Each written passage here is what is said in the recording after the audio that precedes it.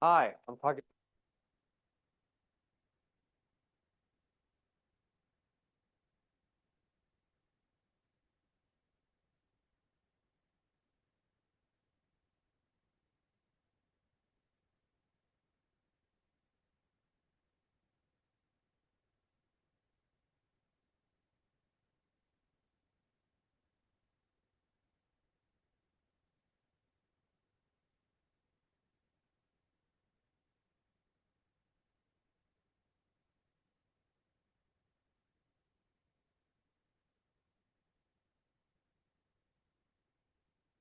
Testing, testing, testing, testing.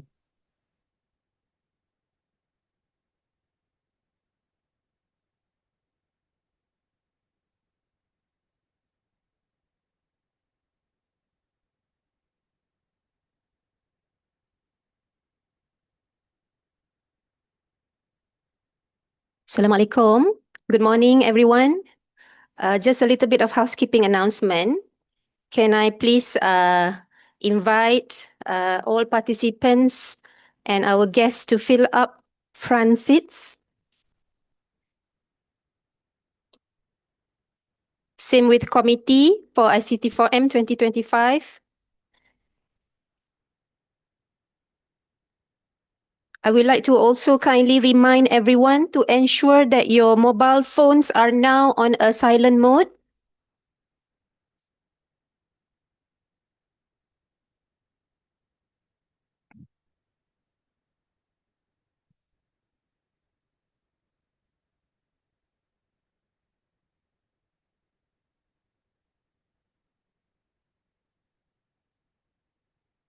Just to inform everyone, please kindly stand later as soon as we announce the arrival of our VIPs, and also to remain standing for the national anthems for the two countries, Malaysia and also Indonesia.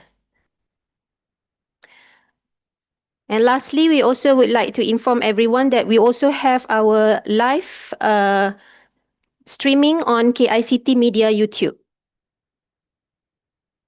So you can have a look as well, or perhaps you would like to share with your friends or colleagues.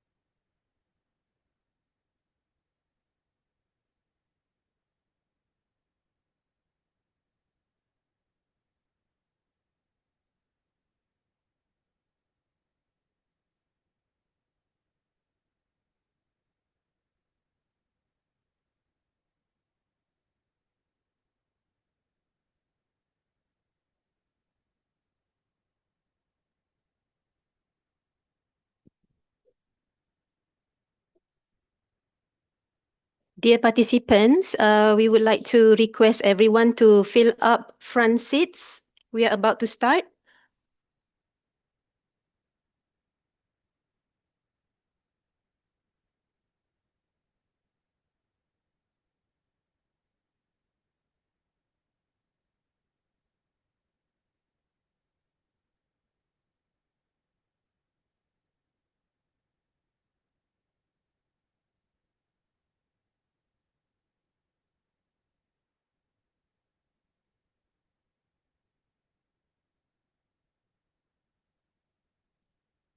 A quick announcement to our international participants. You may have received a card. Yeah, it's actually a touch and go card. That is a contactless smart card, e-wallet used for cashless payments in Malaysia. Okay, so its primary uses include paying for highway tolls, public transportation fares, and also parking fees. Okay, but of course it's basically empty. You have to load the card. Okay, so it's not just a simple card, it's actually a touch and go card. Yeah?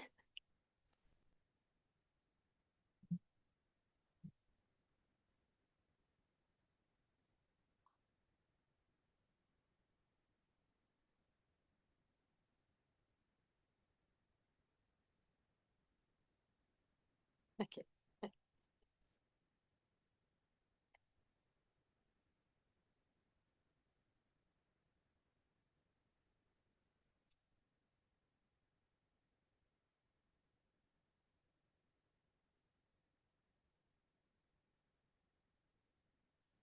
Ladies and gentlemen, announcing the arrival of our VIPs, please rise.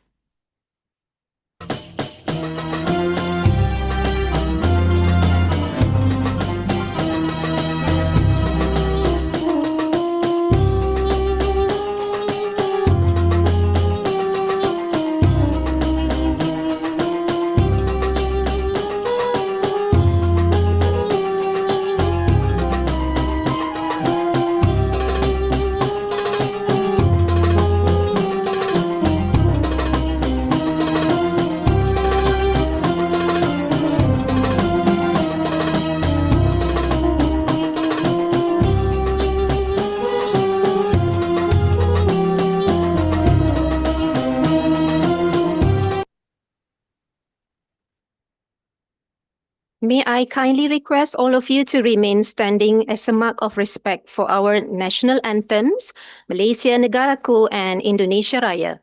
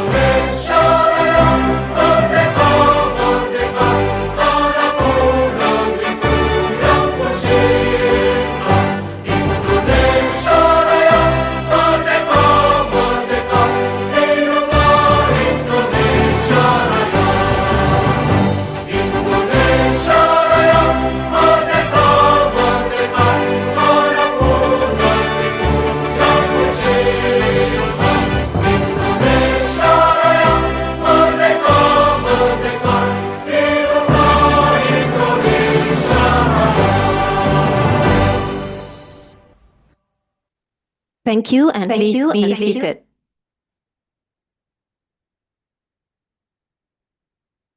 Please be seated.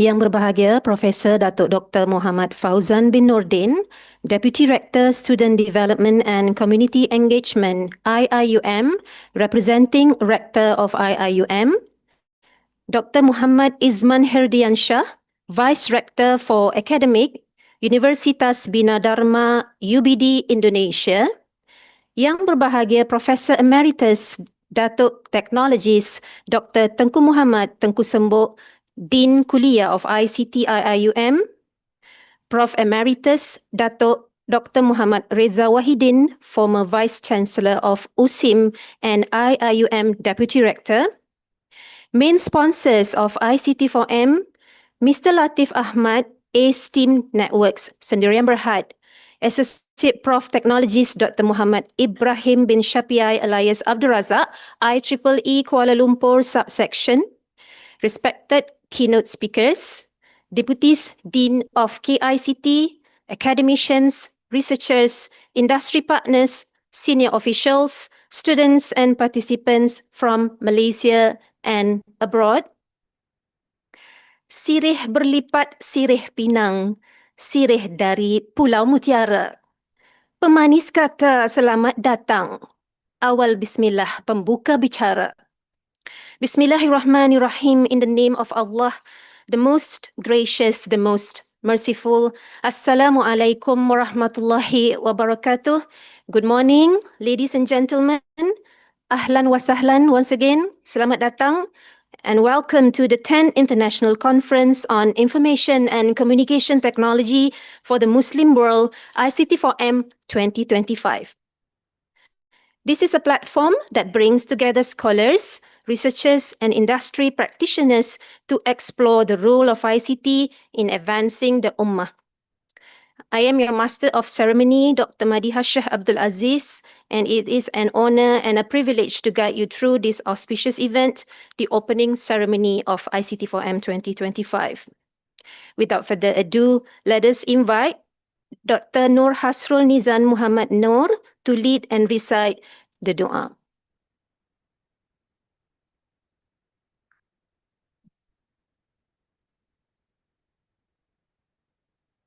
Assalamualaikum warahmatullahi wabarakatuh.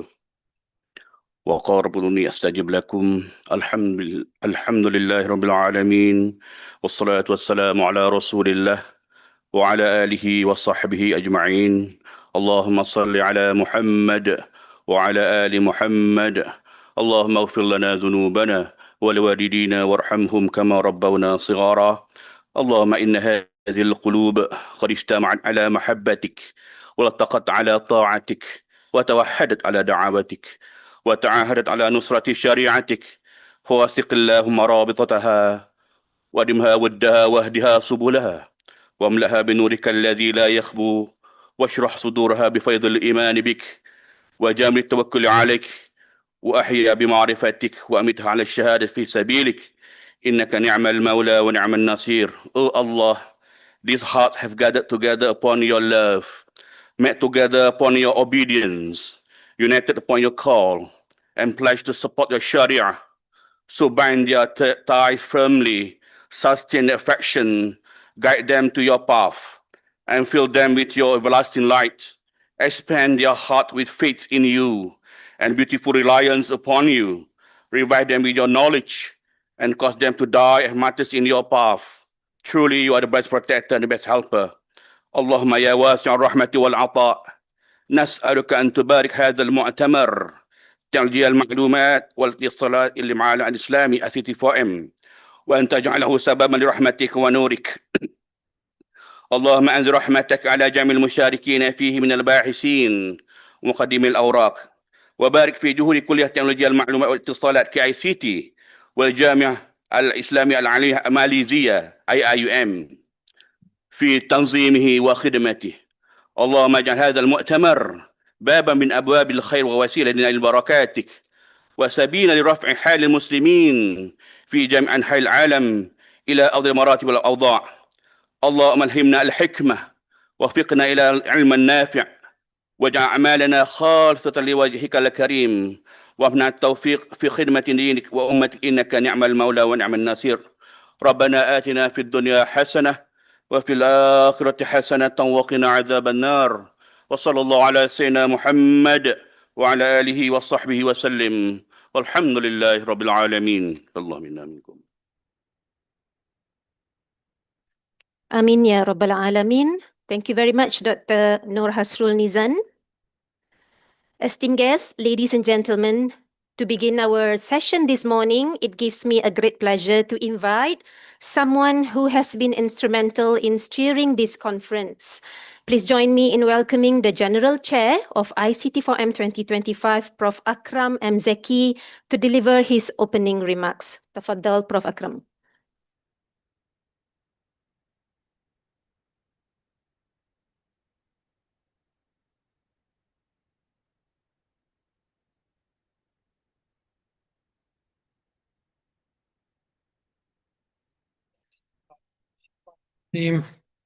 بسم الله الرحمن الرحيم. الحمد لله رب العالمين، والصلاة والسلام على سيد المرسلين سيدنا محمد وعلى آله وصحبه أجمعين. رب اشرح لي صدري ويسر لي أمري واحلل عقدة من لساني يفقه قولي. Yangbar Bahagia Professor Dato Dr. Muhammad Fawzan bin Nuruddin, Deputy Rector, Student Development and Community Engagement, IIUM, representing the Rector of IIUM, Dr. Muhammad Izman Herdian Shah, Vice Rector for Academic Universitas Bina Dharma, UBD, Indonesia. Younger Bahagia Professor Emeritus Dato Dr. Tinko Muhammad Tinko Simbuk, Dean, Kuliah of ICT. Younger Bahagia Emeritus Dato Dr. Muhammad Reza Wahyuddin, former Vice Chancellor of USIM and former Deputy Rector of IIUM. Main sponsor of ICT4M, Mr. Latif Ahmed. His team, Network SDM PhD. Associate Prof. Dr. Muhammad Ibrahim bin Shafi Abdul Razak, IEEE Kuala Lumpur subsection. Respected keynote speakers, Deputy Deans of KICT, academician, researchers, industry partners, senior officials, student and participants, brothers and sisters. Assalamu alaikum wa rahmatullahi wa barakatuh. It gives me great pleasure to welcome all participants of the 10th International Conference on Communication Technology for the Muslim World, ICT4M. Alhamdulillah, this year marks a remarkable milestone in the history of ICT4M. Since the first conference held in IIUM in 2001, ICT4M has continued to grow as a respected international platform for researcher, academician, and a professional to share ideas and explore how ICT can serve the development of the Muslim world. Over the years, the conference has been hosted not only in Malaysia, but also in Indonesia and Morocco, reflecting its growing global reach and influence. For the 10th edition, we are proud to receive 135 submissions. The total number of authors and co-authors exceed 400 researchers, representing 20 countries and 70 institutions over the world. After a careful review process, the ratio of accepted and registered paper is 60%, maintaining the high quality expected from an IEEE conference. We are especially thankful to our 92 reviewers from 20 different universities who dedicated their time and expertise to ensure the quality and integrity of the conference papers. This year, theme Empowering Society with Emerging Technologies, Innovation, Application, and Ethics is both timely and meaningful. It reminds us that while technology continues to advance rapidly, our responsibility to ensure that it serves humanity ethically and beneficially. ICT4M aims to be a platform where innovation meets values, where knowledge, technology, and ethics work together for the betterment of society. I'd like to express my deepest appreciation to our 4 distinguished speakers, all participants, and all members of the organizing and technical committees for their dedication and hard work.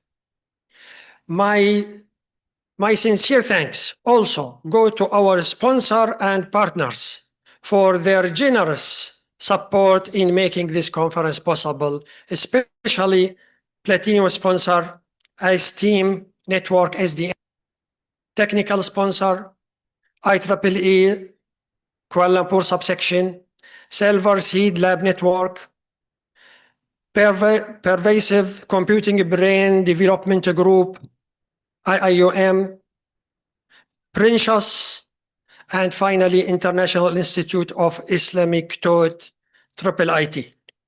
Your continued support and participation have made ICT4M what it is today, a unique bridge between technology and values. May Allah bless this conference with new insight, collaboration, and inspiration for all of us. Let us continue our journey together to advance ICT for the progress of the Ummah and the benefit of all humanity, with the support of Him subhanahu wa ta'ala. وبالله التوفيق والهداية وآخر دعواهم أن الحمد لله رب العالمين والسلام عليكم ورحمة الله وبركاته. Waalaikumsalam warahmatullahi ta'ala wabarakatuh. Thank you very much, Prof. Akram, for the insightful remarks.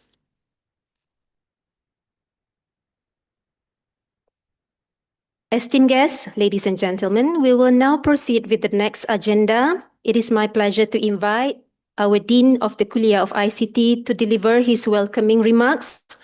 His presence today reflects the KICT's strong commitment to advancing knowledge and strengthening collaboration through ICT4M. Let us welcome Prof. Emeritus Datuk Technologist Dr. Tengku Muhammad Tengku Sembo.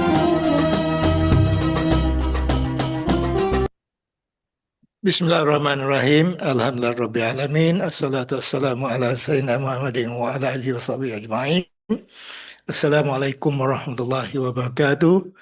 Yang berbahagia Prof. Datuk Dr. Muhammad Fauzan bin Nordin, Deputy Rector Student Development and Community Engagement IIUM, representing the Rector of IIUM. Dr. Muhammad Izman Hadian Shah, Vice Rector for Academic, Universitas Bina Dharma, Indonesia. Yang berbahagia Profesor Emeritus Datuk Dr. Muhammad Rizal Wahidin, the former Deputy Rector of IIUM, also the former Vice Chancellor of University Science Islam Malaysia. Miss Professor Akram Zaki, the Chairman of the ICT4M, Mr. Latif Ahmad, Ace Team Network Sdn Bhd, Associate Professor Technologist Dr. Muhammad Ibrahim bin Safai, from IEEE Kuala Lumpur subsection, and respected keynote speaker, Deputy Deans of KICT, academician, researcher, industry partners, senior official, student, and participant from Malaysia and abroad.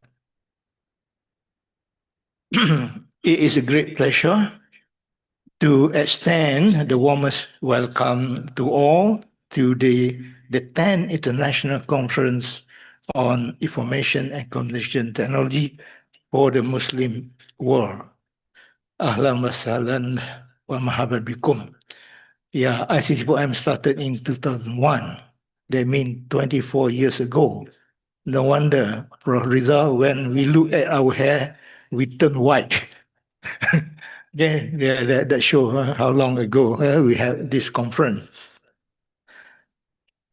ICT4M has always been more than a conference.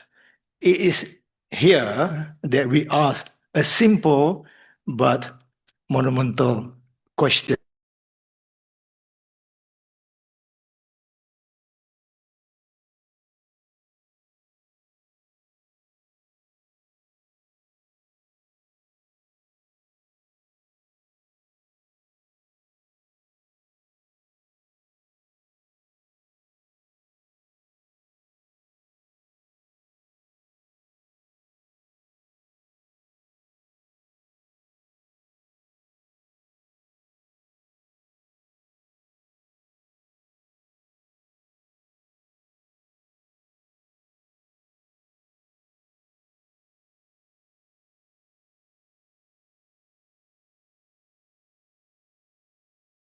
Interpretation is from our own civilization. Abu Ja'far Muhammad bin Musa al-Khwarizmi. When I graduated with Bachelor of Computer Science, I didn't know algorithm is from our great-grandfather al-Khwarizmi. That is how naive we were then before. He is our forefather, Abu Musa al-Khwarizmi, whose Al-Jabbar and Sifar laid the foundation upon which every modern computer needs. Yeah, I always tell this story. I told my granddaughter, computer got two fingers, 0 and 1. Yay, computer got two fingers. That kind of spirit. Yeah. Without his algebra, yeah, without his zero, there would be no computing, no databases, no machine learning, and no AI. Today, the world is intoxicated with artificial intelligence. We are mad with artificial intelligence. Everywhere we go, artificial intelligence. Its promise excite industry, reshape economy, disrupt education, and inspire imagination. And yes, we Muslims embrace AI for its benefit in healthcare, agriculture, finance, creativity, and knowledge generation. But when the conversation shifts to AGI, artificial general intelligence, SAI, super artificial intelligence, godlike AI, and even cosmic AI, then we should pause for a while and reflect. For our worldview is anchored upon the truth revealed by Allah subhanahu wa ta'ala, وَلَقَدْ كَرَمْنَا بَنِي Adam. Indeed, we have honored the children of Adam. This honor is not simply physical form. It is intellectual, dignity, moral responsibility, and the spiritual capacity that no machine can replicate. If we remember when AlphaGo defeated Lee Sedol, okay, in 2016, something, yeah? You know how much energy that Lee Sedol used? Just 20 watt to power our brain. Whereas AlphaGo used 50,000 times with 1 megawatt data center to support Lee Sedol. So that is how honor we as the creation of Allah subhanahu wa ta'ala. And one data center alone consume about 1 gigabyte of power. And the output of a nuclear plant. So we ask, what is the true intelligence? What is the true power? Yeah. In Ayatul Kursi, Allah subhanahu wa ta'ala remind us of absolute, incomparable nature of his knowledge. La taqudu sinatum wala naum. Neither drowsiness overtake him, nor sleep. Yeah. He sustained the heaven and the earth effortlessly with no our server, with no our data center, with no our cooling system. Okay, there's a massive energy. I mean, by energy alone, yeah, we cannot think how we going to build a godlike AI or cosmetic AI. To me, it's just impossible. Yeah. Yes, yeah, AI can mimic pattern. It can calculate faster, store more, and recall instantly. But it cannot feel compassion, pursue justice, withhold wisdom, or worship the one who created us. That is why we need Tawhidic thinking must guide our technology journey. Sources of ilm coming from the akli and nakli. We embrace innovation, yet remain grounded in humility. We explore the future, yet hold firmly to our principle. We push boundary of knowledge, but remember that our purpose is to be the servant of Allah, Khalifatullah. And today we are honored by the presence of our partner from Indonesia, University bin Dharma, which represents the largest Muslim population in the world. And together, Malaysia and Indonesia, we work with their scholar, technologists, and youth. We can lead a marathon of ethical responsibility and spiritually anchor technology development. Wabillahi taufiq wa hidayah. Assalamualaikum warahmatullahi wabarakatuh.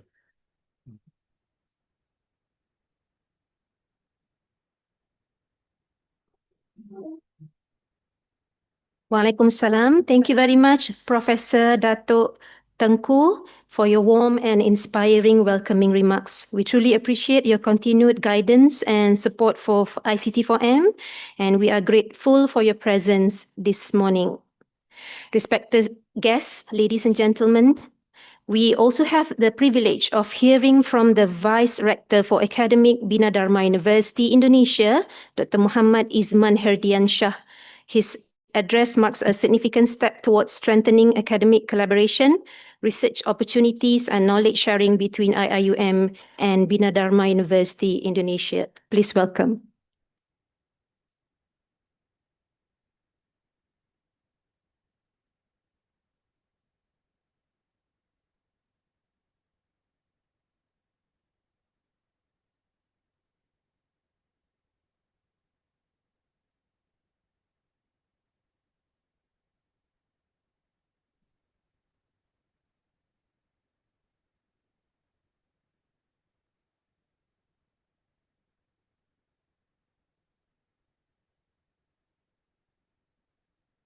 Assalamualaikum warahmatullahi wabarakatuh.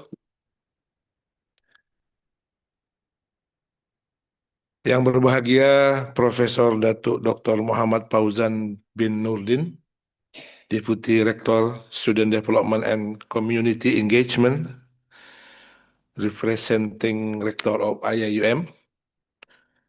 Yang berbahagia Profesor Emeritus Datuk Dr. Tengku Muhammad Tengku Sembok, Dean Kuliah of ICT IIUM.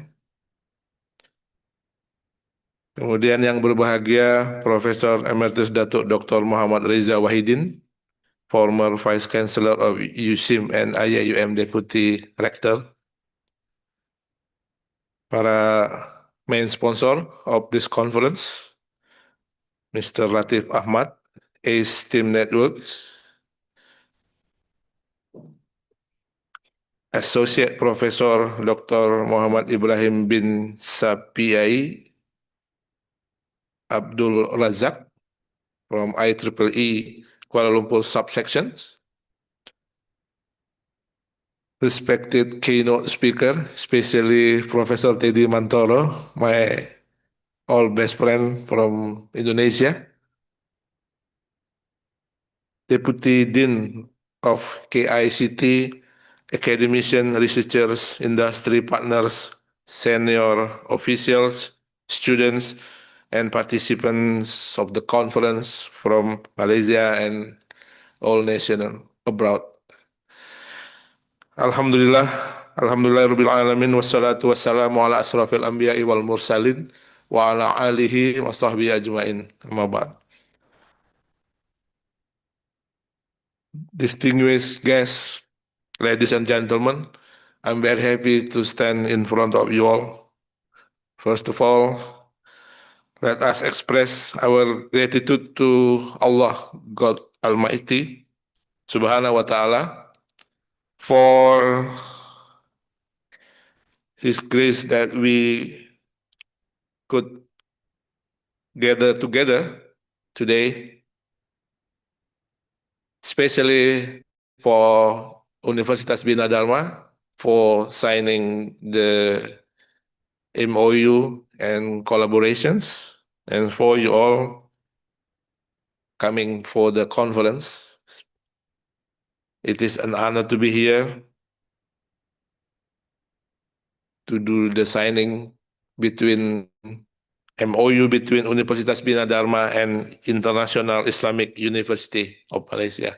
Thank you very much for the chance that our academicians, students, and all Universitas Bina Dharma can activity academic in Malaysia, and we are together strengthen our collaborations. Let me introduce my university. Universitas Bina Dharma is in South Sumatra province, Palembang City, part of Sumatra Islands. From Palembang to Kuala Lumpur, there is a direct flight, Air Asia. And also now there's another option also, Batik Malino. So after COVID, starting about the 1st of November, the mobility from my hometown, Palembang to Kuala Lumpur, then better, that easier. So please welcome for IIUM rekan partner come to Palembang, and then Palembang known well as the Sriwijaya Kingdom centers, and then you can still found the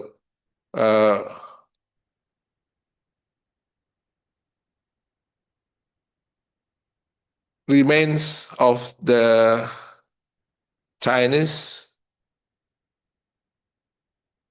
Chengho in Palembang, and then also Arabics, while the Islamic movement starting coming to Nusantara, to Indonesia, is also to Palembang Darussalam. Ada Kesultanan Islam yang besar berada di kota Palembang. Please allow me to inform all of you that our rector originally will come directly to IIUM, but he unable to attend, and I'm pleased to represent him on this special occasions. He sent his warm regards, appreciation, and strong support for the collaborations we are formalizing today.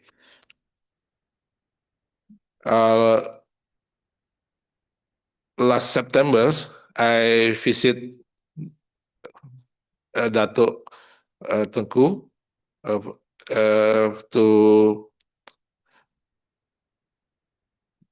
continue our planning for collaborations in Cirebon before. And then I also mentioned by the head of study programs that the starting collaborations will start this semester, especially for teaching exchange.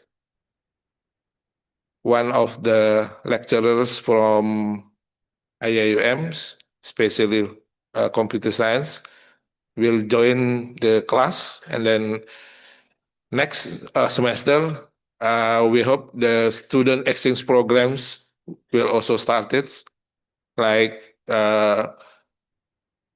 our partner Universitas Raharja and IIM did before.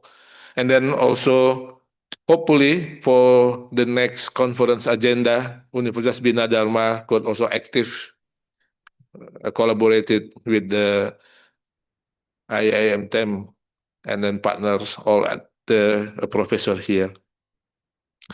Ladies and gentlemen, we hope this MOU will signify our shared commitment to strengthen cooperations, collaborations, especially in teaching, education, research, innovations, and community engagements. Like in Malaysia, we are in Indonesia also sedang gencarnya menggalakkan AI research, dan saya dimaklumkan bahwa in Malaysia, especially in IIUM, juga research dalam bidang AI juga sedang sangat digalakkan. Currently,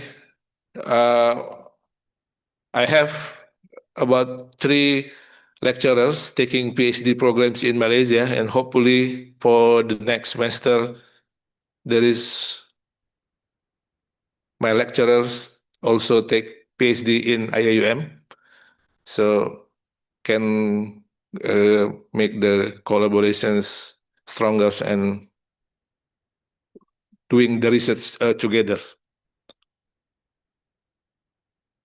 We sincerely hope that the following, after signing this MOU, both teams can work together to develop the actionable roadmap to ensure that our collaborations works become productive, impactful, and sustainable.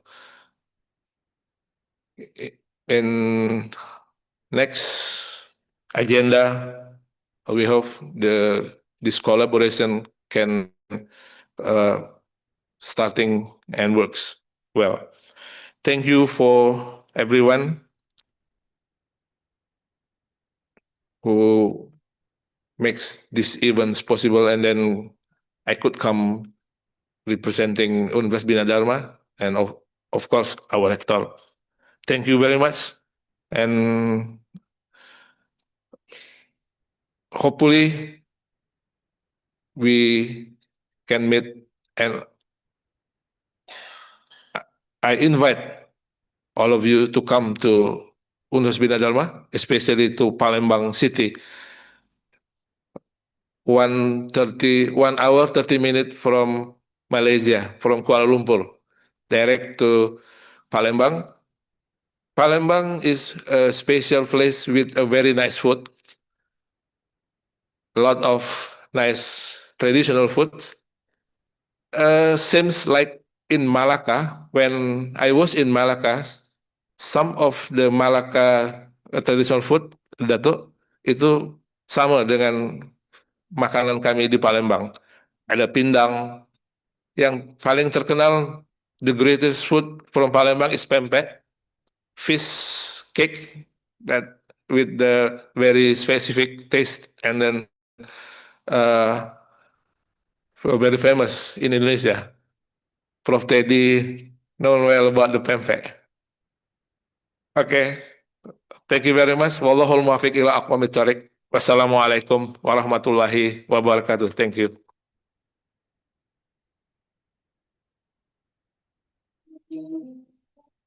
Thank you very much, Dr. Muhammad Izman, for your enlightening remarks. Inshallah, we meet again in Palembang.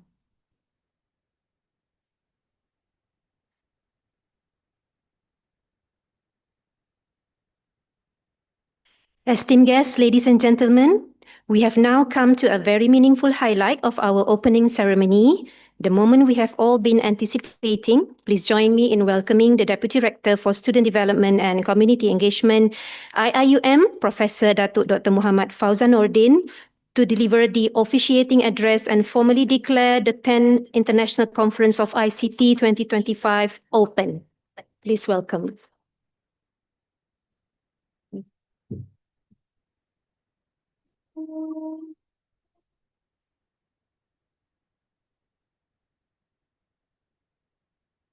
Bismillahirrahmanirrahim. Alhamdulillah, summa alhamdulillah. All praise to Allah SWT, salawat and salam to our Prophet Muhammad sallallahu alaihi wasallam. Dear Dr. Muhammad Izman Hirdian Shah, Vice Rector of for Academic Universiti Bina Dharma UBD Indonesia. Saya difahamkan Bina Dharma ini Bina Budi ya. So di universiti ini juga dikenalkan oleh Taman Ilmu dan Budi. Jadi kita ada titik persamaan insya-Allah. My boss yang berbahagia Profesor Emeritus Datuk TS Dr. Tengku Muhammad Tengku Sembok, Dean of Kuliah of ICT IUM. Yang berbahagia Profesor Emeritus Datuk Dr. Muhammad Reza Wahidin, former Vice Chancellor of USIM and IUM Deputy Rector. They left your names, Brother Prof. Akram Zaki, Chairman of ICT4M. Dan Brother Muhammad Latif Ahmad, Team Networks yang berhad. Associate Professor TS Dr. Muhammad Ibrahim bin Shafi'i, IEEE Kuala Lumpur Substation. Respected keynote speakers, Deputy Deans of KICTs, academicians, researchers, industry partners, seniors officials, the students and participants from Malaysia and abroad. Assalamualaikum warahmatullahi wabarakatuh. It is an immense honor and privilege to stand before you today and extend the warmest welcome on behalf of Rector of International Islamic University to the 10th International Conference on ICT4M 2025. My sincere appreciation goes to Kuliah for ICT for their unwavering commitment in organizing this significant event. This 10th edition of ICT4M is not merely an academic gathering. It is meaningful manifestation of IUM foundational philosophy. The very reason detail of this university, why we are here, why we exist, contextualized within today's rapidly evolving digital landscape.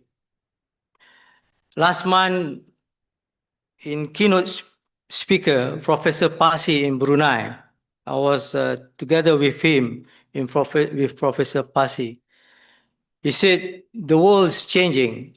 Professor asked ChatGPT to make the assignment to their students, and ChatGPT would do it.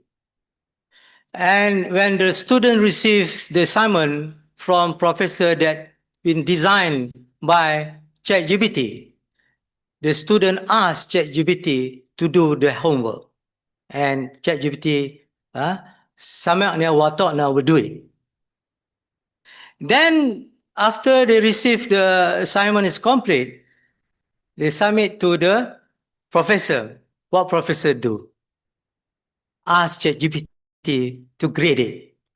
So, he as a professor of education, he won the award from UPSI, asking us as the audience, what's wrong with our education? What is our direction of our education? We are keep teaching machines. We not keep teaching humanity and humankind. Is something wrong somewhere? We are teaching the ChatGPT learn to do how to do the assignment. They do the assignment. They also grade the assignments. No human intervention involved. This is our problem now.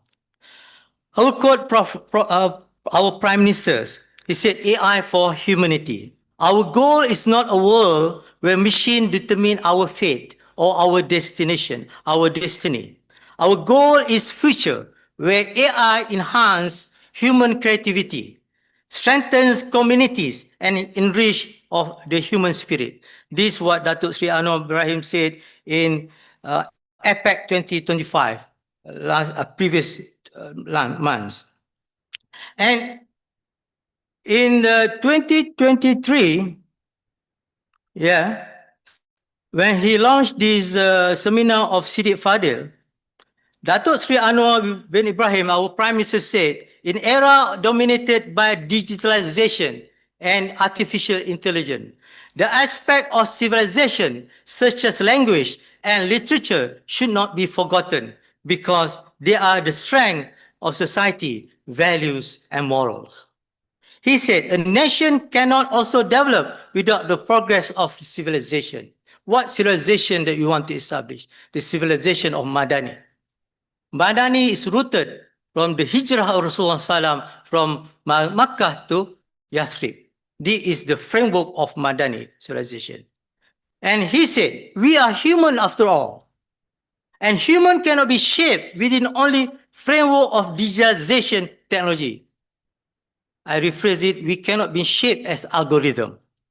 It is a form with the development of the nation and culture. After all, we are human. And it reminds me what Pak Nasir, Dr. Izman, Pak Nasir, kadang-kadang saya pergi ke Jakarta, tanya, siapa itu Pak Nasir? Pada orang muda. Mereka nggak tahu itu siapa Pak Nasir. Pak Nasir ini mantan Perdana Menteri Indonesia. Pak Nasir bilang dalam membina Indonesia jangan kita meruntuh manusia. He said 50 years ago. But recently, Tristan Harris in Social Dilemma said, while we are upgrading the machines, we have been downgrading our humanity. Exactly what Pak Nasir said 50 years ago. Dalam membina Indonesia jangan kita meruntuh manusia. And what Tristan Harris said, while we are upgrading the machines, we have been downgrading our humanity. This is what we are doing now. In Australia, yesterday, they banned social media for those below 16 years old. And social media considered digital drug. Even now in the hall, we cannot detach ourselves with the phone. We are WhatsApping, we are social media, we are in Facebook and so on. This is digital drug. How are you going to manage this? Of course, there are good and ugly about it. And T.S. Eliot said, this one in 1965, 60 years ago, where is the knowledge we have lost in information? Where is the wisdom we have lost in knowledge? And before that, he said, where is our life we lost in living? And I want also to add here what Professor Osman Bakar said. In order to understand AI, we should understand NI. Where is NI? NI is natural intelligence. And the highest of intelligence is PI, prophetic intelligence. Yani the nubuwah intelligence. Okay, he defined what is the NI, the 5 layers of AI. The first one, sensory, al-hawas al-khamis. We have 5 senses. Number 2 is khayal, imaginative. We have the natural intelligence of khayal and imaginative. The third one is rational, akal and fikir. And number 4, ilham, intuitive. And the last one, the highest, is qalbi, heart. This one, I connect with the hardware. Now go for the text. It's not the text. We stand here at defining juncture in human history. On one hand, we celebrate the transformative progress made possible by ICT, such as instant communication, democratized access to knowledge, and groundbreaking advancement that shape various aspects of modern life. Yet, as intellectual leaders, We must remain alert to digital shadows that accompany these advancements. And this we need wisdom, not just intellectual. The dramatic rise of cybercrime threatens national security, economic stability, issues of privacy and data sovereignty are increasingly complex. The proliferation of fake news and the sophisticated misinformation campaign strain social cohesion. MIT study says fake news travels 6 times faster than true news in MIT, in United States. But in Malaysia, maybe more faster than that. In one time, I was the advisor for Ministry of Education. We found out one teacher has mistakenly post one fake news. We asked the teacher to delete it. Otherwise, he has a problem. Then he or she deleted it. Alhamdulillah. He deleted 500 people already shared her posting. But when he said, I'm sorry, it's a mistake from my side, you know how many shared? Only one person shared after 500 people shared the fake news. This is a problem with us.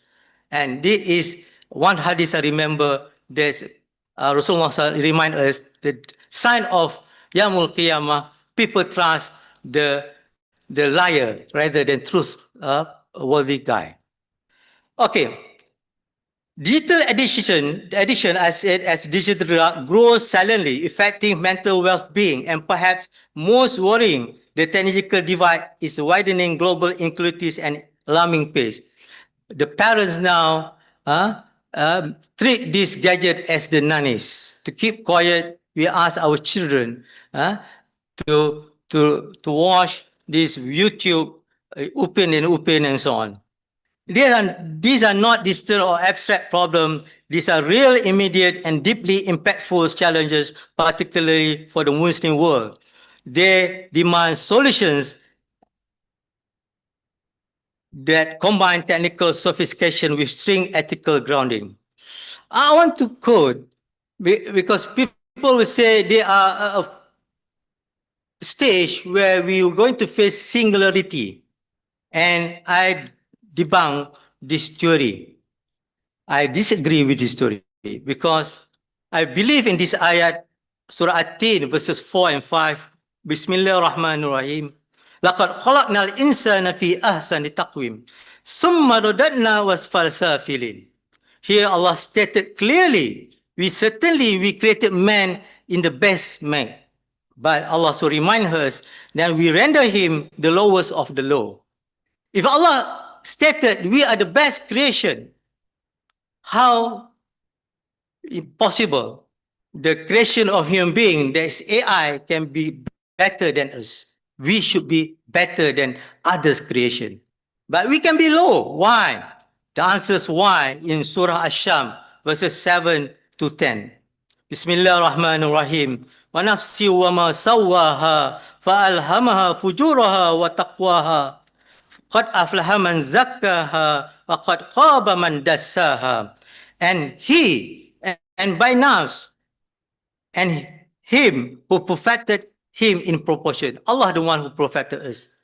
Then Allah SWT showed us what is wrong for him and what is right for him. Allah has determined what is right and what's wrong. And why we are successful? We are successful because we purify ourselves. Or we purify our hardware. Or we purify our qalbun salim. This is the keywords. In computer, we have the machine hardware. The hardware cannot operate without software. Who develop hardware and software is peopleware, and inside the peopleware is the hardware, qalbun salim. And if this part is corrupt, in ayat number 10, verses Surah Ash-Sham, and indeed he fails who corrupt his own self.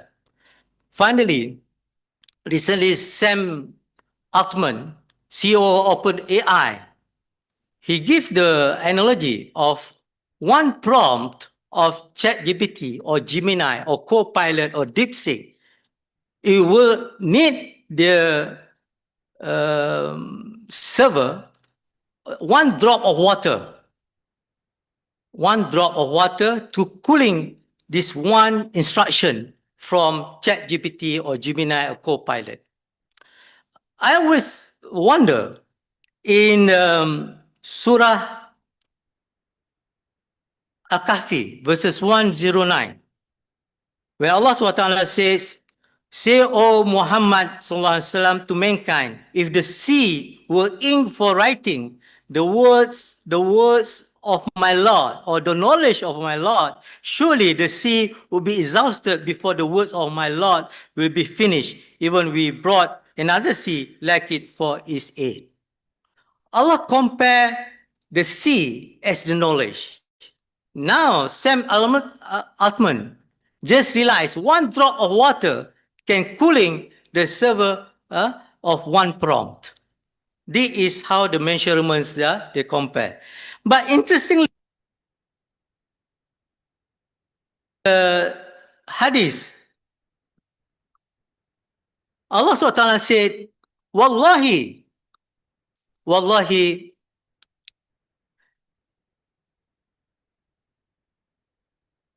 ma dunya fil akhirah illa misal ma yaj'alu ahadukum isbahu fi al-yamil falyanzur bima yarji'.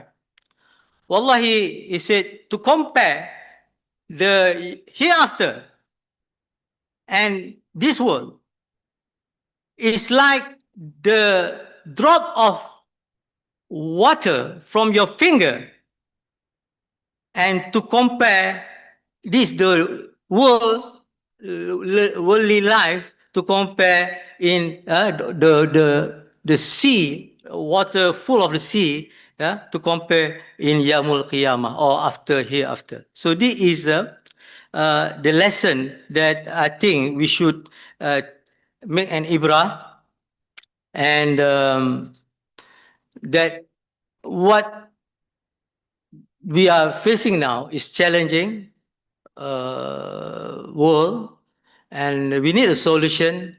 And I propose the solution is there in Al-Quran and Sunnah.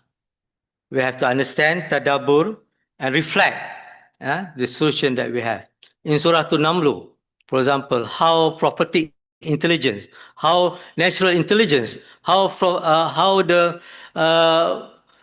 Prophet Sulaiman salam and Prophet Daud salam converse with the birds and ants, and how the teleportings happen in verses 39 or 40 from Mukalla or from Sana'a to Baitul Muqaddis, the throne of Balqis to throne of Prophet Sulaiman salam. Okay, I don't want to prolong. I'm not the keynote speaker. This is precisely where the theme of ICT4M 2025 find its relevance and strength, empowering society with emerging technologies, innovation, application, and ethics. This team placed IT4M at the forefront of advancing of IUM two guiding tagline, yakni Tauhidic epistemology, leading the way, and Ummatic excellence, leading the world. On behalf of the Rector, my sincere appreciation once again to the Dean, all members of KICT for their leadership and commitment to upholding IUM values through this successful convening of ICT4M 2025. To all participants, scholars, researchers, and students, I encourage you to engage actively, think critically, use your wisdom, collaborate meaningfully, and allow your discussion to be guided by purpose and integrity. Refer to Al-Quran and Sunnah. And in Surah Naml, where Prophet Sulaiman salam, when this Indahu ilmun minal kitab, this person who faith in kitab, managed to brought the throne of Balqis in front of him, he said, Hada min fadli Rabbi, is the ni'mat from Allah SWT. Why? To test me whether I'm shukur or I am kufur. To test me whether I'm grateful or ungrateful. So this is the maqasid of AI. This is the objective of ICT4M. This is why we learn here in this university, to check us whether we are syukur or kufur. Na'uzubillah, kufur. Whether we are syukur to Allah SWT. May your deliberation be insightful, impactful, and beneficial, manfaat for the humankind, ummah, and because Islam is just not for Muslim, Islam is rahmatan lil alamin. Yeah, I trust that this introduction has set the tone for profound and enriching intellectual exchange. The dedication for all present today is a testament to the significance of our team and mission. Before I conclude, it is my honor and responsibility on behalf of Director Professor Dr.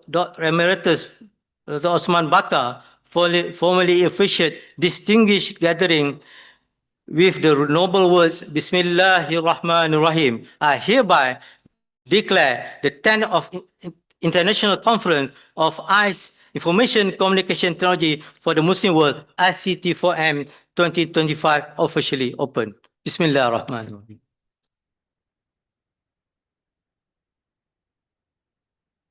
Thank you, Prof. Datuk Fauzan, for your inspiring words. May I kindly request you to stay on the stage for the opening gimmick? Next, we would like to invite all VIPs to join Prof. Datuk Fauzan on stage for the opening gimmick and the subsequent MOU signing ceremonies.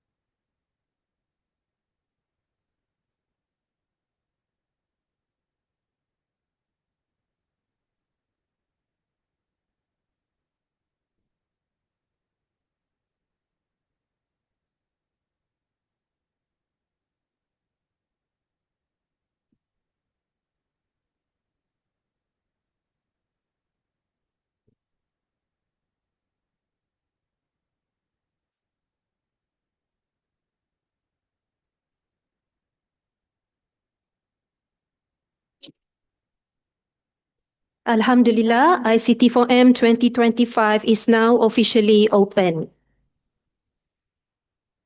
All VIPs to remain on stage as we proceed with the MOU signing.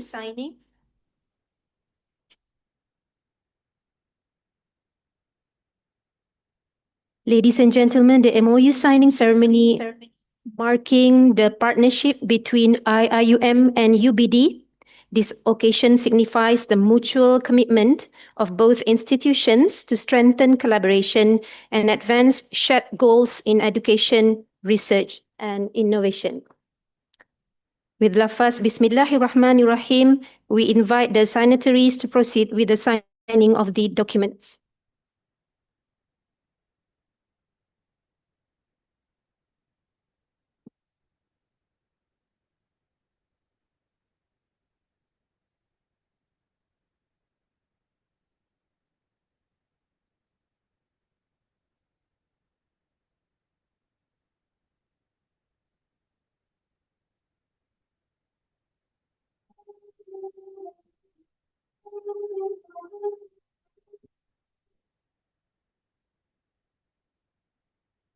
Next, we request both parties to proceed with the exchange of signed documents.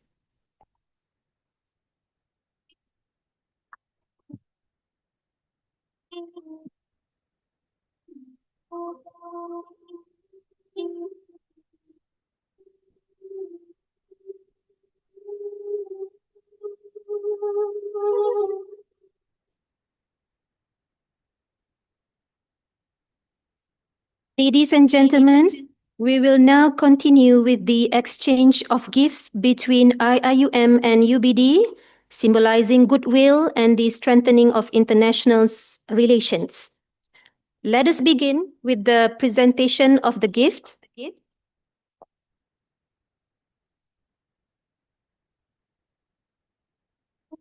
From IIUM to UBD.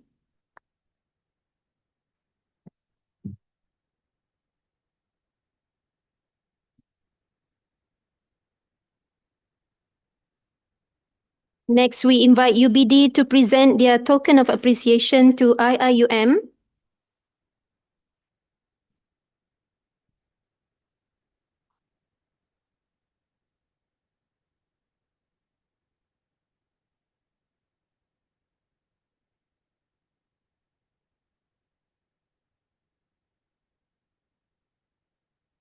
Alhamdulillah, for all VIPs, please remain on stage as we acknowledge the organizations whose generous support has contributed to the success of this year's ICT4M. I would like to invite once again Professor Datuk Fauzan Nordin to present the tokens of appreciation to our technical sponsor, IEEE KL subsection, Associate Prof Technologies Dr. Muhammad Ibrahim bin Shafiai alias Abdul Razak.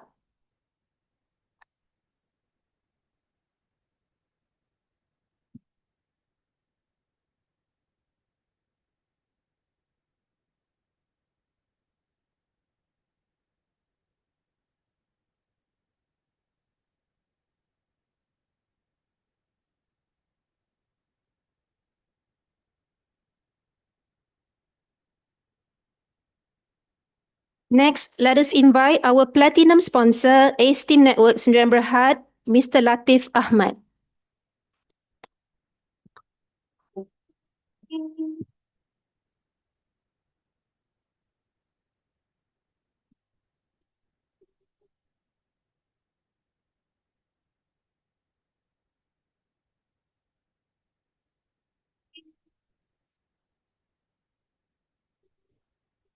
Please give a warm round of applause to IEEE Kuala Lumpur subsection and ACE Team Networks for their invaluable support. Next, let us invite the Dean of KICT to present a token of appreciation to Prof. Datuk Fauzan for officiating the opening of ICT4M 2025.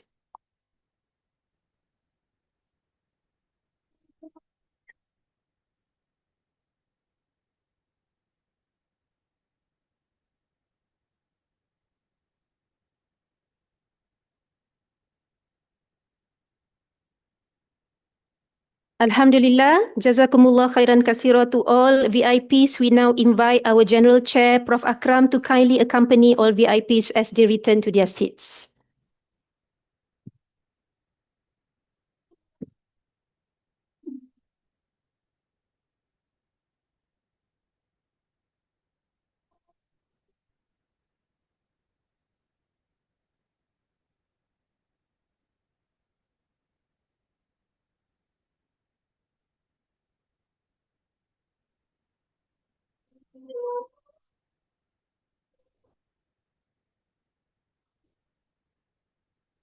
Ladies and gentlemen, esteemed guests, this concludes our opening ceremony. On behalf of the organizing committee, I would like to express our deepest appreciation to all VIPs, keynote speakers, delegates, sponsors, participants, for gracing the ceremony with your presence. We hope you will enjoy the remainder of the conference with enriching discussions, meaningful networking, and productive knowledge exchange. Inshallah, may Allah bless ICT4M 2025 this year. Bunga melur di atas para, anak dusun pasang pelita. Kalau tersilap tutur bicara, jemari disusun, maaf dipinta. As we conclude the ceremony, I would like to invite everyone to some refreshments at the back. And before that, can we all gather at the front here to join our VIP for the group photo session? Terima kasih. Thank you very much. Assalamualaikum.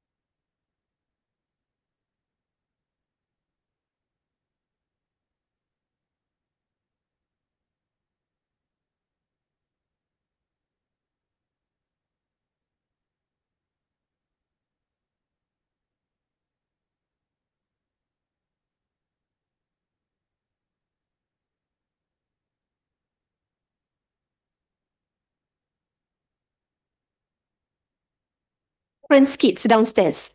Thank you.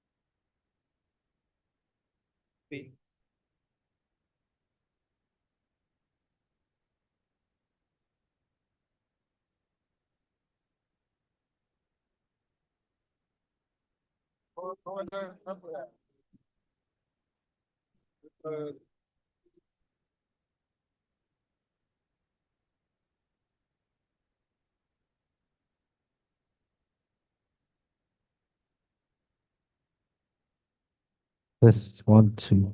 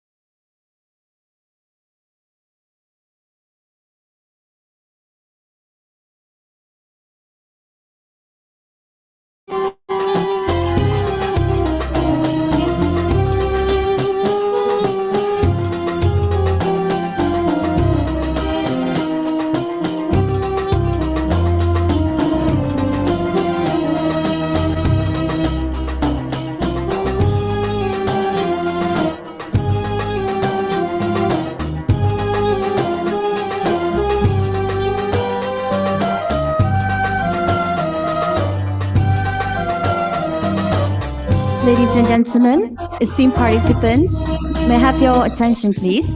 Kindly take your seats as we are about to commence our keynote session shortly.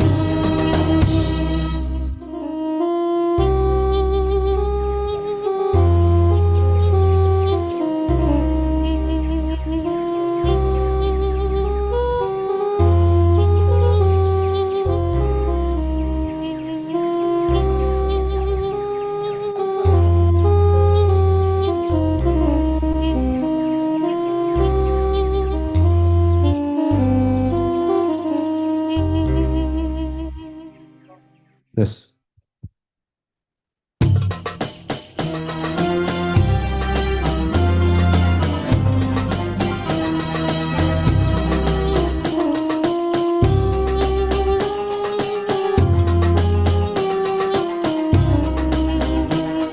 Yes.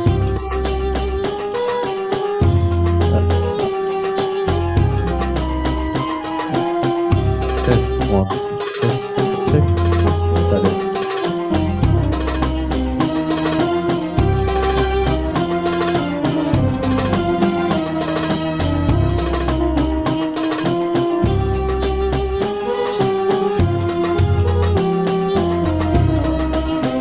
Ladies and gentlemen, once again, I would like to request for all of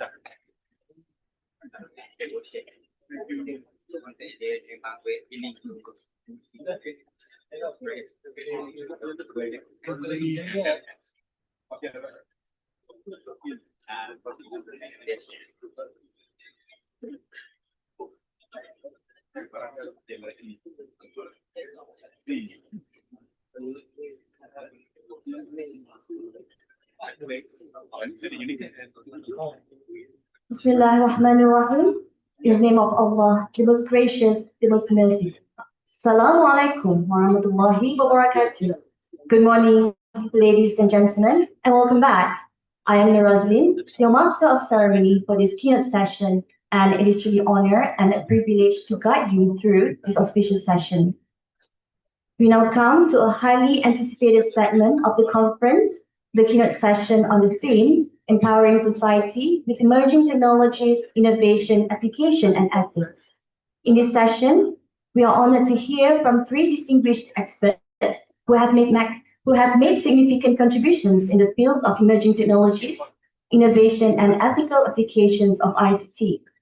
Their ideas and insights will inspire and guide our discussions on how technology can empower society while remaining ethically responsible. To moderate this keynote session, we are pleased to have Associate Professor Dr. Nurul Nuha Abdul, who will facilitate the flow of presentation and guide the question and answer at the end of the session. Before we start, allow me to briefly introduce our three keynote speakers. Emeritus Professor Dr. Muhammad Rizal Wahidin from University of Science Islam Malaysia will be delivering a keynote titled Bridging Artificial Intelligence and Real Intelligence. Professor Dr. Teddy Mantoro from Nusa Putra University, Indonesia, will share insights on paradigm shift driven by generative AI from prediction to creation, and TS Dr. Hasina Matsarkan from University of Technology Malaysia will be presenting her keynote on managing innovation with purpose. Without further ado, I would like to invite all three keynote speakers along with our session chairperson to join us on stage.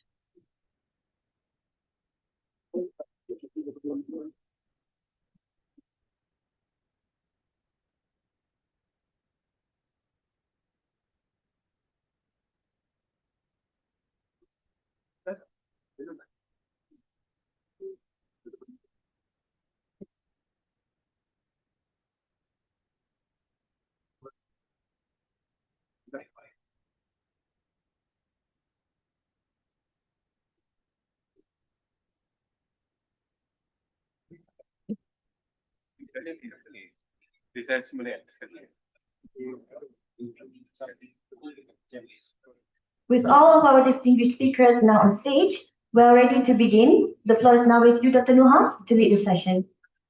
All right. Assalamu alaikum warahmatullahi wabarakatuh. Thank you so much, Dr. Nur Azlin. So welcome to the keynote session, and we are very honored to have with us here today three distinct scholars in the area of AI and computer science and IT in general. So inshallah, we are going to have 30 minutes of presentation from each of the keynote speakers. And due to the interest of time, we will finish with all three presentations and then we will go to the Q&A session, inshallah. All right, so first of all, allow me to read the brief biography of the first keynote speaker, Professor Emeritus Dr. Muhammad Rizal Wahidin, with the title Bridging AI and Real Intelligence. So Prof. Rizal obtained his PhD from UMIS, UK in August 1989 in quantum physics and a higher doctoral degree in UMIS in UK as well in December 2004. He is the MOSTI, Ministry of Science, Technology and Environment, 1994 National Young Scientist Award winner in recognition of his research in quantum optics. A recipient of the IDG ASEAN Chief Security Officer 2011 Award and recognized by the Academy of Sciences Malaysia as one of the 2017 top research scientists in Malaysia. He is a fellow of the Malaysian Mathematical Sciences Society, fellow of the Malaysian Institute of Physics, and fellow of the Academy of Sciences Malaysia. He was the 5th Vice Chancellor of University of Science Islam Malaysia, USIN. On 16 November 2024, the International Islamic University Malaysia, IIUM, conferred him with the title of Emeritus Professor. Presently, he is the professor at Pusat Tamhidi, USIM, and senior fellow of MIMOS Berhad, a Malaysian government-owned research institute. So ladies and gentlemen, without further ado, please welcome Professor Emeritus Dr. Muhammad Rizal.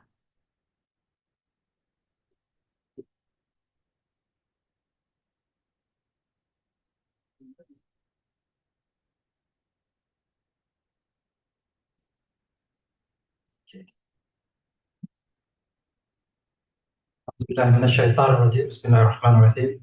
Alhamdulillahirabbil alamin. Wassalatu wassalamu ala asyrafil anbiya'i wal mursalin. Sayyidina Muhammad wa ala alihi wa sahbihi ajma'in. Assalamualaikum warahmatullahi wabarakatuh, and a very good morning. All my colleagues coming back home ground. So, Datuk Fauza, Datuk Tunku, of course, not to forget Dr. Azlin as the MC, Dr. Nohar, our chairperson for this session, my two colleagues also completing this keynote session. So, I'm trying to share something non-technical, not to be too technical, so that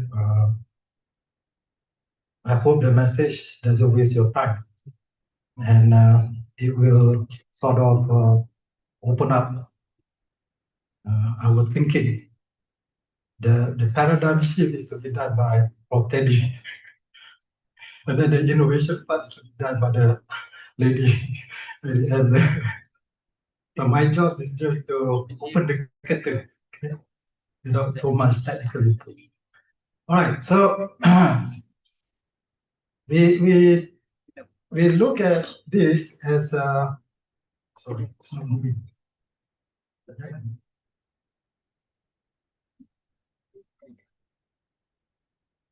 Okay. So our Prof. Datuk Fauzan mentioned about this ayat just now, about how the Prophet Sulaiman salam smiled when he heard the conversation, okay, about an ant warning the other ants, a colony of ants.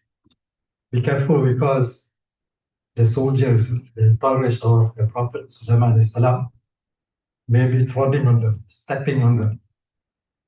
So if we look at this ayah, and when they came across the valley of ant, the ant one will go quickly into your home so Sulaiman salam, his army do not crush you unknowingly. So similar conversation we heard in the Holy Quran, where the hupu bird, burung hut, can actually converse, okay, with the Prophet Sulaiman. So the question then is, what is intelligence? Because the ants is able to communicate. The hupu bird, burung hut, is also able to communicate. So where do we stand as human beings? Okay, so why is it so important to understand this concept of intelligence? That's why I find it interesting if we reflect on intelligence and then we try to bridge between AI and the real intelligence. So if we have one model here, we have a DIKIW model. For us, especially in the CS and ICT, we are aware about how data move into information, knowledge, intelligence, perhaps into wisdom. And along the way, we see that this I here, okay, that's where the focus is today. Not only in this conference, but also in the world today. how are we going to actually talk about it? The I and then AI and then RI, artificial human intelligence, the connection. So if we look into the RI, the bracket is the real one, which is we heard Dr. Fauzan mention about how the rector mentioned this in the context of natural intelligence, human natural intelligence. And then the artificial, we have the machine intelligence. So we're trying to understand better this morning, inshallah. Now, how many of us have realized that we have three brains? So dalam kepala lutut tak ada otak. Lutut kita, kepala lutut tapi tak ada otak dalam lutut. Okay, there's no brain in the knee. The three brains here in the head. Then we have the brain in our stomach. And then we have the brain in our heart. Qalb. Bukan Melayu panggil apa? Yeah, little bit confusing. Hati, jantung. We are talking about the heart. Qalb. Okay. So in our head, there are neurons. Okay, these neurons is where we have the processing power, where we store the information and so on, analyzing. So how many neurons we have in our brain in the head? Anyone? It's the same number of stars in our Milky Way. 86 billion stars. So dalam otak, we have 86 billion neurons. Okay, so there's a lot of neurons on the head. The next number of neurons inside our stomach, 100 million neurons. Then the least 40,000 neurons in our heart. So all these have different functions. Okay, we are very much aware about the head brain, the one in the ear, in our head. It's a lot of processing. But we may not be aware so much about the stomach brain and the heart brain. So the second most number of neurons is the stomach brain. So the stomach brain is very important because it makes sure that we survive. Okay? Choosing the food, choosing the kind of drinks. But more importantly, the mood swing, how we manage our stress. Okay, how do we feel? Happy, angry? Because we in the stomach, the stomach brain is controlling about 90 or 95% of our serotonin. That's the mood swing. Whether we are going to be happy or going to be moody, that's related to our stomach brain. That's why in English I say gut feeling, gut feeling. That's related to your stomach. So I'm not going to focus so much on the brain in the head because basically all of us are quite aware. We are using our brain power in the head to do a lot of computing. But the heart, which is having the smallest number of neurons, 40,000 of them, is the one that makes decisions, the values, ethical decisions. Yes, no, it's not here, it's here. So, in tandem with what the hadith of the Prophet ﷺ said, that in the human being, there's one organ that's become the key that controls everything else. And what's that? It's the heart. If the heart is good, then everything is good. If the heart is bad, then everything is bad. So it's not this one that is controlling, it's this one here. Okay? So I believe, I sense that the audience now is ready to accept that we are totally different in the sense of how artificial is modeling this one here. And then how, when we hear what Prof. Fawzan mentioned in the opening remarks, human beings, the creation of Allah subhanahu wa ta'ala is a different ballgame. Because we have two additional brains. So if you look into the internet, for example, when somebody pass over, the deceased have a heart transplant, so the donor is giving it to the recipient, the person who needs the blood, the new heart. And dia tak pernah makan budu kan, tapi tiba-tiba dia nak makan budu. Sebab orang yang meninggal tu pernah makan budu. They love budu. Give an example. So a person already dead, but their brain in the heart still register what the person craves for. And the person who received the new heart still remember the person who is donating the heart.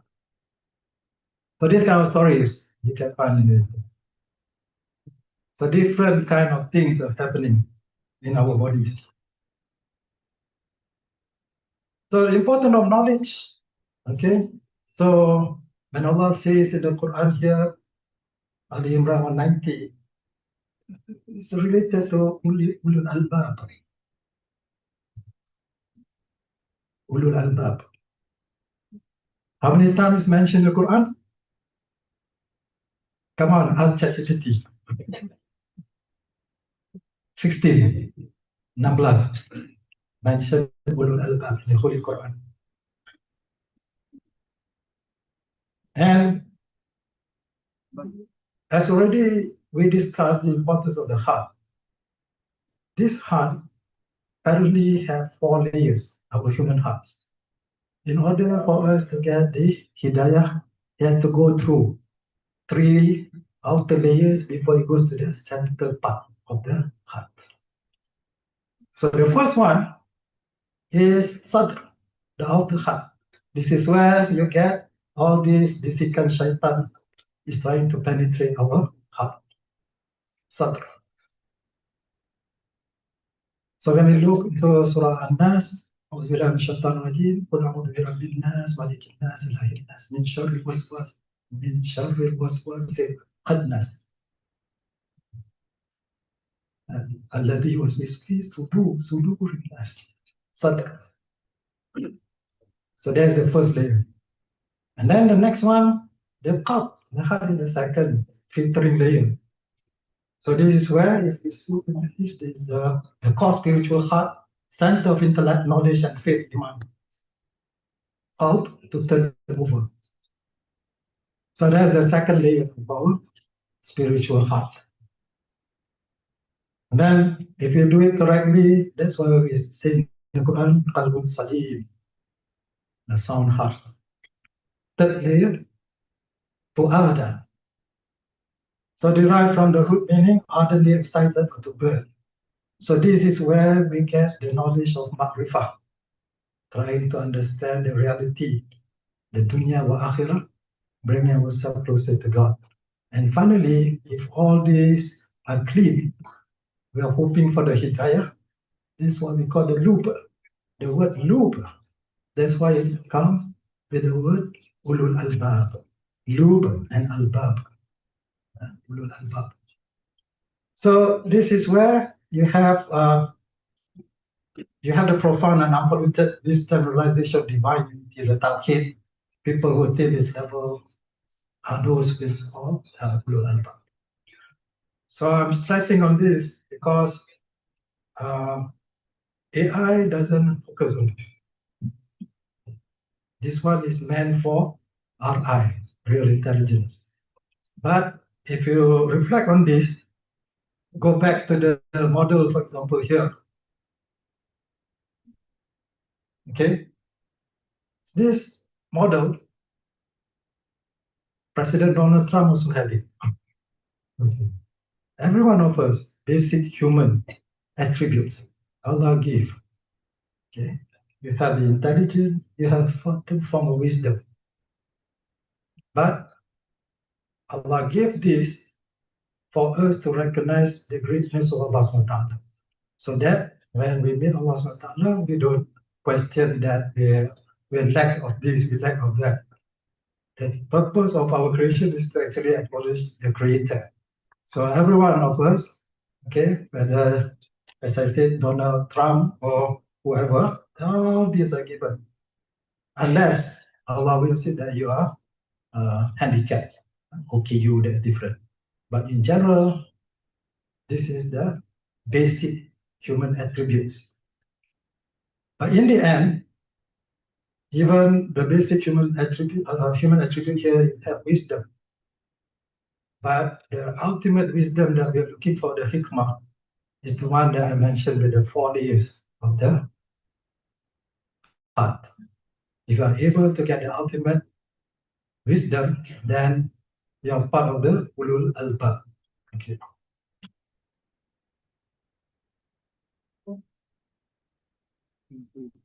So once we look at the characteristic of ulul albab, whether they are sitting, whether they are lying down or whatever, they're always praising Allah subhanahu wa ta'ala, zikrullah. These are the characteristics of people who have attained that hidayah going through the different layers of the heart. So it's not easy for us to have the tarbiyah, to train our hearts so that it can go through. And finally, we have the loop and we have the pure kind of taqwa, the hidayah. So in the end, we are looking for the tawfiq to get the hidayah. You have to work for it and then you get the hidayah. Now, a little bit now on the AI, okay, the artificial intelligence. So very much we look at it, it all started when Professor Dato' Tengku Muhammad did his bachelor. You're aware, Dato' Tengku, about expert system?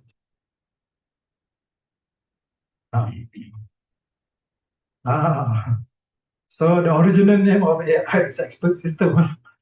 Okay, expert system. The word expert system means you need an expert on the matter, on the subject, and also a programmer, a coder. So they work in tandem. Okay, sometimes the expert is also the coder, but quite rare. So you basically have this constraint that you have to, the thing is as good in the security world, you will say your security is as good as your weakest link. Okay, so the attacker, for example, in the security world, okay, the hacker will not try to break your encryption, brute force, but he or she will find the weakest link. For example, the person who always like to take the thumb drive, poke it there, all this kind of malware, viruses moving everywhere. So there's a form of attack. So usually they don't attack brute force in your encryption or your cryptography kind of thing. So similarly, when we talk about these kind of things, if we have a pair of an expert in the domain of health, medicine, and then the other person who is a software engineering programmer, then they work in tandem to come up with the expert system. And you can see that historically, expert system was about to die. It wasn't really taking off until it was renamed because of AI. AI because of 3 things, isn't it? Artificial neural networks, big data, and machine learning. Then only it took off again. Otherwise, bye-bye. Okay. So that was the brief history of AI. But everything is about machine. Okay. And historically, it has been ingrained in our culture, human beings. We love to put some kind of life into machine. It has been always like that. Human beings, we have been having this urge to put some life in our own invention. So the Japanese, for example, the 17th century, Karakuri Yugyo. So this, if you look into the YouTube, this doll is able to bring this cup of tea. Okay, the host, will pour tea onto this cup of tea and put it on the door. The door will go to the person you're hosting, the guest. And then the guest pick up the cup, the robot will stop. Consume the tea, put it back. Okay, the robot will make a U-turn, go back to the host. 17th century, kind of robotic, without any electronics. Then, if you are fascinated with that, they also be fascinated by Ismail Al-Jazari. Until then, this was already 21st century, that one was 17th, the Japanese. This one was 12th. Okay, 12th century, father of robotics. So, Prof. Tengku didn't know about Al-Rizmi. So many of us also wonder, oh, who is this guy? Father of robotics, Al-Jazari, 12th century. A lot of wonderful. Came up with a book of invention and everything, engineering. So it has been there for many, many years. The urge to have this living kind of thing in our own invention, robots and all those things. So the ultimate question then is this. Okay, anyone has let me pass the microphone around. Give me a definition for computer science. Come on. Okay, the easiest is our chairperson here. Why don't you give a definition of computer science?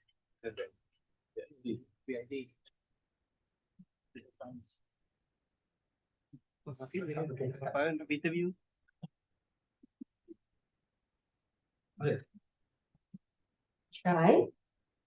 The study of computers. I knew you were going to say that. The student that asked, that's basically their favorite answer. Can you do computer science without computer? Yes or no? Yes. But it's going to be slow. It's going to be slow. Prof. Teddy, you're the expert also. What is computer science? After this, when I finish, I'll go for a break. They cannot ask me. Okay. Yeah, so in the beginning, computer science was not there yet at the time. We thinking computing is only for do the calculatory, and then to do also the particular processing at the time. And then go to the next step design, go to the multidisciplinary. The source I think only two science in the back. Number one is electrical engineering. The second one is math. The computer science actually, from my perspective, more than 60% they will be dealing with the math. Mathematics. The other 40% going to the device.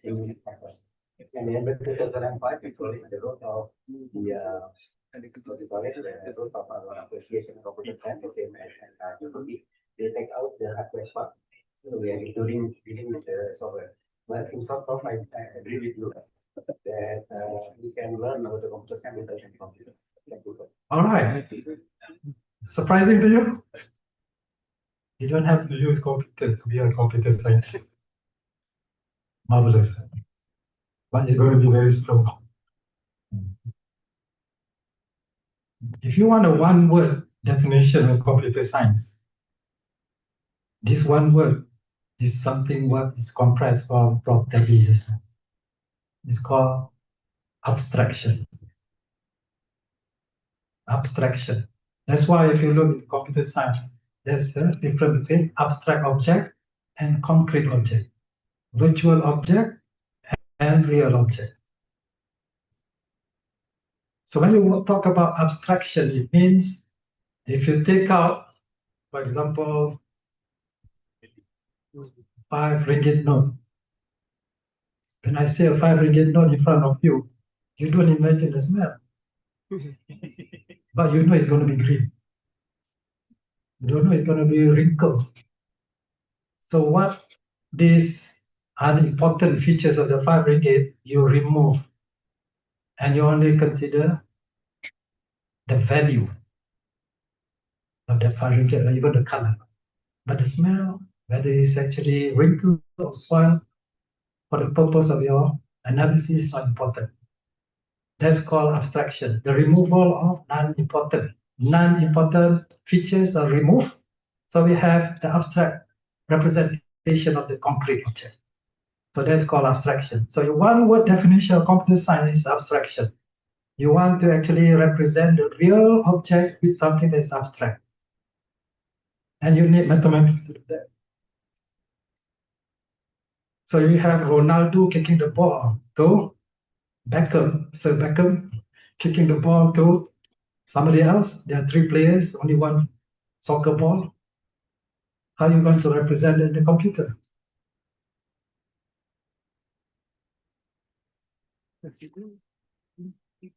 Technologies Kathleen. She's the one innovative here. How are you going to represent the kicking of the ball between 3 football players? Inilah yang sikit keynote-nya. Boleh tekan the button at the bottom until there's a light. Okay, all right. Okay, that's I don't play football. That's a good answer. All right, but it's the same. I play netball, so it's still one ball, and there are 14 people eyeing for that one ball, and once you catch that ball, you need to throw it into the net. All right? So let's just say there are 3 of you. Yes. Yeah, you're going to pass the ball one to the other in a friendly manner. So how are you going to represent in the computer? Yeah, so we have to yeah, it's not easy. You have to tell the computer that the ball needs to go from one point to another point, okay, and then among the three players. So that's what you say. Abstraction is abstract. All right, so it's not like I asked Ronaldo, you take this ball. He understands. He will wait for the ball. But for the computer, it's a long process. You have to write lines of codes. You have to give the scenario. Okay, if it goes this way, if it goes that way. So it's complicated, but it's human who will think of how to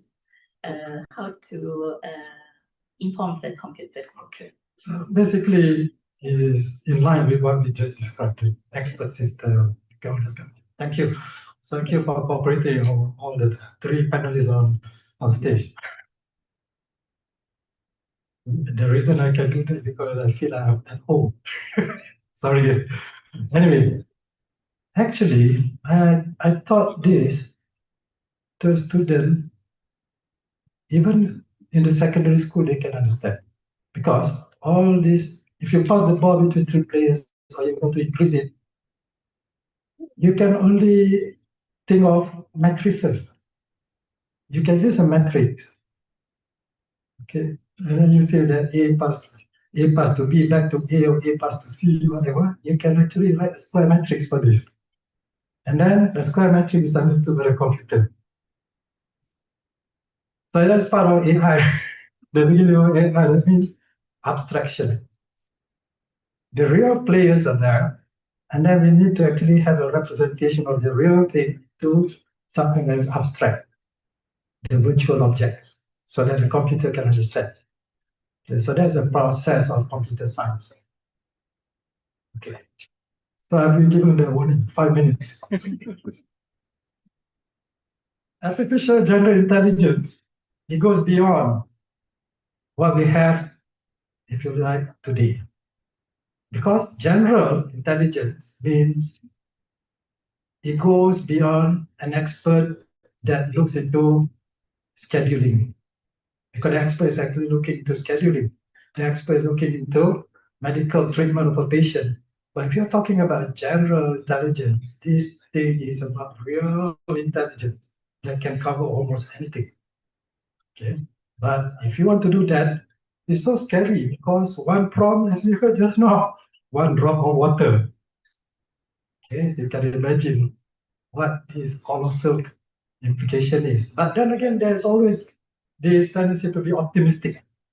Because if you compare the PC and the MacBook, the Mac apparently doesn't have a fan. It's not noisy. So that's human being. Eventually, they're trying to solve all this kind of problem. Okay, 5 minutes. 5 minutes, I don't have all this time to talk about digital twins, okay? But since I already touched on the artificial general intelligence, a prerequisite, a requirement, if you assume that you can realize artificial general intelligence, is actually this. You need a super duper computer. And that will also drain more power for number crunching and analysis.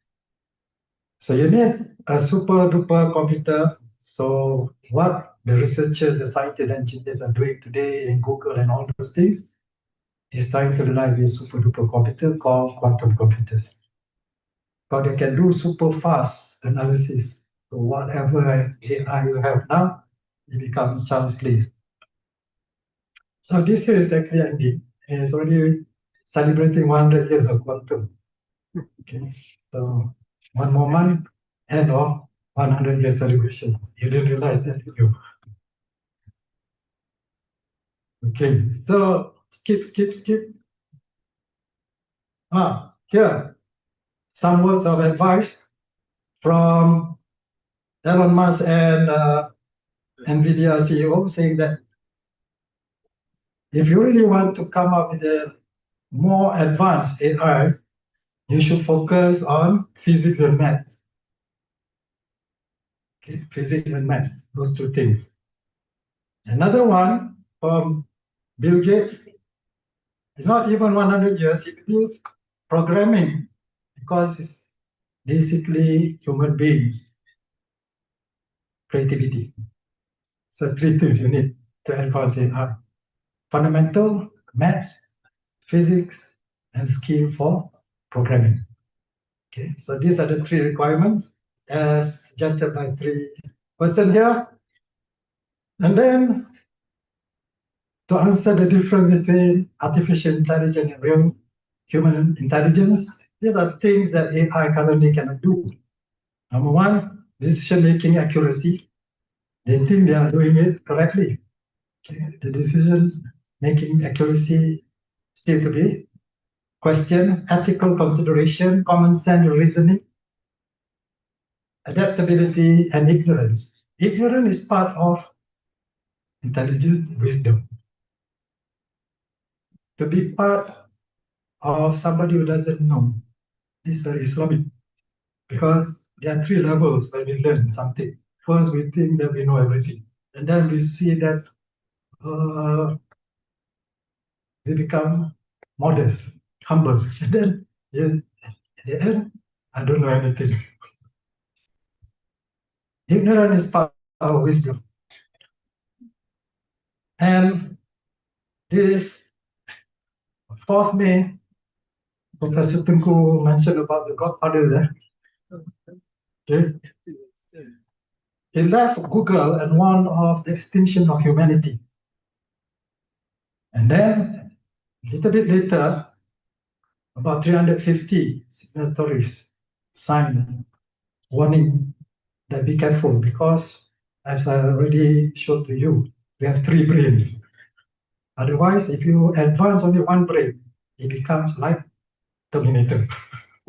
So be careful. That's what they are saying here. AI industrial researchers signed statement warning about extinction risk. And then we also know about the interview live. Sophie, was it? Was asked by the interviewer, what to kill the human race? And they was quickly switched off. Okay. So, in conclusion, the things that's been given to us, right, is for us to actually recognize the greatness of Allah subhanahu wa ta'ala. So up to intelligence, wisdom, with all the 3 brains that are in our bodies, is actually to recognize so that the hidayah can penetrate the three filters, the three layers of our heart, and reach the ultimate core, which is the loop. So that will be part of the ulul albab.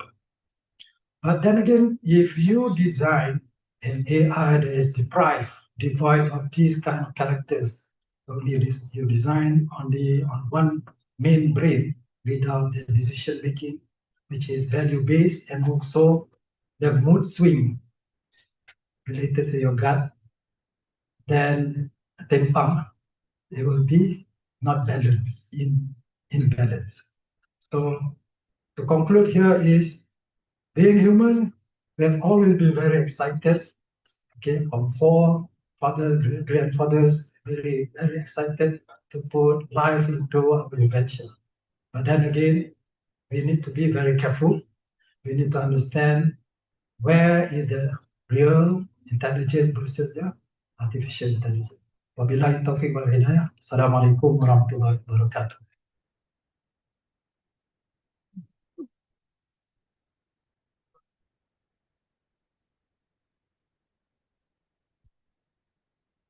Thank you so much, Prof. Riza, for, to me, an eye-opening presentation, inshallah.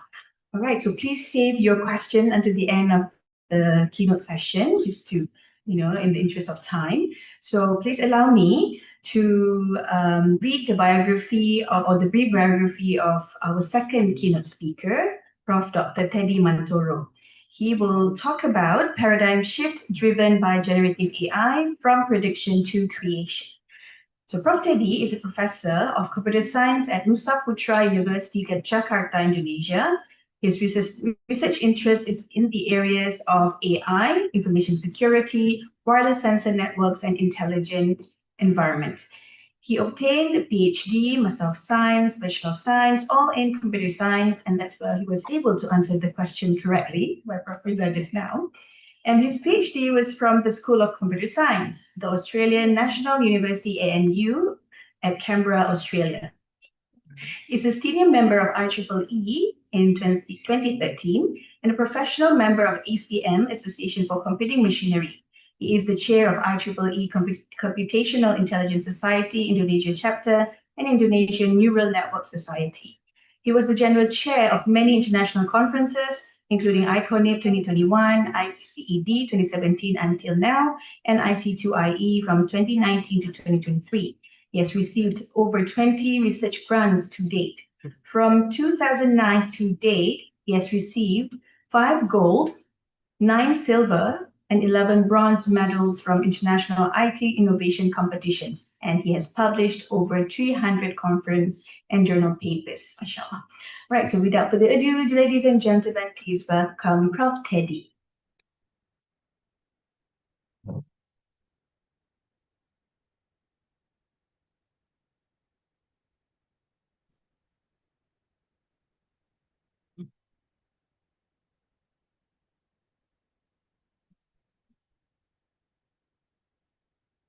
Bismillahirrahmanirrahim. Assalamualaikum warahmatullahi wabarakatuh.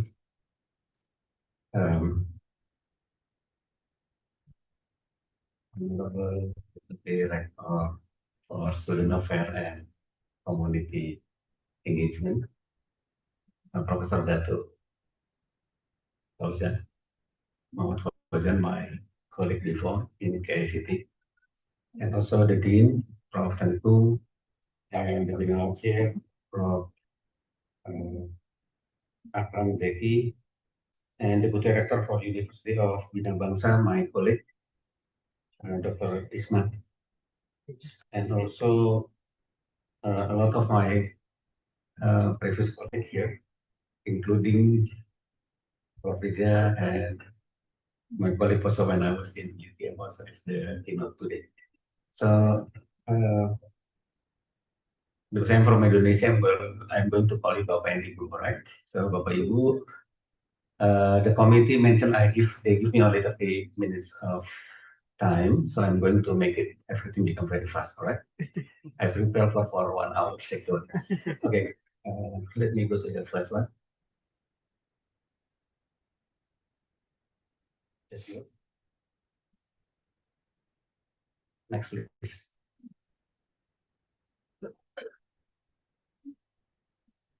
Okay, so let me introduce our university. So the New Saputra University was in Sukabumi, 100 kilometers from Jakarta, and currently we have the highest accreditation in Indonesia for people, and also we have the good accreditation from all in Germany, AKAS. So every single certificate that we prize, if the student graduate, the certificate was recognized in Europe. Go to the next one, please. So we already indexing under the QS currently, and also in the time higher education at the moment, right? From World Class University. So for today discussion, I have like 4 discussion. The first one is paradigm shift from predictive AI to generative AI. So I'm going to discuss a couple minutes about art and hope using deepfakes. And number 3, I'm going to skip it because not enough time. This is related to the AI in the sky. I mean, like more than 90,000 feet, yeah, from the above and the surface of the Earth.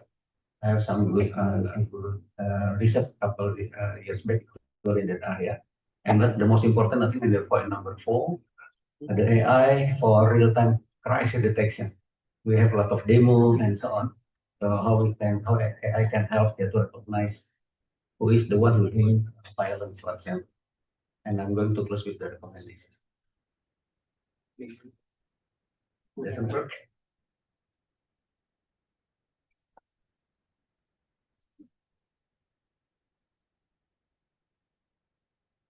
Okay, Bapak Ibu, this is the picture about visualization. The data was collected from June 2019 until September 2019, only about 4 months. This is the visualization of the Gojek. All right. In 4 months time, I hope everybody familiar with Gojek. Gojek is the motorcycle that going around to Jakarta. I just want to give you some positive impression about the AI. That AI can reveal a lot of things that we don't know yet at the moment. Like I mentioned earlier, the data collected in the 2019 using AI, we can do the classification. After the classification, we can do the visualization. So this is the result of the visualization. Next, please. So back to 2015, this is the situation of Jakarta. So in the physical level, you cannot see too much different, but in the back, there's the big problem was there, the rise, because the environment was changing in the back. From this point, we can see a couple of things. Next, please. Next, please. Yeah. So, for example, after some time, on the 2nd of March 2020, so everybody in Indonesia, Indonesia got infected by COVID-19. So people cannot go anywhere. And a lot of people try to save himself. But you can see from based on the data, the donation via Gojek at the time, in 3 months' time, they received until 45 billion rupiah.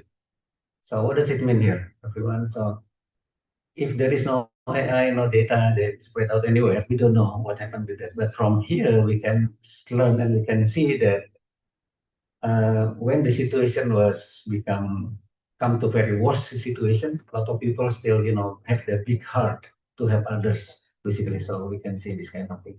There's a lot of data actually among them. One of them, for example, 60% of the data that we learn, one of the classification that we use at the time. So actually Gojek is not only motorcycle, but also the car. They are actually in the night servicing people order food.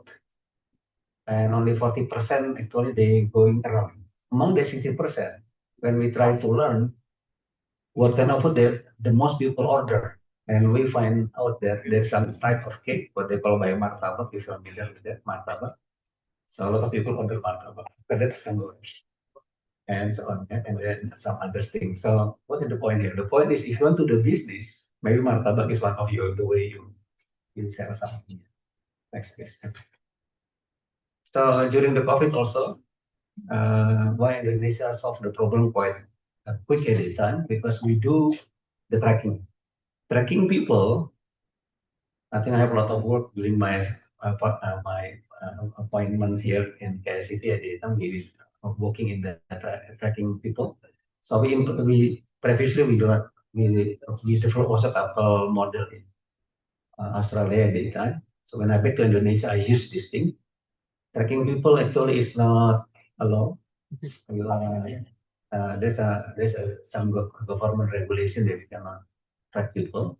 But if the government asks, there will be like unlawful law that we can do. So at the time, we track more than 220 220,000 people was tracking. And then you can see from there to point ODP is person they got infected by COVID at the time, but they're still moving around. They're going to share to others. And then the other one is the PDP, mean the patient. Oh, sorry, the ODP. ODP mean the orang dalam pengawasan, meaning that, for example, someone they attached to some other who got infected, basically. All right, so we take together to both of them, and we find out, like in average, people move around 20 kilometers daily. So because of that, the field out was there. The way we do, we measure using SMS, WhatsApp, and so on. After 3 days, if they are still moving, then whatever we call them one by one. So we prepare like a big team to inform that they please don't move. Of course, a lot of noise of the data. One of the example, when we call them, and suddenly the one who picked up the phone was not the guy who are sick actually, but his wife. His wife is not sick, and he mentioned to us that we need to move because we're looking for a food. We buy a food. So then the one is acceptable, but again there's that small noise on. Next, please. So from there we can find which province they are doing the betting. Yeah, the most of people who are not follow the regulation of the government moving around when they are the profit, for example. And based on that, we give the good policy. All right. So the first one was from the West Java, actually. Second one was to the middle of Java, the one that the most populated people. Bapak Ibu, brother and sister, this is another of our work in AI. Right. This is after 3 years we can get this kind of pattern. So I collect the data online the whole of Indonesia. We have like 2,000 of media online. Media online mean like the newspaper online. So they wrote by well-educated person usually, because they have the training in as the what you call it, wartawan, journalists. All right. So then we collect all of them, and if we have already the data with us, we scraping all the thing and we remove it. Okay. If not, then we do the clean up and so on, just like in the AI group, and then change become the token, change become the morphem, and develop the model to do the classification. The first classification we define become 5. In Indonesia, we call it evaluasi sudut hankam. So ideology, economy, politics, social, and pertahanan dan keamanan. I don't know in English now. So we divide become 5, and after that we again do the categorization become another 88, 86. For example, if we have some data related with the terrorism, for example, so some part will be goes to the economics, some part goes to the politics, and so on. Right? So then we can see a lot of newspaper actually they're not in line with the policy from the government, for example, and sometimes they do the betting, so we can see all the detail of it. So again, the most interesting from this machine is in 1 minute's time we managed to grab like 2,000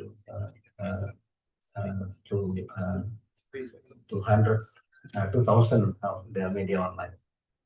Okay, and then among the 2,000, actually only 519 of the newspaper they produce the news, the new news. The rest just follow.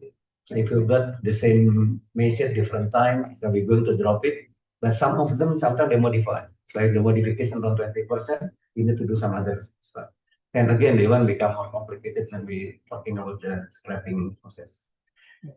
And you can see the pattern, yeah, Bapak Ibu. So in 1 day time, between Monday and Friday, we have about 6,000. But in Saturday and Sunday, usually they drop until 4,000.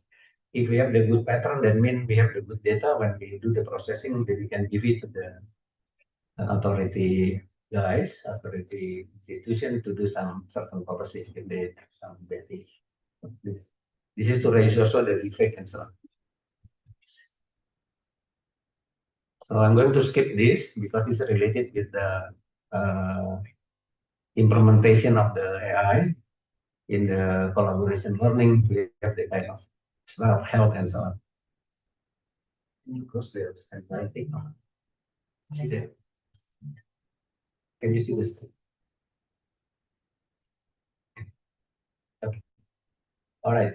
I think I'm going to skip this. This is some little bit of theory on how the intelligent AI was developed at the time.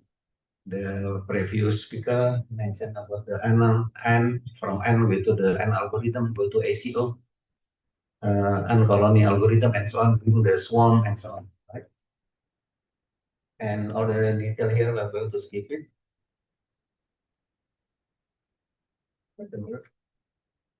Okay, skip again, skip again. Now, we go to the previous AI, they go to the something what we call as the predictive AI. Predictive AI, the purpose only two. The first one is do the classification. The other one is they go to the optimization. If you're familiar with the Coconut, is the leader in the classification, Coconut map, and the other one is Hochfield map. Hochfield is the parent of the optimization in the prediction. Just for your information, last year Hochfield got the Nobel laureates. He is his background is physics actually, but he's working in the optimization. All right. So what is the generative AI? Generative AI actually they use the predictive AI, but they produce an output. So for example, like if you see the input is the image. So based on that image, they can produce, for example, like the text, image, video, and so on. All right. And when they give you the text, they can have another type of thing. I think everybody already aware. So this is one of way that we developed 2-3 years back. We try to implement the creative augmented generation using RAG to make sure that our data that we collect, they will be leaking to outside there. All right. So because at the time I collect like the data every single day for 140 countries, and then we collect it, and then after that we do the summarization, because it's impossible for people to summarize like the report every single day for 140 countries. And after that we do develop the recommendation. Of course, some director over there, they see the summary and the recommendation. They see the impact of it, and then after they report only 1 or 2 pages to the minister. All right. So the system was developed by my team. There is a lot of tool and AI. Yes, I think everybody knows every single tool was developed. And one of the most important thing is here, the leader in the chatbot was ChatGPT, of course. I think the best way to learn about the ChatGPT is try to see on how the prompt work and to get the optimum solution. All right. Just one thing, everyone, if you do or you're working in the strategic thing, this is the first time happen at the time the leaking of the strategy to overseas, yeah, to other what you call to other opponent, to other so basically Samsung at the time, one of the thing they managed to check whether his strategy already there, and finally they find it out. The strategy suddenly, his very important strategy suddenly is already in the ChatGPT. Why they happen? Because one of their staff was putting it inside of the ChatGPT. So please don't do the way. this is a lot of company. They have a lot of good strategy who are already leak inside of the ChatGPT. I collect a lot of things with all the cases actually. Starting from 2023, more than 24, but I show you only 20 and only. And every single case here I collect how they happen. And then some cases also 2024. If you can read from there, the JP Morgan case, Amazon also, and so on.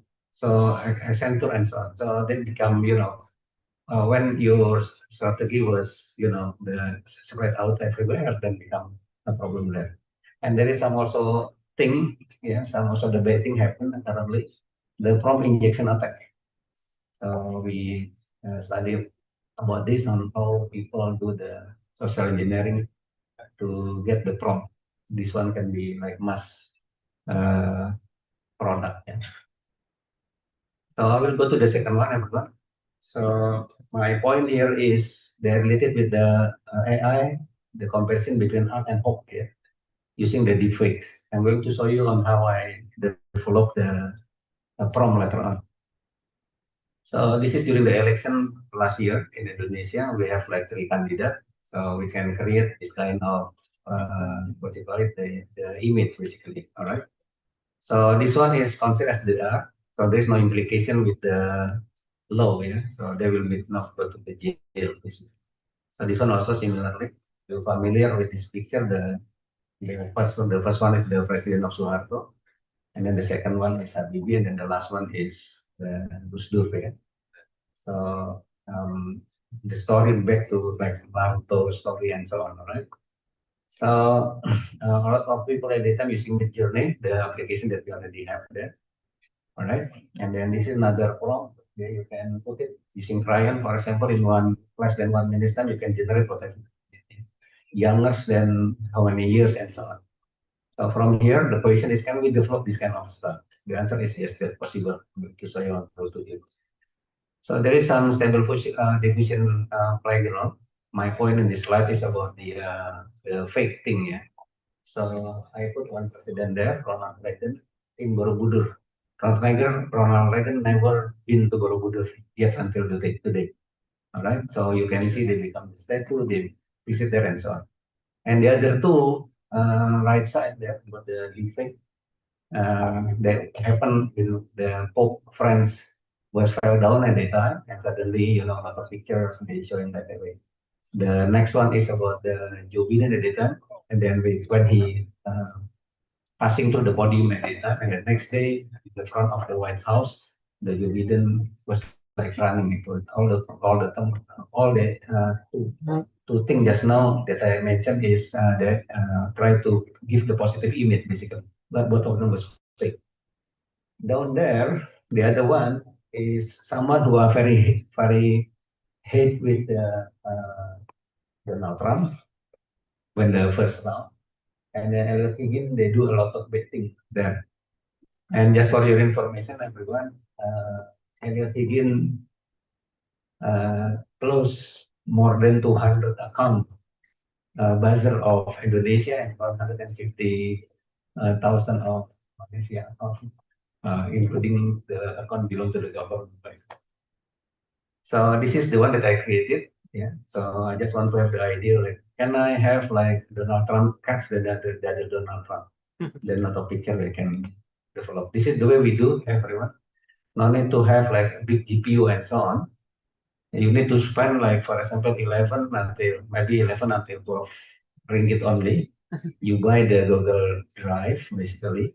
Then you go to like big space. And the first thing that I do at the time, I try to find the model. Yeah. The model that I can download it.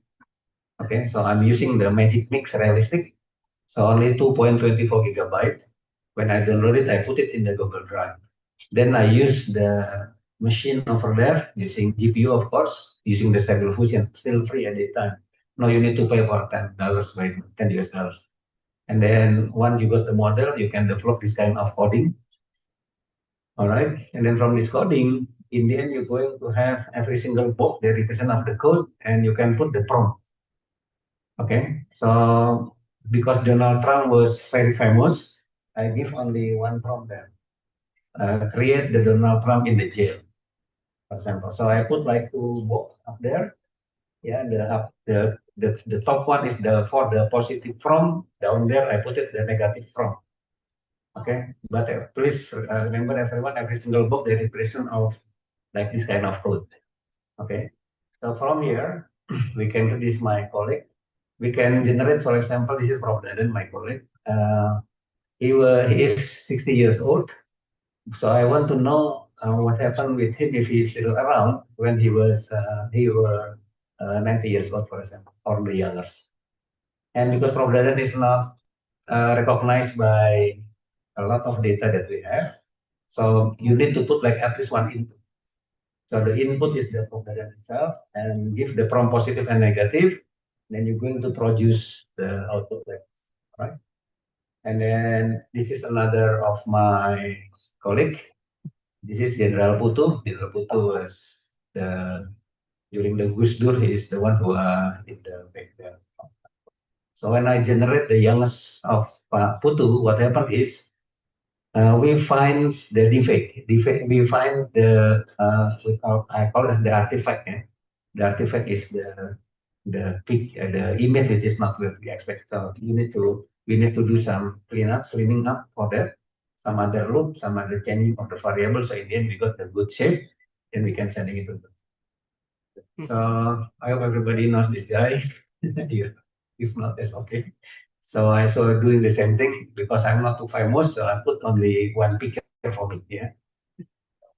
So from that we can do a lot of modification. By the way, everyone, this is a couple thing that happened in US, for example. In Pentagon, that suddenly there's some lot of smoke like this, make the what you call it, the saham itu apa ya? You know saham, right? The money thingy, they are dropped dramatically only because of this. And some weaponized using AI, the model create more than 40,000 new chemical weapons. So I get involved also with some small lab there with this thing. So I hope everybody knows about this. The right side, the current president of US, and then the left side is the next president of US. All right. So I create this. So you need like two input this time. So this is the way we do. The Trump was in the right side and as the reference point, and I put myself in the middle. So then I produce the kind of thing. So the imagination will be, in your side. You can put it whatever situation that you like. This is the picture from Elliot Higgins. So now the question is, can I change with, for example, I will be there as the, this is a fake picture by the way. So I fake and then make it a fake again. By the way, everyone, we study about how to dealing with the fake data. We use the second order for Markov model.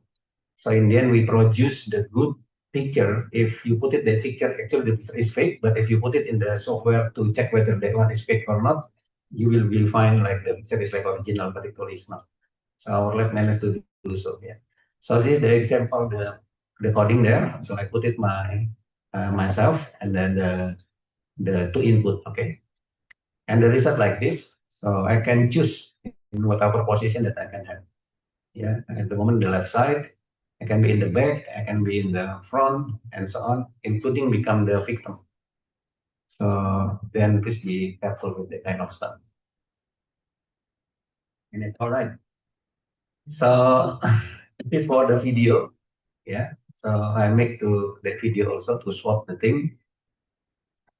Actually, we can running the video because not enough time. I just so skip, yeah.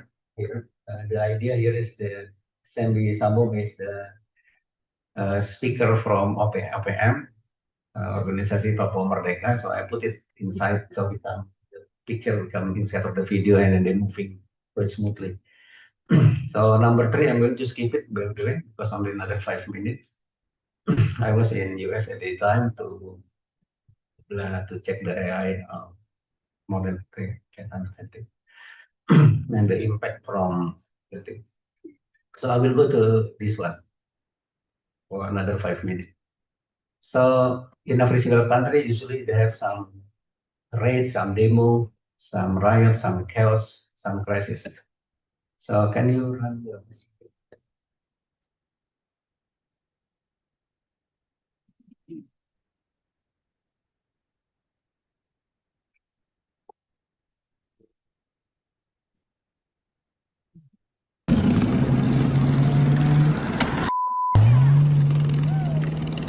class there?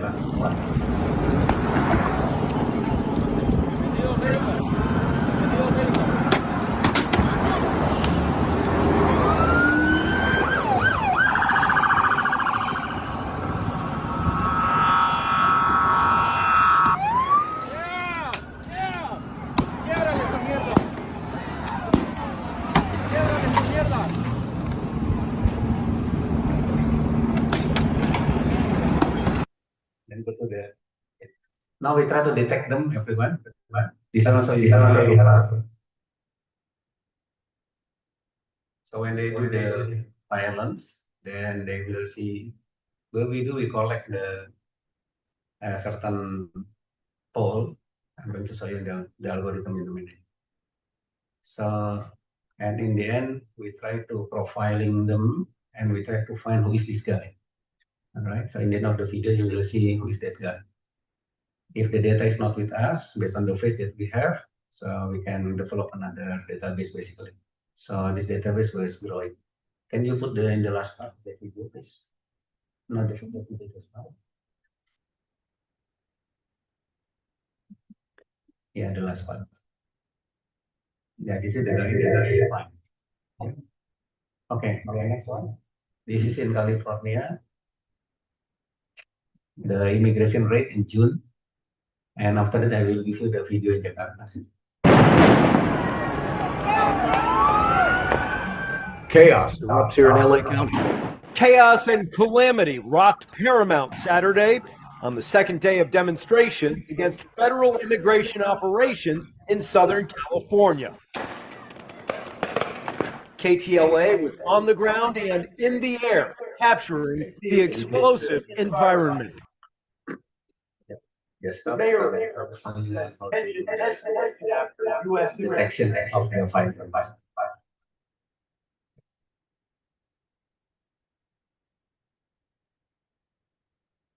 So we do the parallel processing, of course.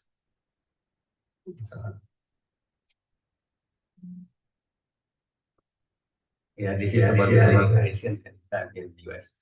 Last video, the original first, not enough time. Then the one in Jakarta.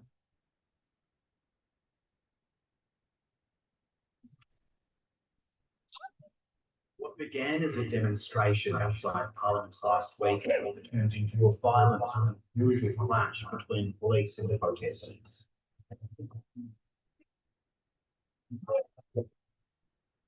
Thousands have been protesting politicians receiving lucrative housing allowances of more than 4,000 Australian dollars a month, almost 10 times the living wage. But quickly, things changed.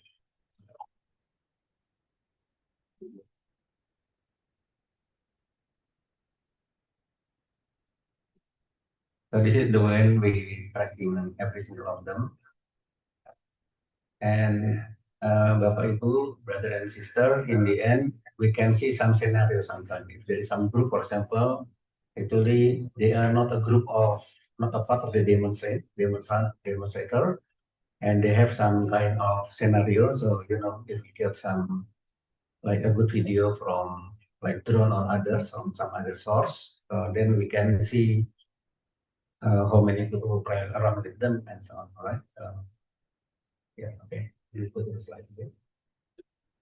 And for those who are still doing your PhD, maybe this one would work also. Maybe you can collaborate with my doing. Okay, let me continue. This is the way we do. Go to the next one. Yeah. So this is our system architecture. The input came from the string, can be from anywhere. We can combine among the two. Number one, we do the object detection module. So we develop our own module, and then post the estimation module. So we So every one person, we pointing out like about 17 point. So we create a kind of point. And after that, we do the behavior analysis module. If they do the violence, we tag them, annotate them as the input. Yeah? And after that, we do the behavior analysis and giving the scoring. Then we can define whether they do the violence or not. So this is the one that I just mentioned previously, the key point of the human figure. All right, and then join a lot of angle, for example, elbow and so on, and some mathematical model in the back, and then correctly the detect violence when they are throwing, for example, fighting each other, pushing, and so on. All right, then we do the classification of it. So that's the example of the way we do the categorization. Bapak Ibu, I don't have any sheet example at the time, but this is the way we do the process that we do. And the closing, hopefully, actually I asked to Dr. Noah, can you give me like extra time? He said like, okay, maybe this is the extra time. So, Bapak Ibu, brother and sister, for me, native AI can be, can be the representative of the major shift, yeah? From the predictive analysis. Remember, predictive analysis, there is no more output. We do the prediction only based on the next class or optimization, the next way to do the optimization. And after we can produce the certain output. But be careful when we do the certain output, there is some big possibility the noise will be there, the bias will be there. And the way we do at the moment in our lab, we do something what we call as the multiple LLM. But please don't use the LLM who are not downloaded in your on server, yeah, because they will be leaking the information will go to anybody. And number two, they want to go the transition, the expand the innovative potential. If we want to do to produce the new way of thinking, the new innovative, new function, for example, I think the generative AI is the way we go. Yeah. So we can reshaping the workflow and accelerating the solution and develop across section, across sector. And number three over there, move from prediction to creating. But again, you are the one who, as the judge, to create something. So my other previous work in one army thing, number one is try to summarize something that what they have and then do the recommendation. And after that, we develop some other thing what we call as the preparing the scenario. So if they want to do something, what kind of the step and so on.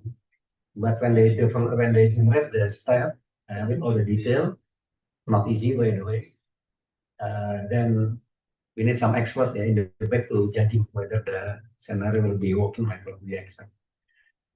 And we also thinking like at the moment in the academic program, if they possible every single curriculum, we need to review them. So try to inject the AI part, yeah, to move more faster in terms of the quality of the content.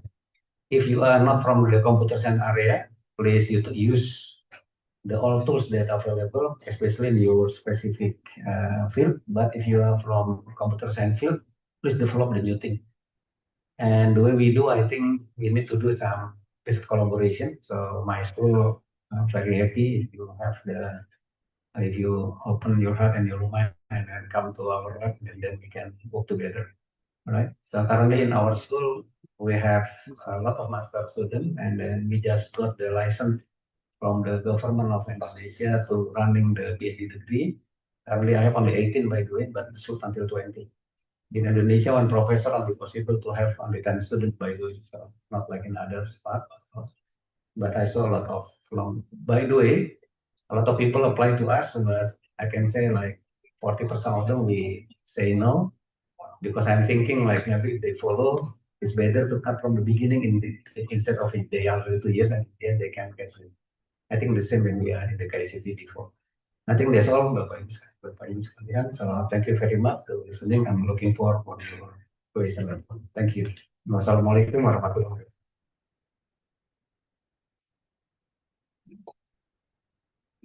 Thank you so much, Prof. Tepi, for a very inspiring presentation talking about the positive and negative outcomes of the shift from predictive AI to generative AI. So please, again, save all your questions and comments until the end of the keynote session. So, alhamdulillah, now we come to the third keynote speaker, technologist Dr. Haslina Matsarkan, who will be speaking about managing innovation with purpose. So do allow me to read her brief biography before she starts. So technologist Dr. Haslina is a researcher with nearly 3 decades of experience in academic and applied computing. Her work focuses on developing practical, responsible technologies through collaboration with cross-sector partners. Her expertise bridges hardware and software, rooted in a strong foundation in electronics from her undergraduate and postgraduate studies in France, and evolving through her PhD research in software effort estimation. As the head of the Soft Trust Research Group at the Faculty of AI, University Technology Malaysia, she leads initiatives in trustworthy AI systems, integrating innovation, application, and ethics. Beyond technical advancement, Dr. Haslina champions AI literacy and inclusive technology development, and as executive committee member of IEEE Malaysia Kuala Lumpur subsection, she actively contributes to STEM AI education initiatives that make emerging technologies accessible to diverse communities. Through her advocacy with the Association of Women Graduates of Malaysia, or Persatuan Siswa dan Wanita Malaysia, where she currently serves as Deputy Secretary, she participates in raising awareness about gender equity in AI and technology while promoting inclusive participation in digital innovation. Her research philosophy centers on responsible AI deployment that serves societal welfare. By fostering collaborative frameworks across academia, industry, and civil society, she envisions emerging technologies as tools to address global challenges while upholding gender equality, transparency, and human dignity. So, ladies and gentlemen, without further ado, please welcome Dr. Haslina.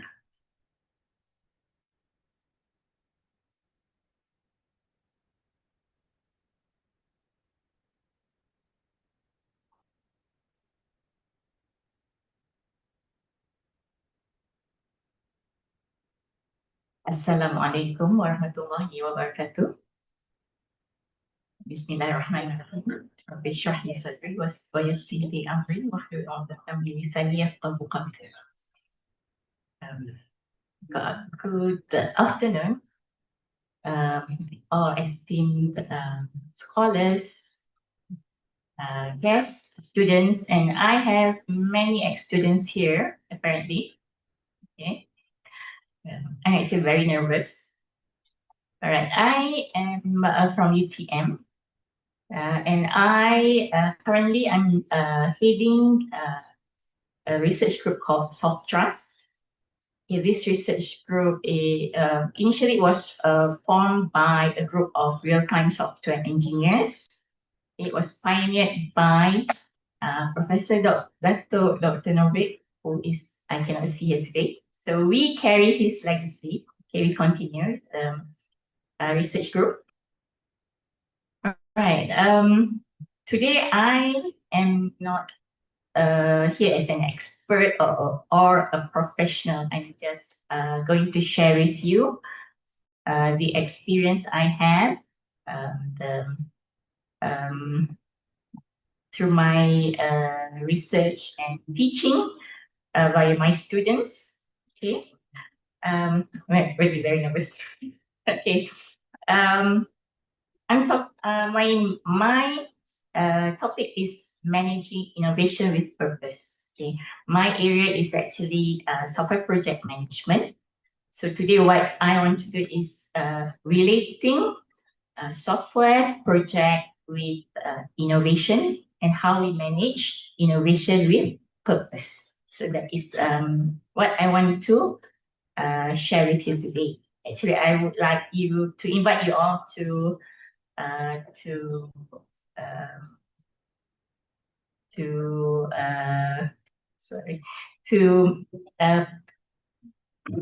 share.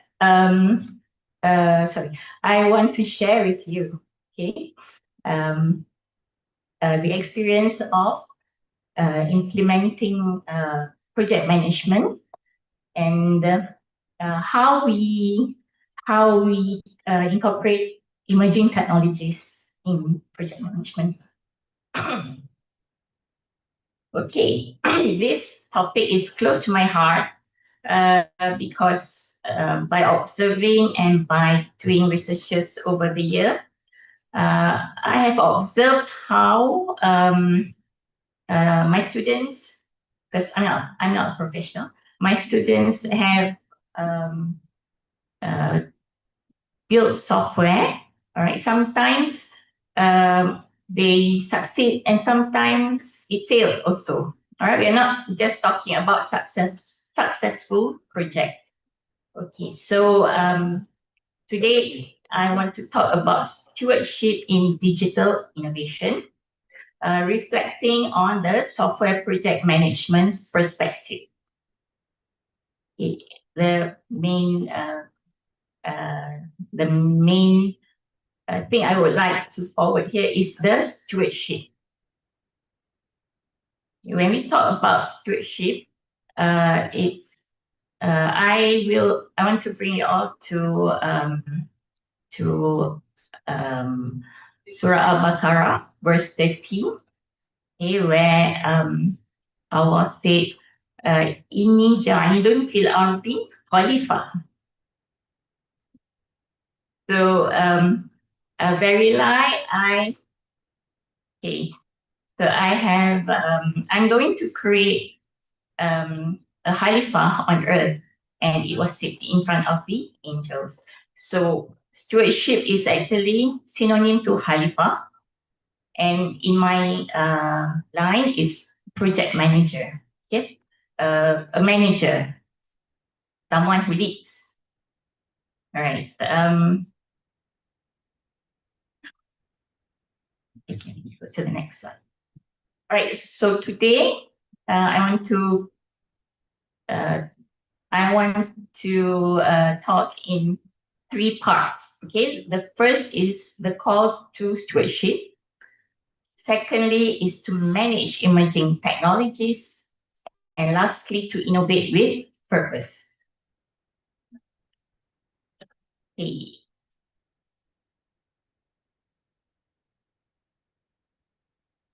Okay, the concept of Khalifah or stewardship is an appointment by Allah to give us the authority and the responsibility to manage the earth and its creations. Okay, we are just the managers. Okay, we are not the owners.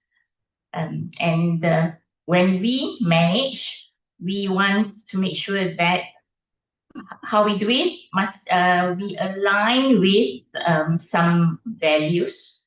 All right, so that the product that we produce will have a long-term impact. Okay, by definition, we say that a steward is someone who executes an order. All right, and we can say that we put ourselves in a scenario where Allah is the project owner, because I'm relating to project management, and project managers are the stewards. Okay, and the scope of the project is actually the earth. We are given the earth to rule, to manage, right? And this responsibility requires transparency and fairness because we are dealing with Allah's creation. So it is an amanah. Okay, stewardship is about serving with conscience, a service to Allah and His creation. And we want to align project management with serving the people with purpose. So stewardship is the foundation to manage project with integrity. Stewardship is also aligning goals with transparent reporting and long-term impacts. Okay, as a project manager, as a Khalifah, as a steward on earth, project manager is the single point of contact in a project. He is responsible to plan for the project, to estimate all the timelines, the risk, and he has to assign suitable work for the team members, okay? And he has to monitor the progress of the project. He has to be accountable for the quality of the product that is going to be produced. So that it requires a few reviews, okay? In software engineering, we need to sit down for reviews, and we need to check with our clients. So in our case, our client is Allah, so we have to be honest. We have to we have to produce our software with amanah. We have a list of requirements that we have to follow. Okay, and then at the same time, the steward or the Khalifah has to set up procedures and processes that everybody has to follow. All right, and he, as a Khalifah, he has to maintain good relationship with contractors. All right, so with the team members, and as a project manager, he does not work alone. He works in a team, and he steers the project. So whether the project fails or succeed, it is up to the Khalifah, the steward.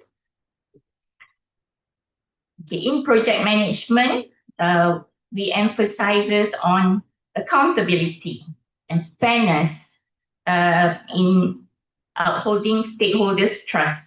The main stakeholder in our daily life is Allah. So we need to be, we need to have a good niyat, okay? So if our niyat is good and we maintain the goodness, then we are transparent.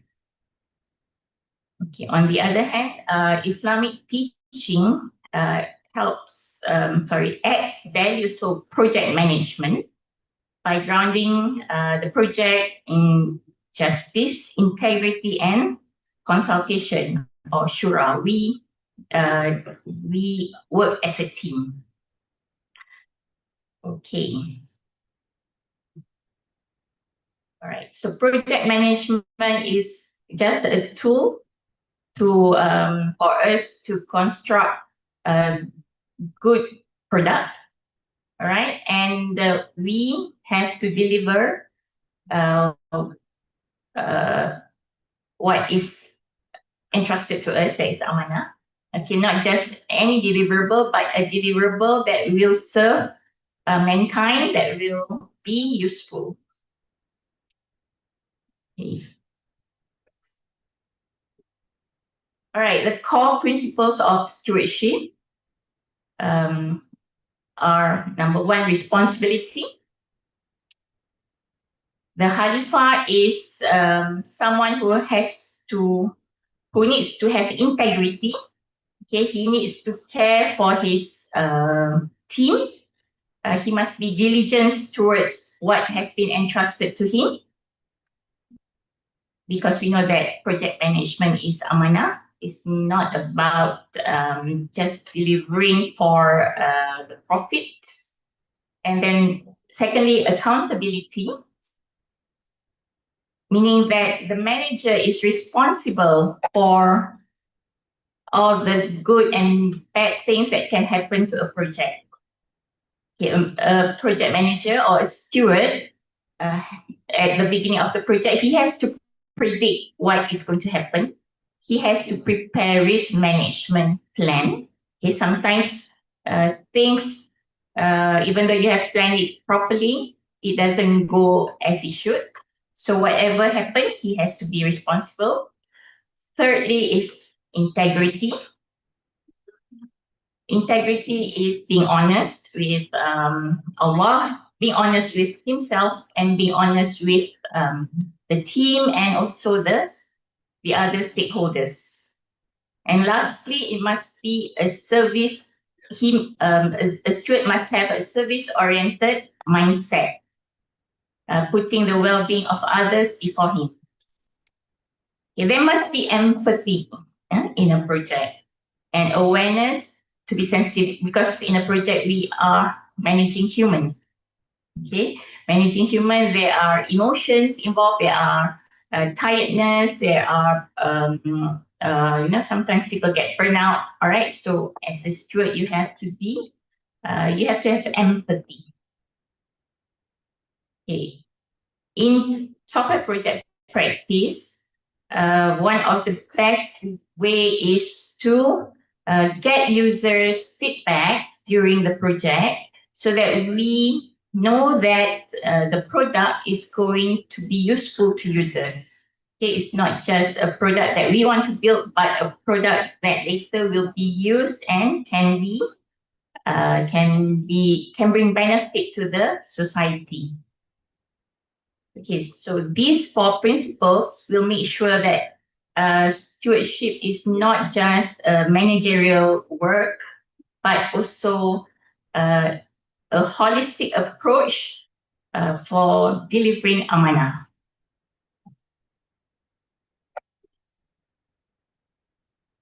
Okay, from the concept of Khalifah to the role of project manager, we see stewardship as the heart of innovation. This reminds us that managing projects is not only about efficiency, but also about responsibility, trust, and purpose. This is the call to stewardship, the foundation upon which the rest of my reflection will be built. Okay, the second part is embracing emerging technologies. Okay, there are so many new technologies. Every time we have something new.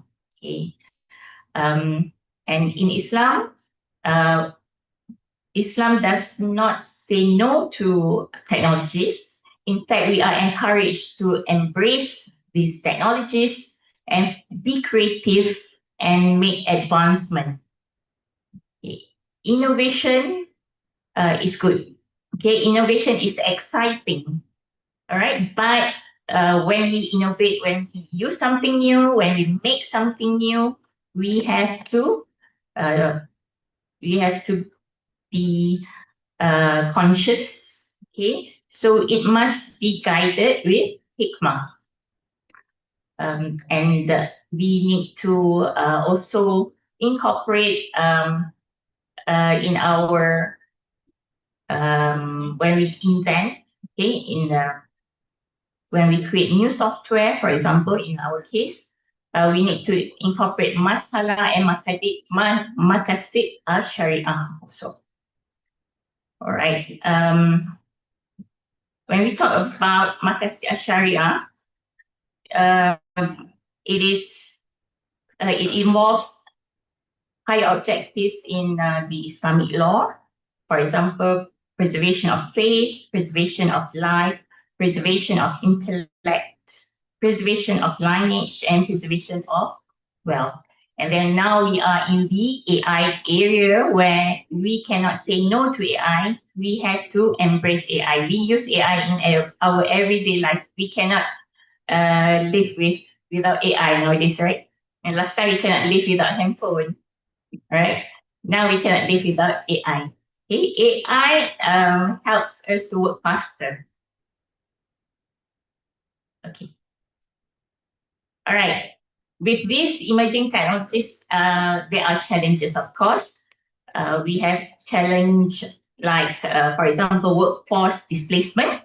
Okay, because automation, AI, robotics, etc., actually can replace human. Okay, because tasks that are repeated we do not need someone intelligent to do it. We can ask the robot to do it. Okay, so that this is a disadvantage for the workers. So job can be lost. All right.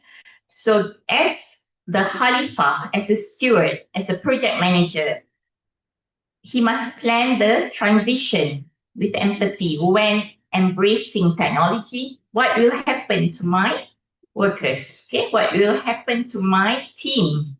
All right. Okay, so he has to think of retraining these people, okay, to adapt to the changing workforce, and then new opportunities should be created by using these new technologies. Okay, and then second challenge, we have what we call algorithmic bias. Okay, if we talk about AI feeds on data. Okay, whatever data we provide, AI will churn and will mine that data. But if that data is biased, the output from AI will also be biased. So that is an issue.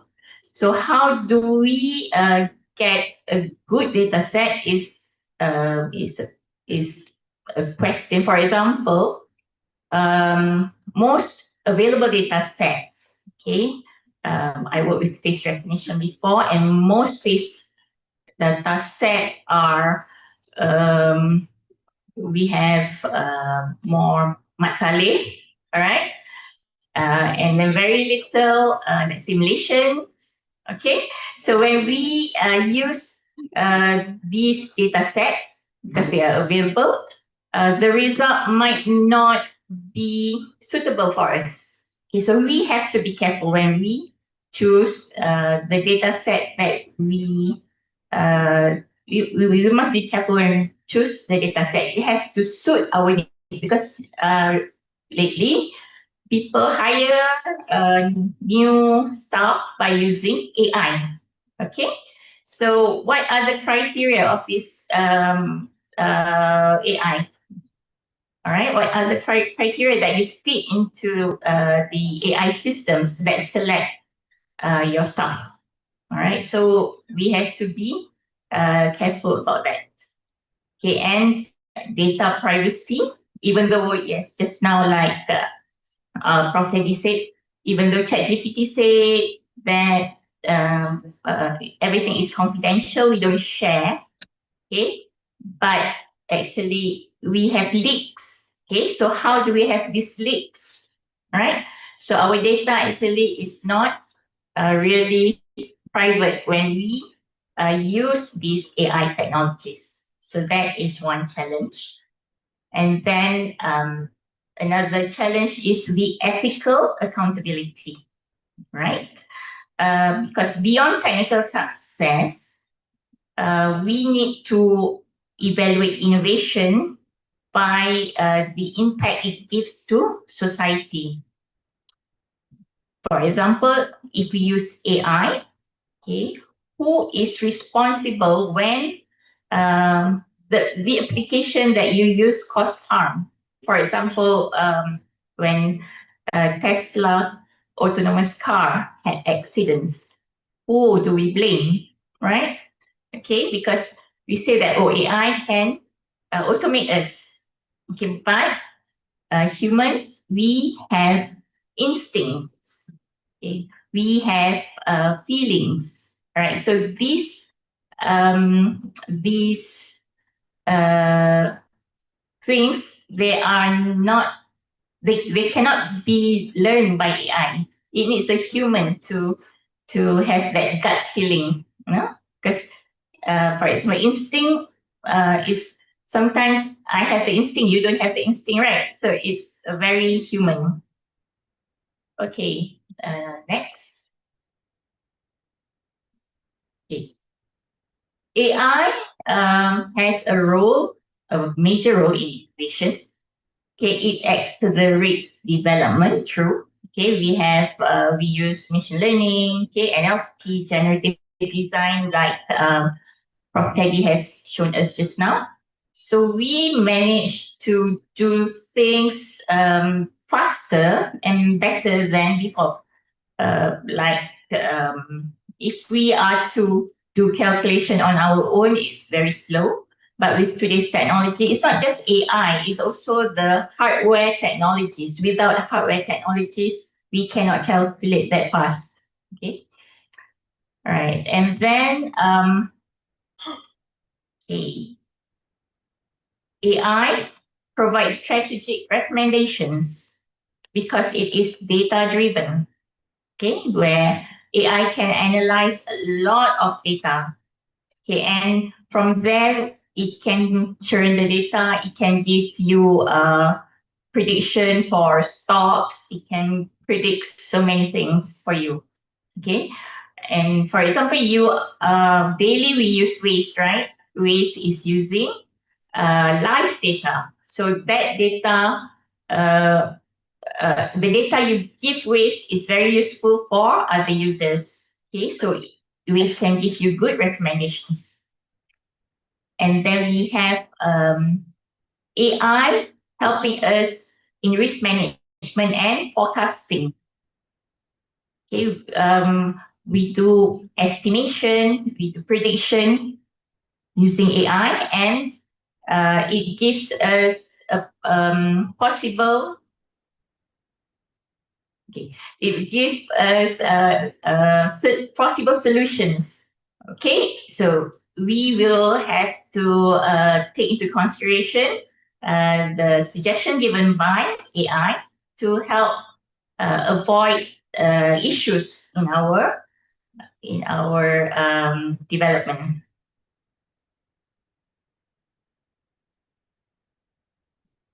Okay, in project management, AI plays an important role. Okay, in planning, because when we plan, we need to foresee what will happen in the future. Okay, and then we have to measure our progress, and we have to make decisions. Okay, decision based on data is so much better than decision that if human we make decision from very little data, but AI can make better decisions supposedly because it can have access to big data, right? So it's a lot of data. Okay, and then now we are in the era of Industry 5.0. Okay, gone the Industry 4.0. 4.0 was more on automation, okay, but for Industry 5.0 is more human and machine collaboration. So we say that it will be more sustainable, okay, more resilience, because we take into account the human-machine cooperation. It's not just the robot doing the things. Okay. Fine. Okay, so I want to stress on this. Okay, innovation without ethics is just noise. It's something that is a buzz, something that everybody is excited about. Everybody wants to use it, but it will not sustain. But innovation with values will become a legacy. It will be remembered. It will be used for a long time. So that is what I want to highlight. All right. Okay. The third part of my talk, we do it quickly. Purpose-driven project management. So when we create a product, okay, it must have a purpose, and the purpose must be useful for mankind. All right. We do an ethical project management. We don't just build for the money or build because build something that is not good. All right. So we need to have a good purpose in our development. All right, so we say that project management is actually embracing the Islamic ethics since the very beginning. It's not the other way around. Okay, project management follows the Islamic ethics. All right, so in management is Islamic ethics that are incorporated aligns with the SDGs. Okay, and then it is responsible, and it gives innovation that have good values. Stakeholder engagement and societal impact are also taken into account. Okay, purposeful innovation principles. So these are the innovation principles that give purpose. Okay, we need to understand user needs, what they want. Okay, not what we want. Value-based approach. Okay, we need to give our employee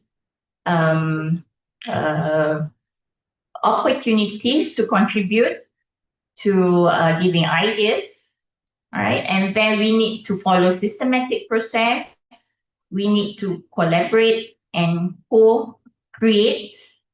Okay, and we want the product to be sustainable and that can be used for a long time.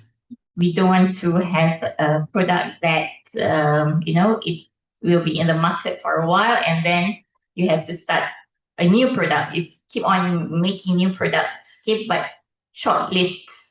We want to go for a sustainable product. Okay, so all right, so operationalizing. Oh, sorry. Okay. All right, next slide. Okay.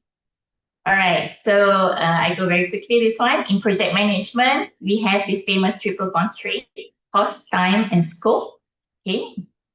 All right, so if we need to have a balance cost, time, and scope in order to have a good quality product. Okay, next.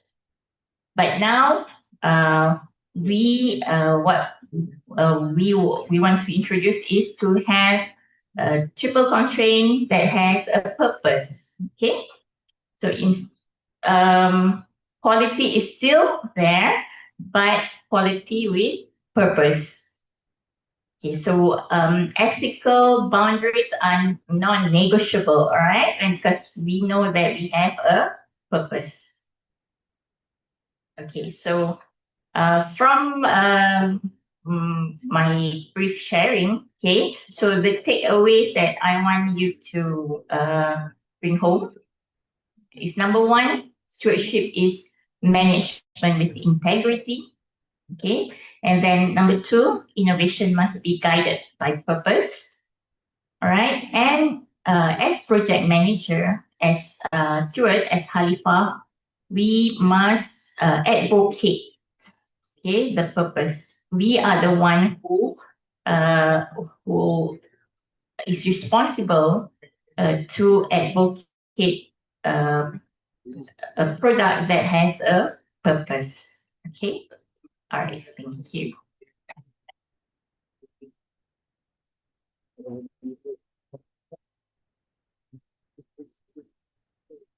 Thank you so much, Dr. Haslina, for the interesting presentation. Okay, now we come to the Q&A, question and answer. Anyone would like to ask either Prof. Riza, Prof. Teddy, or Dr. Haslina, please feel free to raise your hand and the organizer will come to you with the microphone. Can we have the first question, please, to any of the speakers? Yes, please, Prof. Haslina.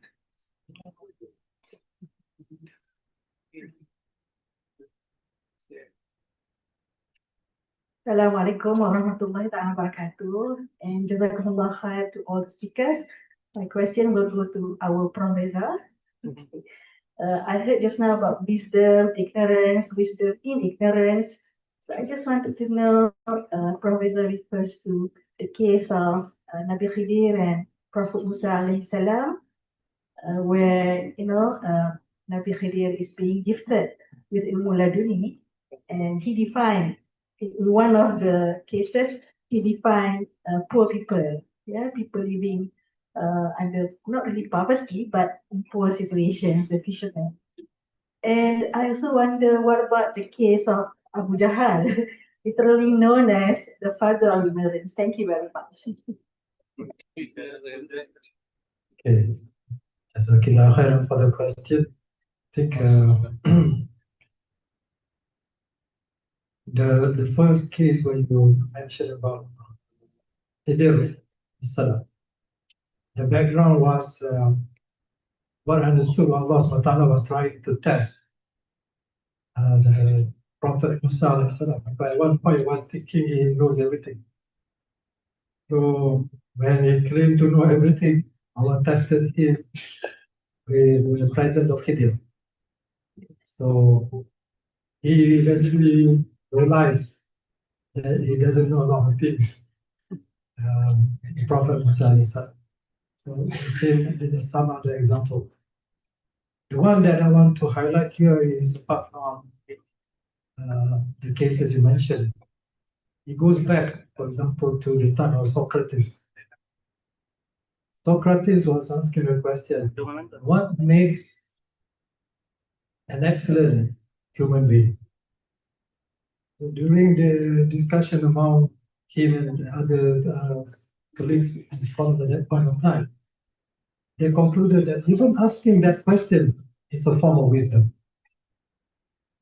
To not know something, what makes a human being excellent, the question itself is already a form of wisdom. So that's part of ignorance. As we say, as a person gets more knowledgeable, he becomes more ignorant. But then again, whether AI is ready to accept that, wallahu a'lam. Simple answer. Thank you very much, Prof. Sina, for the question and Prof. Riza for answering the question. Can we have one or two more questions from the audience?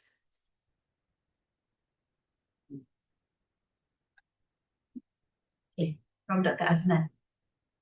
Yes, sorry. Okay, no specific to any entity, anyone can say opinion. As we know that one of the problems or issues with AI is the alignment problem. We need to align the AI values, particularly the AI model. So conceptually it has been discussed, but quite a number of people are mentioning that it is theoretically and technically not possible. On one sense, of course, we would want the AI model in our context to be aligned with the Islamic values, Islamic human values. But of course, we face these challenges. So, what is the what are your opinions on this? Anyone would like to answer that question? Prof. Teddy, maybe?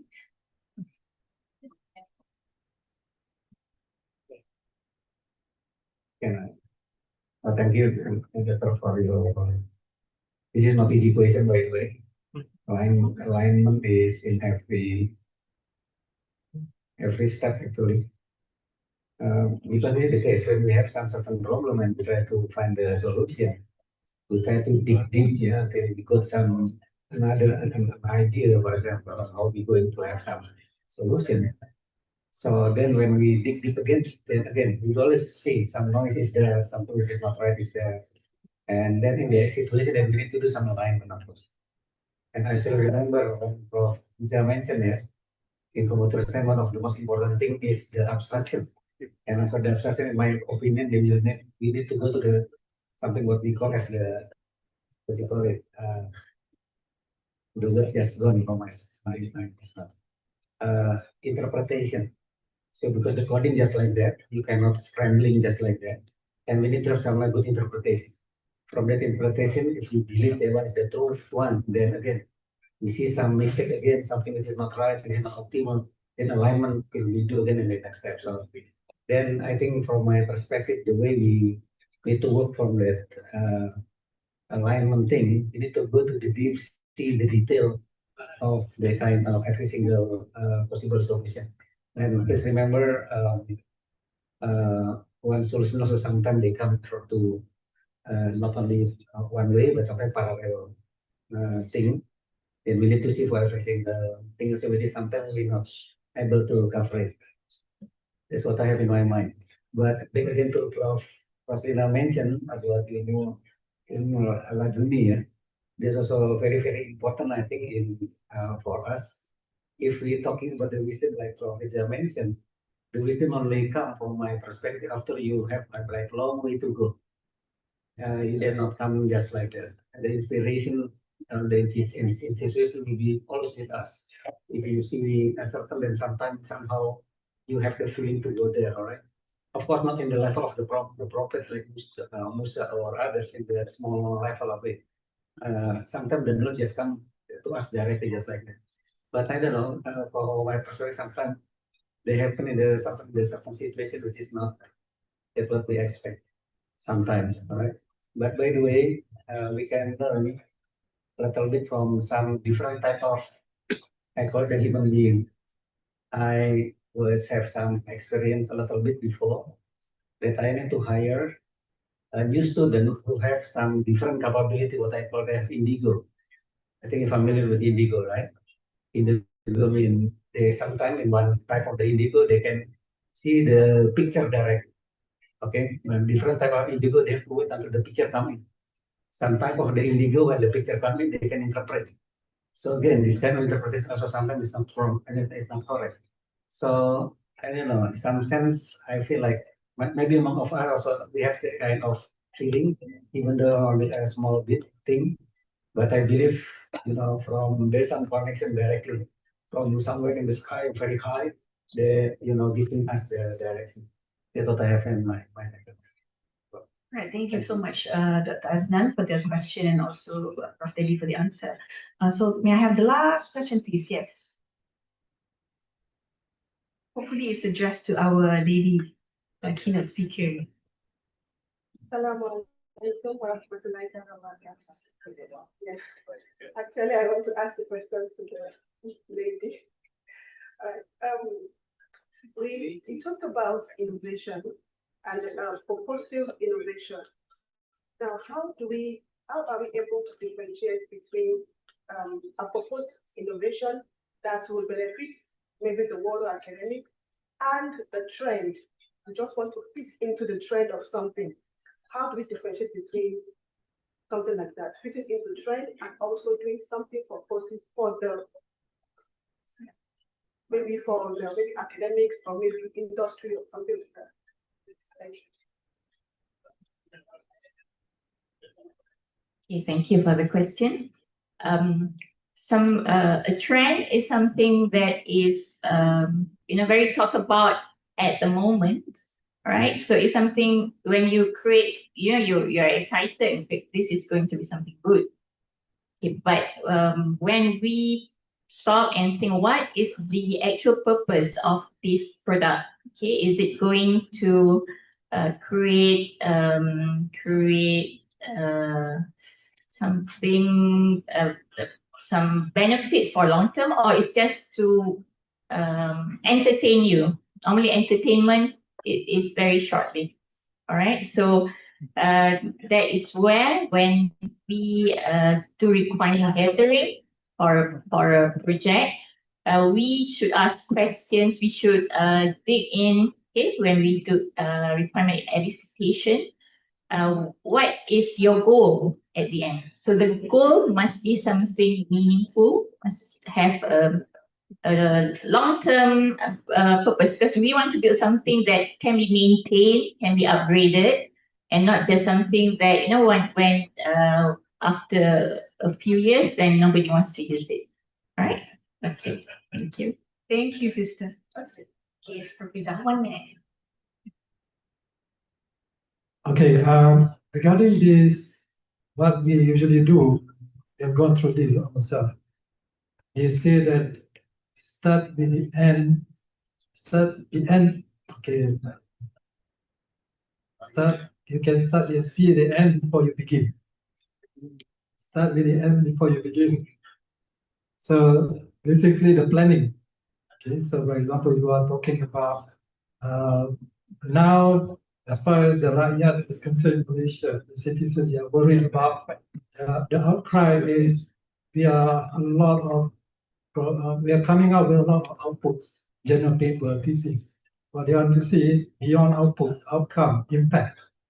Okay, but then again, the beauty about this is if you look into some of these interesting innovation like Apollo 11, okay, people see that the main reason they want to have this mission Apollo 11 is to send man safely to the moon and then come back safely to Earth. But nobody actually predicted at that time that we have the spin-off. Because of that mission, we have the baby food today. Okay, we have all these sport shoes, our smartphones, our camera.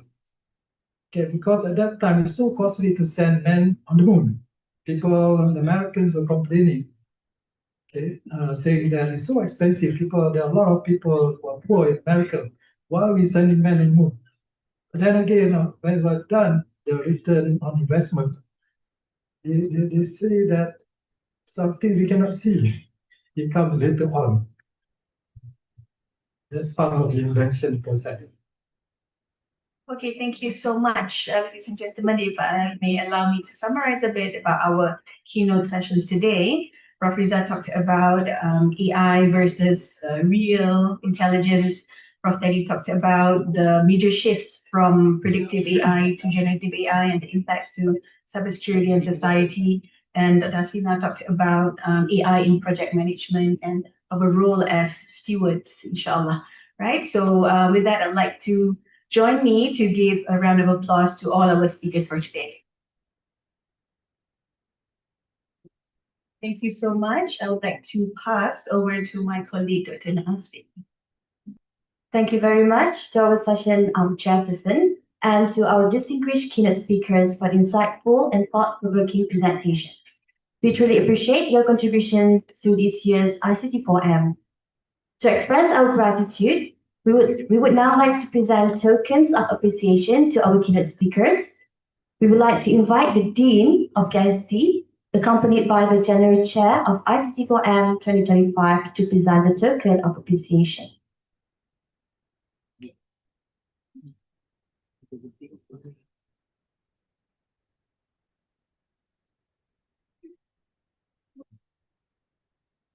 First, we would like to present a token of appreciation to Emeritus Professor Dr. Muhammad Riza Wahidin.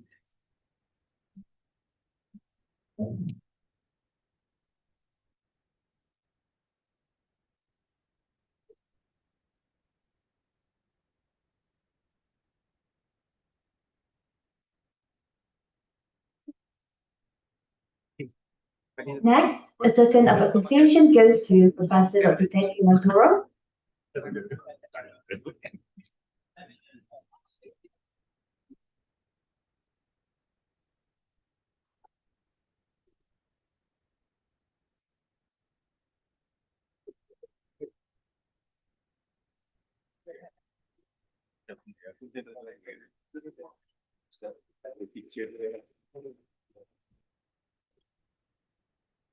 And finally, we present a token of appreciation to VS Dr. Hasina Masarkan.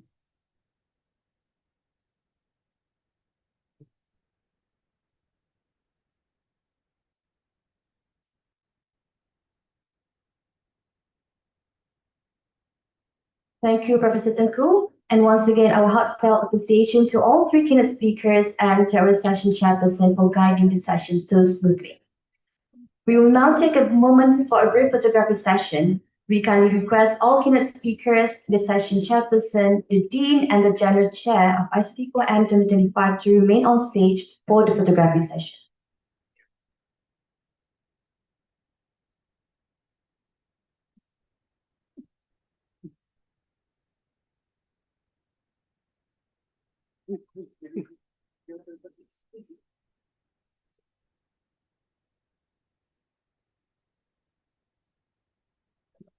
Ladies and gentlemen, this concludes our keynote session. We will now break for lunch, served at the back of the hall. Please enjoy your meal and take this opportunity to network and engage with fellow participants. And please be reminded that our parallel sessions will begin at 2 p.m. Kindly make your way to your respective rooms according to the schedule provided. I believe that the organizing committee have communicated the venues and the schedules of the presentation. In any case, you may refer to the ICT4M's website, and the information are also displayed at the registration counter. We kindly request all presenters and participants to be in their respective rooms 5 minutes before the session begins. Thank you, and look forward to seeing you at the afternoon session. Assalamualaikum warahmatullahi wabarakatuh.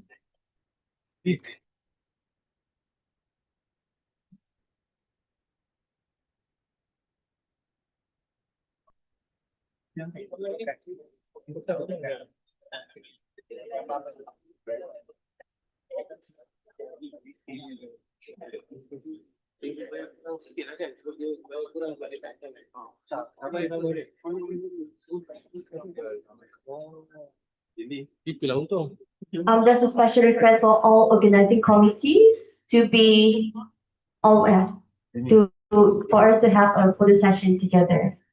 Organizing committee.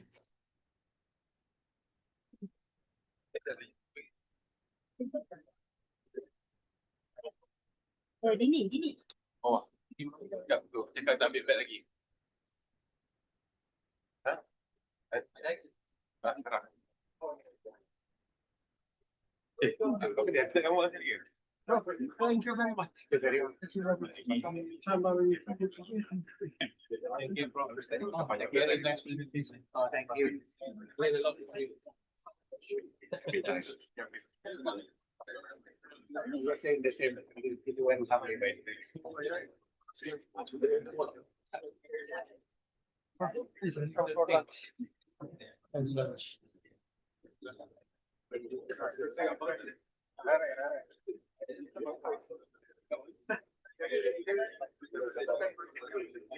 Kat mana?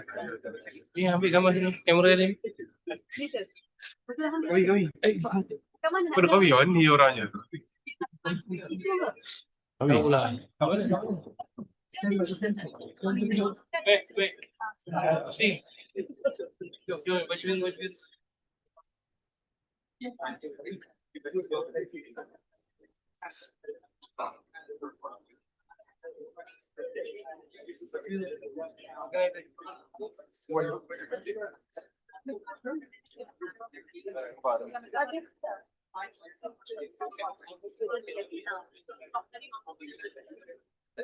Okay, ladies and gentlemen, there's an update. Since we just finished with our keynote session, so the parallel session will start at 2:30 p.m. instead of 2.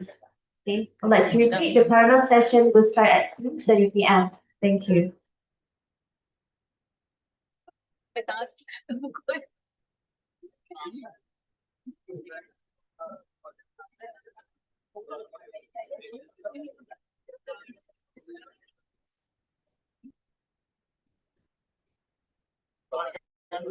Makan lu.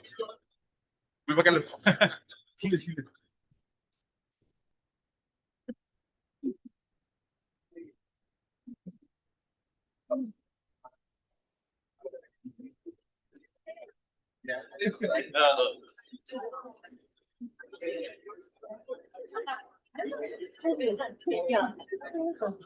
Aku ada.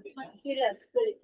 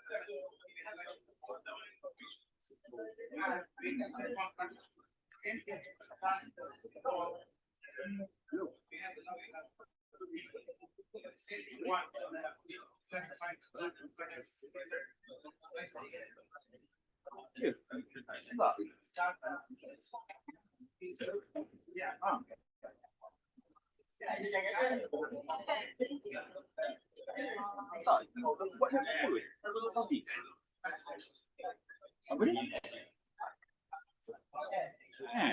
Dia kena lock in dulu. Ini. Dia kena lock in.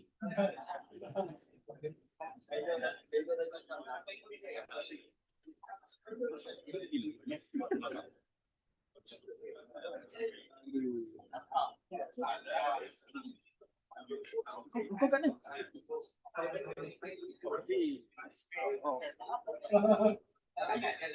Itulah sama. Awak tak ada sini pun. Kita start kalau physical dia senang. Yang online ni tak ada tu. Oh ya ke?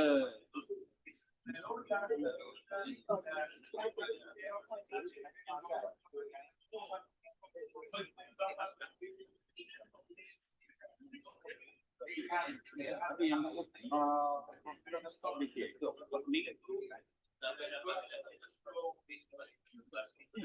rumah masuk orang ya.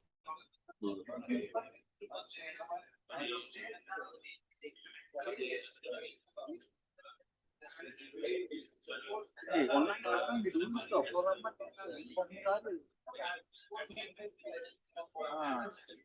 Betul.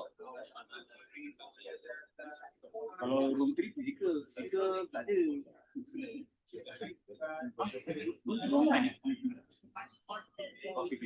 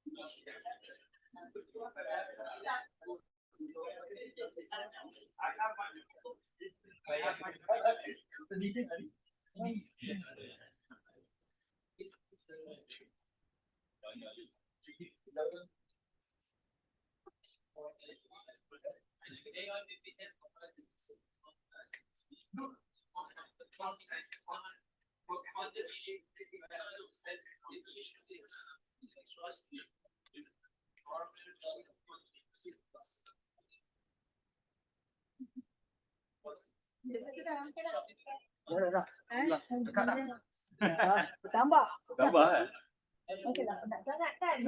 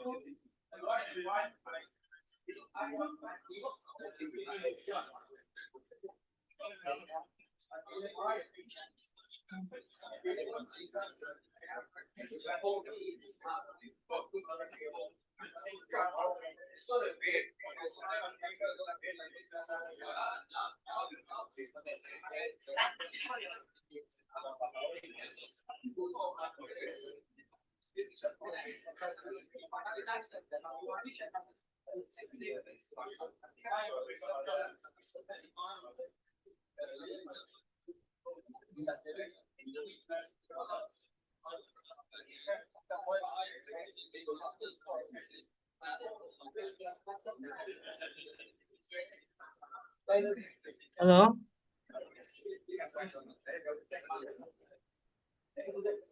Yeah, everyone seems being pushed back to the Yes, Yeah, main I got. room, I right? think we are going back to the main room. This is Okay. already open. Let we join back to. Yeah, so should we go back to the room too? Yes, yes, yes, please. Okay. Thank you, Professor. Right, thank you.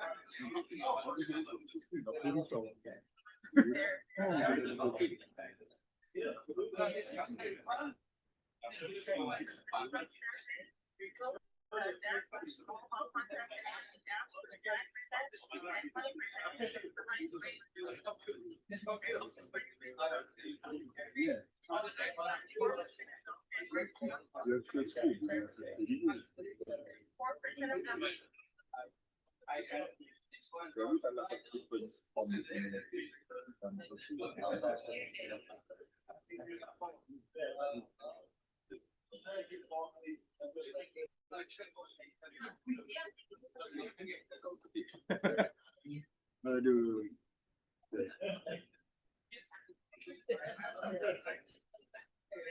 Online dia juga.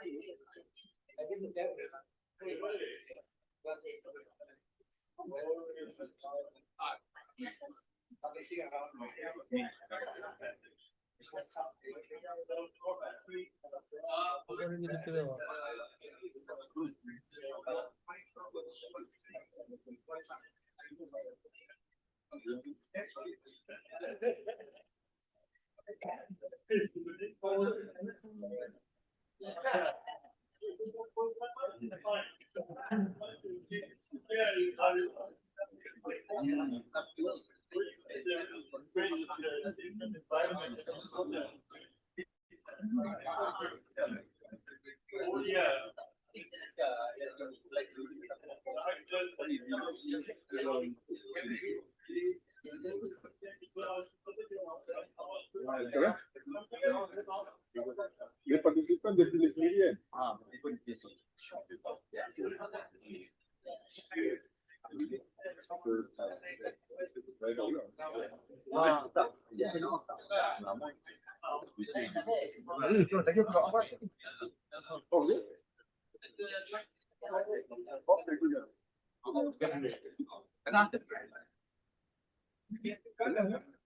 Tengok.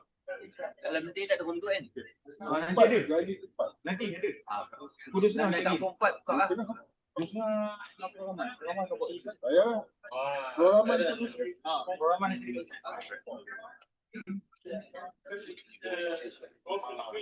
Dia masuk sebab yang program. Dia kena masuk ni. Apa masuk ni. Tapi yang salah dia tak terus masuk. Kita akan sampai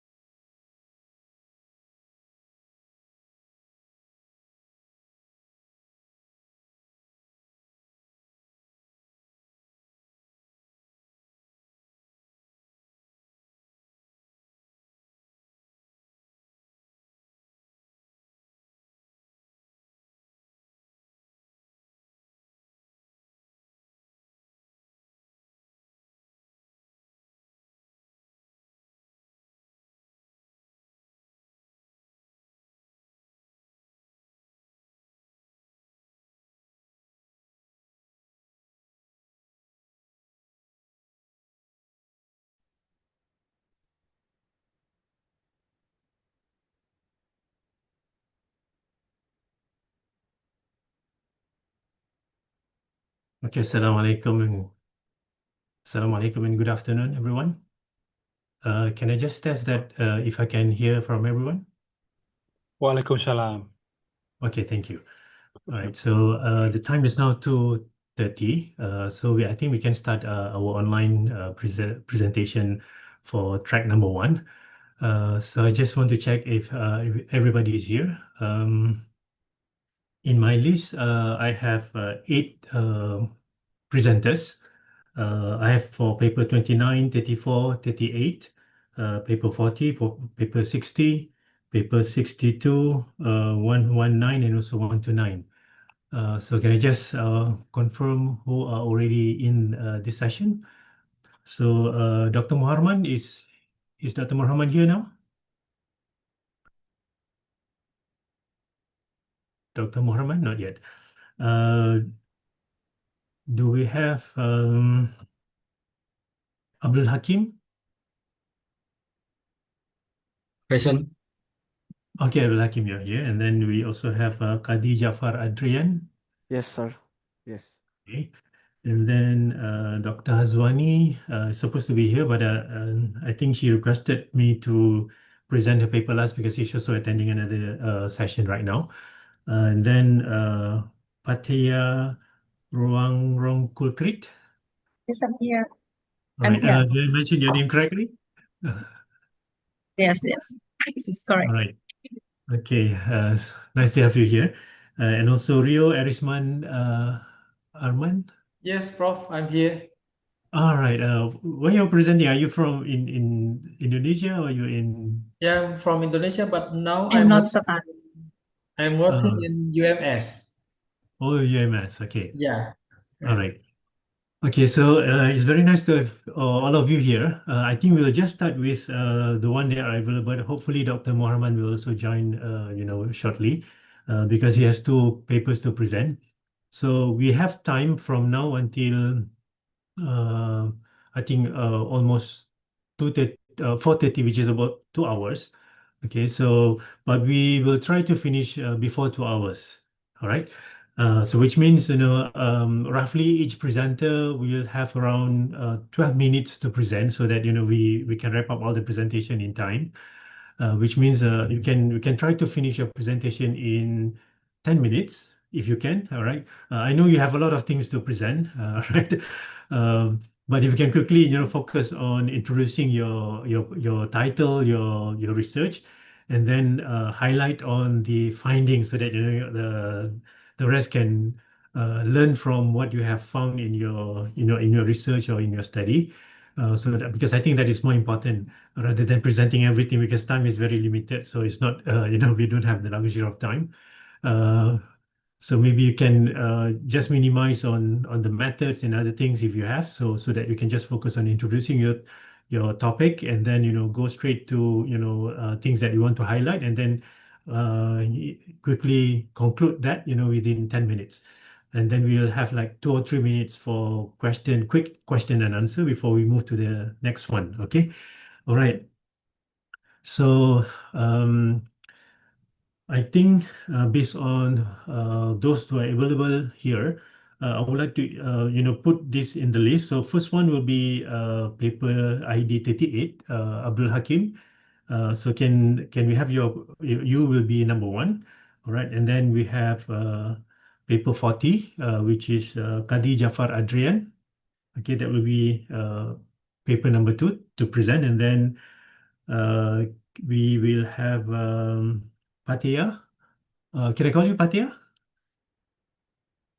Is that okay? Yes, yes. Yes, sir. Okay, so Patia will be presenter number 3.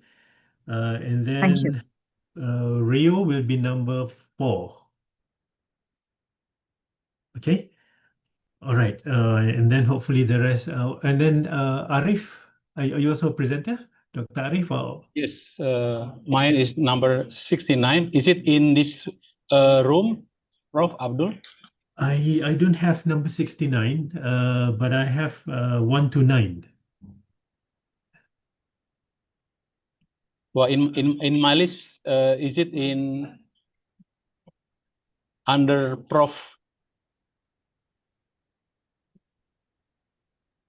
Oh, the breakout room number 3, Prof. Nur Sada. Is it? Nur Oh, Sada, yeah. So I think that wrong. that will be breakout number 3. So would you mind leaving this one and then you join breakout room number 3?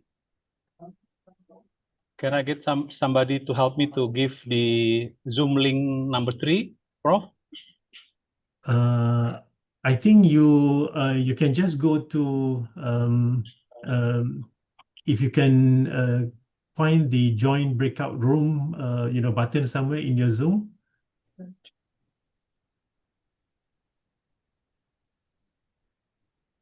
Okay. Okay. Thank you, Prof. Okay, Sorry no for problem. disturbing. No problem at all. All right. Okay then. I think for the interest of time, I think we will just start with the first presentation. So may I now invite Abdul Hakim to start first. So you have 12 minutes, including question and answer. So hopefully you can finish, your presentation in 10 minutes. So your time starts now. Okay, thank you for the time. Yeah. Let me share my screen first. Okay, Bismillahirrahmanirrahim. Assalamualaikum warahmatullahi wabarakatuh. Today I will present about my SLR research titled Managing Information Technology in Healthcare Facilities, a systematic review of a decade. This research was conducted in collaboration with my lecturer, Mr. Muhammad Lubis, Muhammad Teguh Kurniawan, and Dini Oktarina Dihandayani. Why does IT implementation often fail? So we start with a question. We generally agree that IT improves efficiency. However, the reality is that implementation often fails. This failure is usually due to lack of proper governance and coordination, which is the core issue we address in this paper. So to explore this issue, we employ a systematic literature review method. We aim to answer the following research question. What factors affect the success of IT governance in healthcare, as well as how IT governance is implemented in healthcare? For the screening process, we take 10 period from 2014 until 2024. We source data from Scopus and Google Scholar. Through a rigorous selection process, as shown in the diagram, we have 63 papers for the first, and then we screening it until 17 final paper for in-depth analysis. For the first finding, IT and business value, the key takeaway here is strategic alignment. It must align with the organization's business objective. How do we ensure this alignment? To ensure this IT investment align with business value, we have found that making IT steering committee. So the IT steering committee have a role as assess IT investment proposal for align with organizational strategy and existing technology.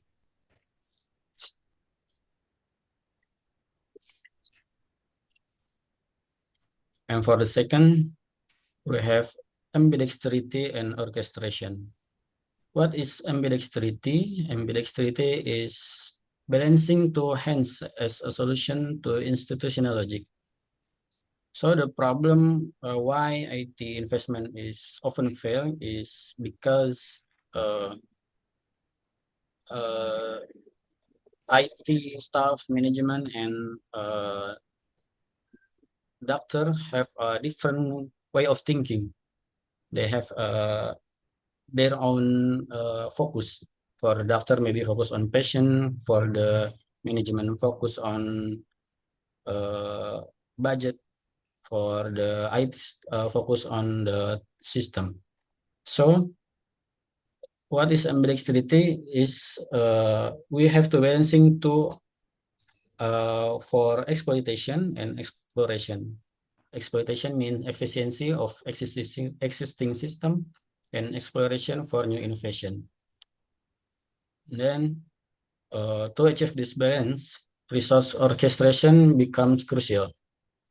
It means structuring, identifying the system that we have, and then bundling, combining two or more system that we have to become a solid one system, and leveraging or utilizing the system that we have.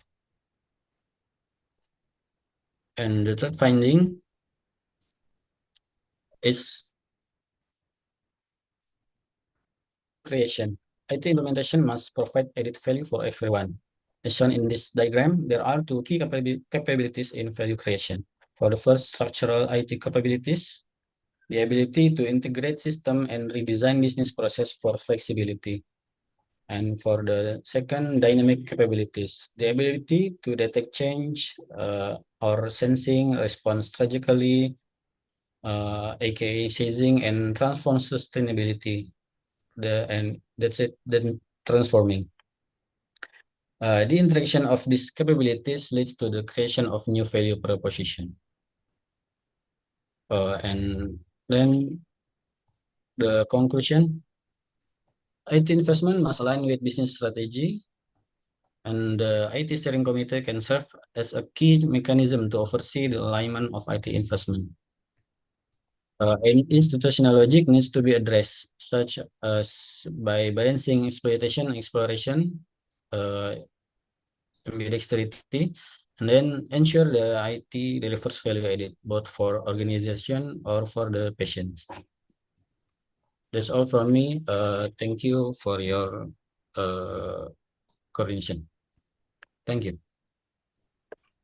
Okay, thank you so much, Abdul Hakim. I think it's very interesting because I think issues related to IT project management has been, something that has been researched many times and many years. And hopefully, with this, we are able to understand what are some of the, recent issues that we have, based on the literature. I think you highlighted quite a few, which is quite new. For example, like the balancing as well as, the value creation, which I think is also very important. Is there anyone who would like to ask any question or make any comment based on what has been presented?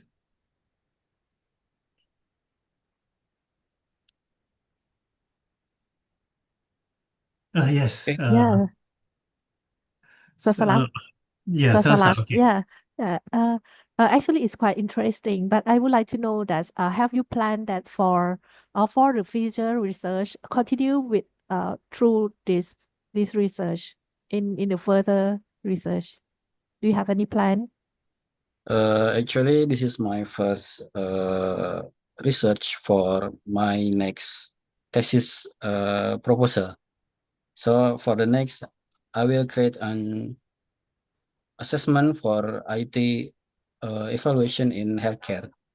So this is the first for my introduction.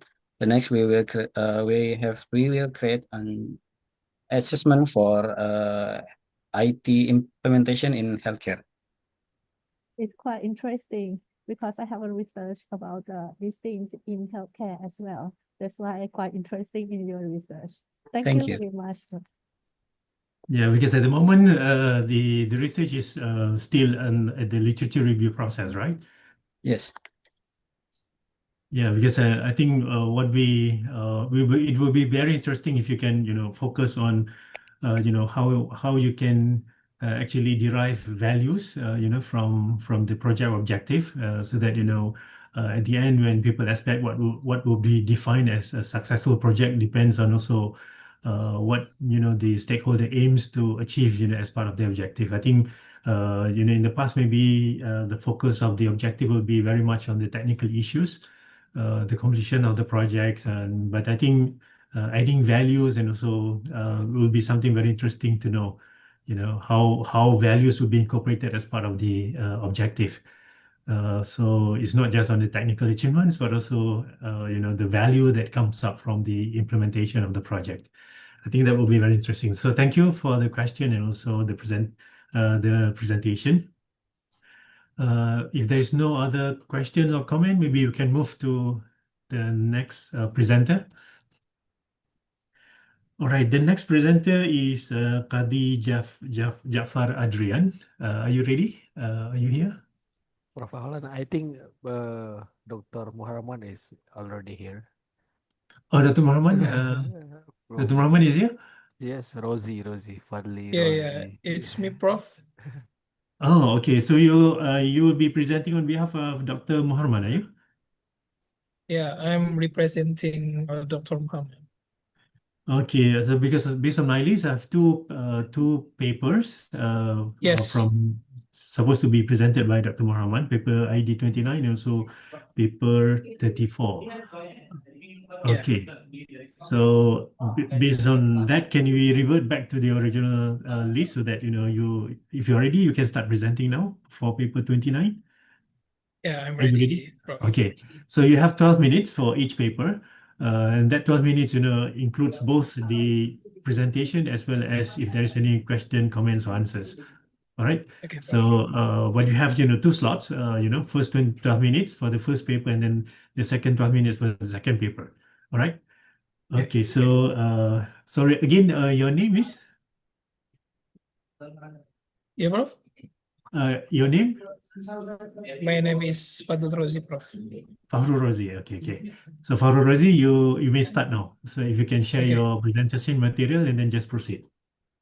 Okay, thank you so much, Prof. Abdul Rahman Ahlan. So, I apologize for it. So, I will presenting my first. Wait.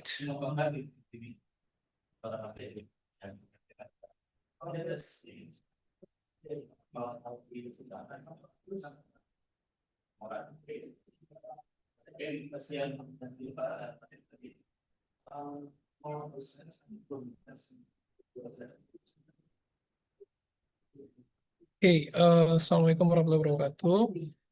So this is for the presentation in my conference. The title is Bridging Service Quality and Architecture Digital Banking, Usability Framework based on TOGAF ADM e-Servequal.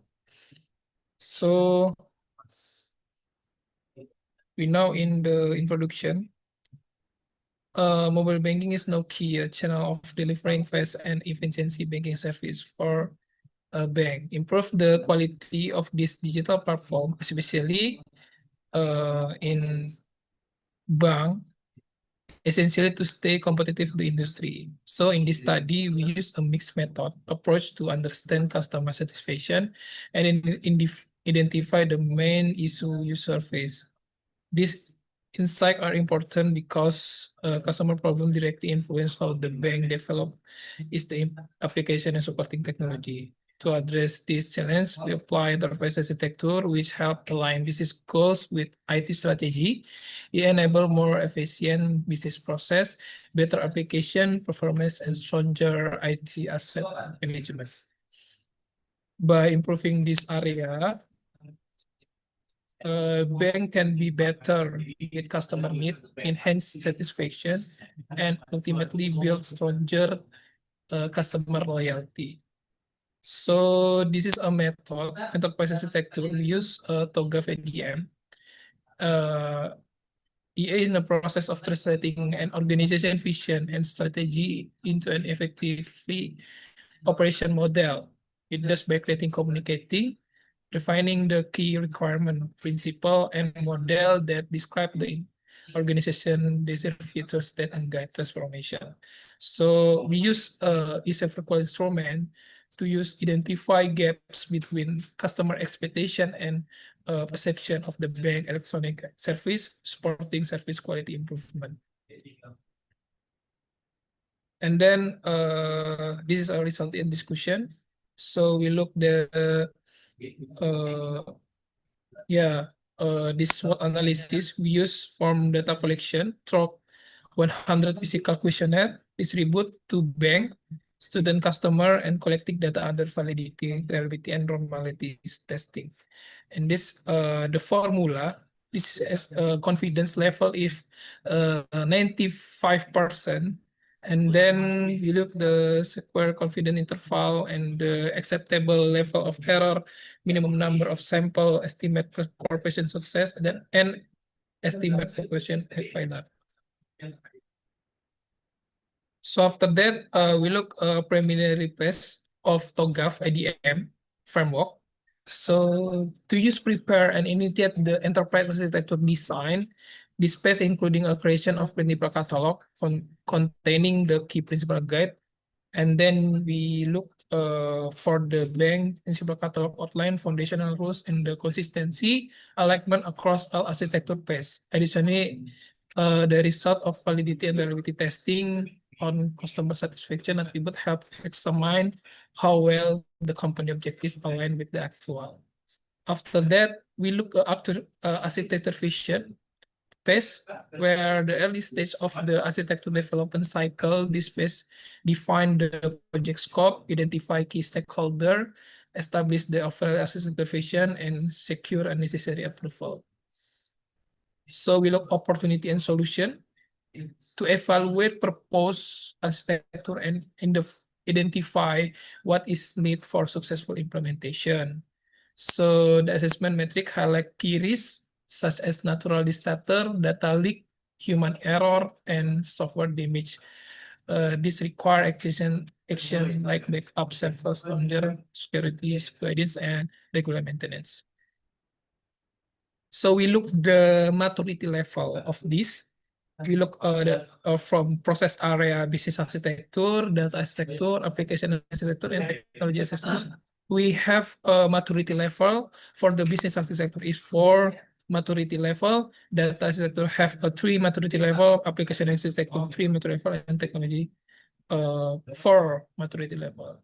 So we got item of the many of types and architecture, and the item is easy to find the information I need. The application provide different. Number 3 is the PT Bank online application can be improved after that launching, and that satisfy with benefit cap. So we classify from the item to be architecture in TOGAF ADM. So the conclusion is the EA is a research procedure and blueprint and that guides PT Bank in developing and implementing IT aligned with the business needs.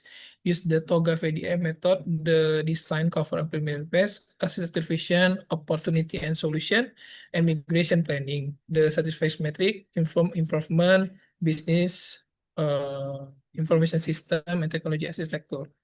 So this is for the presentation in the first of topic in the bridging service quality and architecture digital banking usability framework based on TOGAF ADM assessment. So we next presentation. Do you mind if before we go to the next paper? Okay. If we can just have some discussion.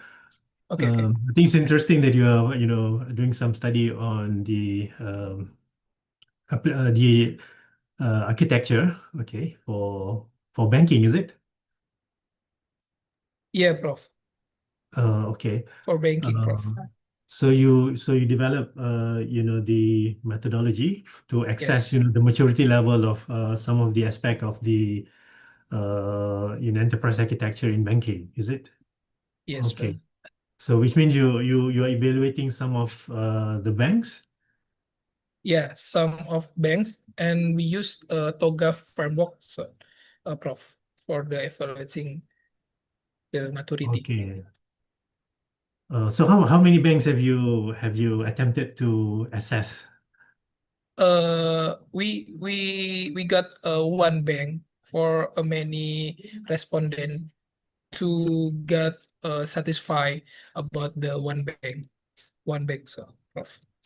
Or one bank, it's just like a Yes. pilot stage, Yeah. is it? So Yeah. how do you intend to expand, the testing, the methodology to other banks? Suddenly we focus on one bank, but the questionnaire, we have a many questionnaire for about we judge one bank. Yeah, for many questionnaire to use one bank, we got how the satisfaction for a one bank. Maybe that's it, Prof.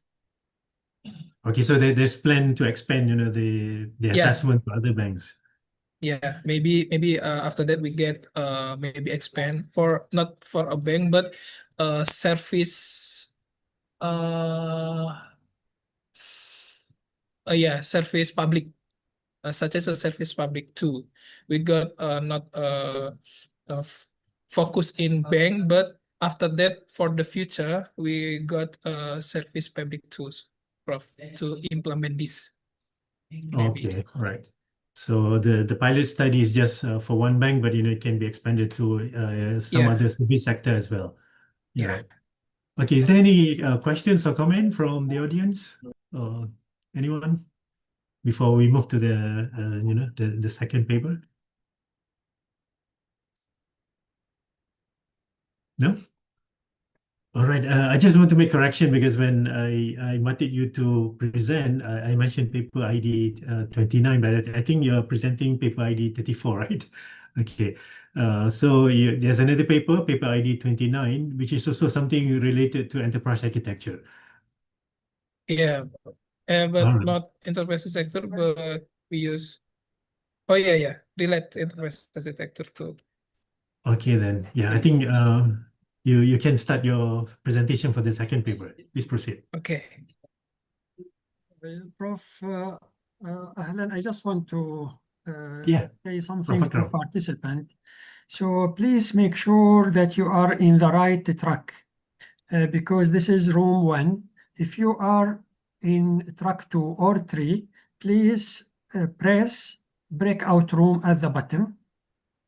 There is one button called breakout room. Press there and you will find all other breakout room. Just click your right room. So please follow your track. Thank you very much to all. Assalamu alaikum. Waalaikumsalam. Thank you, Prof. Akram. Okay, Brother Fahrul Razi, please proceed for the second paper. Okay. We next second paper. So the title is Model Accuracy in Enterprise Architecture. We use a validation and verification of business process. We use Apriya, Petrinets, and work with use WorkPad application. So this is a collaboration tool and with Telkom University and IAUM. So we go to introduction. Since 2013, Gartner was report a significant rise to organization interest toward enterprise architecture, mainly driven by the increasing demand for digital business and the need for the structured corporate EA program.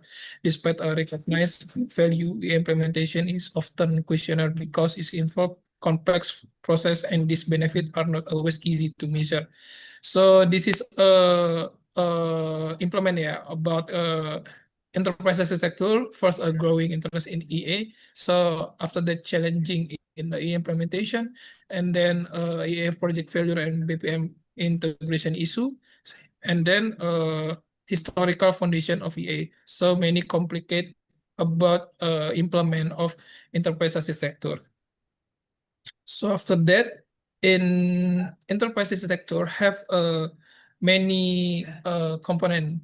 Yeah, this is a business architecture, and then data architecture, application architecture, and technology architecture. So the four component is going to be a domain, and then to define the infrastructure of technology, application, and then data. And the first is business architecture. So we can see how the enterprise can be implement this component of domain in enterprise architecture. So after that, we use history of enterprise architecture and business system planning methodology. So this is several new idea emergent. A prism framework was introduced in organizational architecture, description into domain and types year. So this is from a Zahman framework. And then we use NIST contribute with AFU. And then we use a DISA, introduce TAVIM, and then based on PRISM model. So this is a business system planning methodology, and then this enterprise architecture planning methodology. So we use two about the history of the enterprise architecture. So this is a BPM life cycle. We make a BPM life cycle from enterprise architecture to help organizations stay adaptive by continually improving the business process. The BPM life cycle consists of several key stages. It starts with process identification and then process analysis. So after design, process implementation, puts the new process into practice, and then we use BPM support to organization in adaptive quickly to business change, talk, and ongoing structural improvement cycle. So after that, we got to implement the BPM and process model to report that submitted to the supervisor after that, and then can look this about the BPMN process. So from the BPMN process, we use a PetriNet and finding a result. Now, in the analysis result, we look at several errors. We identify a section highlighted by red box.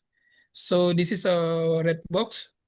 We got a 3 red box to look about error occur because there is no XOR join connecting the incoming art to the activity, making the process path unreachable.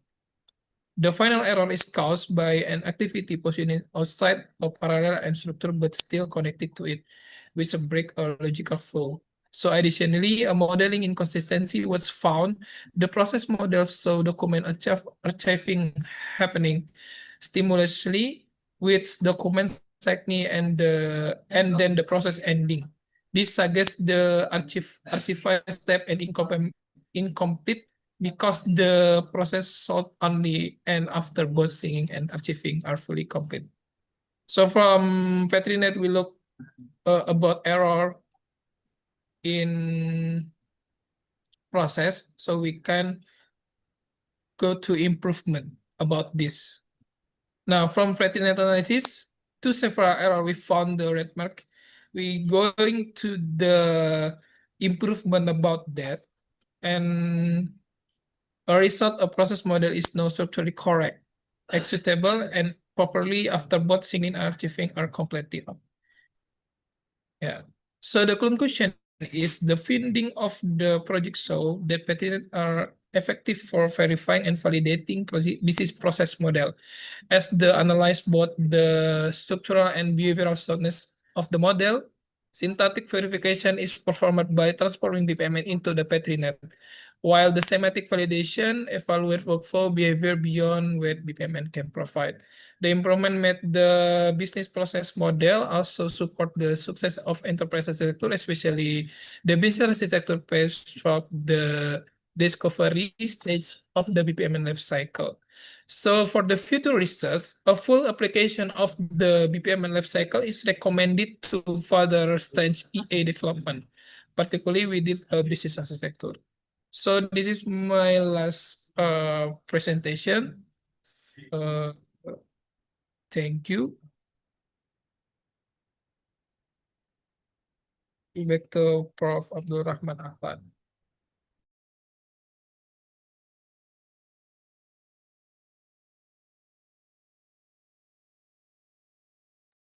Sorry, Prof, still mute.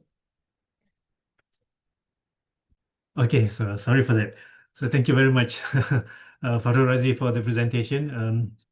I think another interesting presentation on issues related to enterprise architecture. And this time you use a technique to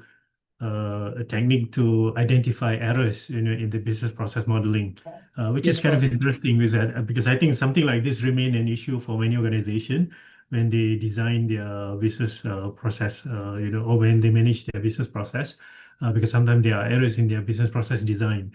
So I think you mentioned that Petrinet is one of the plausible way of how you can detect errors because as you do the mapping, you are able to identify where that errors could be, which I think very interesting. Yeah. But in the title of the paper, you have I think Petrinet and also the other one, the method that you use. Maybe just Petrinet.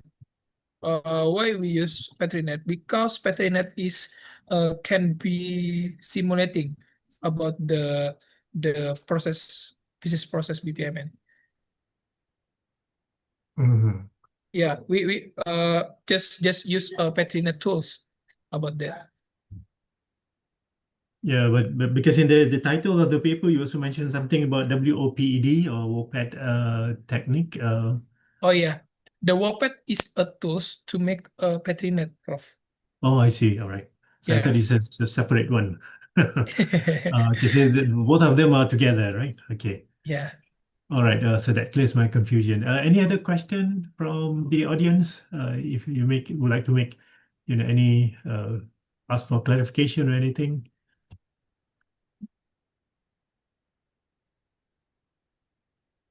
No? All right. So if there's no question, then we can move to the next presenter. So thank you so much, Farul Razi. Thank you, Prof. Abdul Rahman Ahlan. Okay, thank you. Assalamualaikum warahmatullahi Please wabarakatuh. send my regard to Dr. Muharman. I used to know him, Yeah, before. I'm a All student, right. Dr. Muhammad. All right. So I think the next paper is paper ID 40. Qadi Jafar Adrian, are you ready? Yes, Prof, I'm ready. I think the title of your paper is on design thinking for disaster response, enhancing volunteer engagement via UI or UX innovation in the Chawan application. So it's about a particular application, is it? Yes, Yeah. So Prof. yeah, I would like to really get a better idea of what is Chawan application and how do you design that. So please proceed. You have 12 Okay. minutes. Okay, thank you very much, Prof. Yeah. Assalamualaikum warahmatullahi wabarakatuh. Good afternoon, everyone. I would like to present my paper on. Sorry.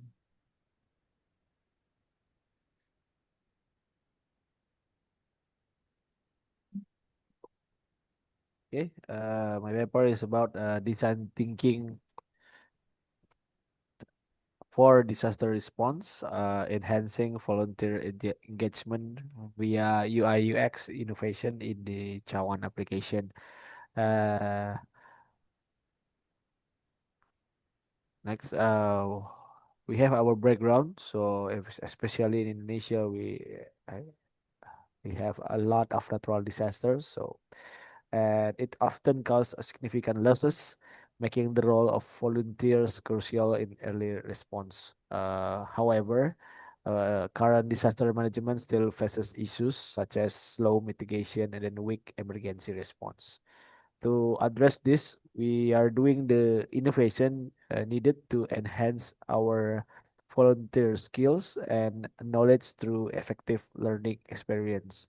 So we have a lot of volunteers in here in Indonesia for every natural disaster, but some the management is still weak, and so and not a lot of application that they use.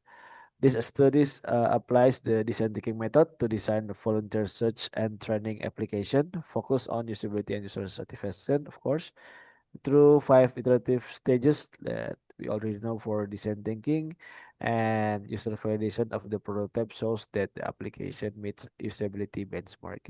It's achieved 84 SUS score. This is our method. We are using design thinking that we already knew we have advertised, defined, ideal, prototype, and test. And we also doing competitor analysis. So we are trying to see other product that already there, and then find that what the problem, then what their pain points, and also what is their advantages for each of them. So we are doing like doing the advertise. We are doing it research in one of the biggest volunteer organization in Indonesia. It's ICT, and we also doing it in Lampung, especially in 2 universities. Then we also using a user persona for doing that, and then we create for the entity map for the persona.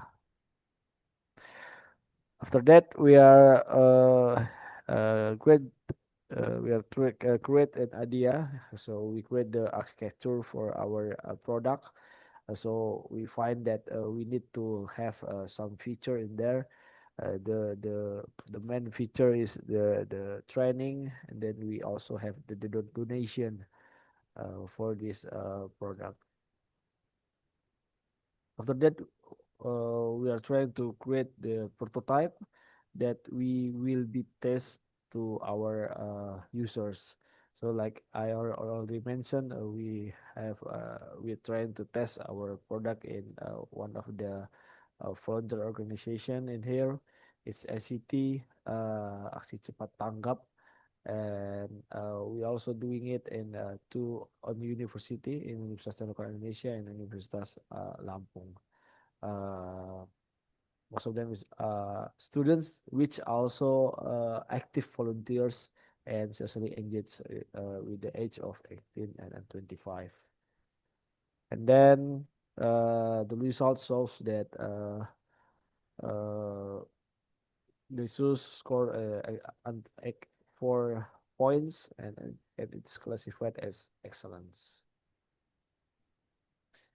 For the conclusion, user validation results shows that the application design meets benchmark criteria with user satisfaction, aligning with the SUS. Then this indicate that design is ready for development, serving as the foundation for creating an application to facilitate volunteer registration and readiness in disaster response.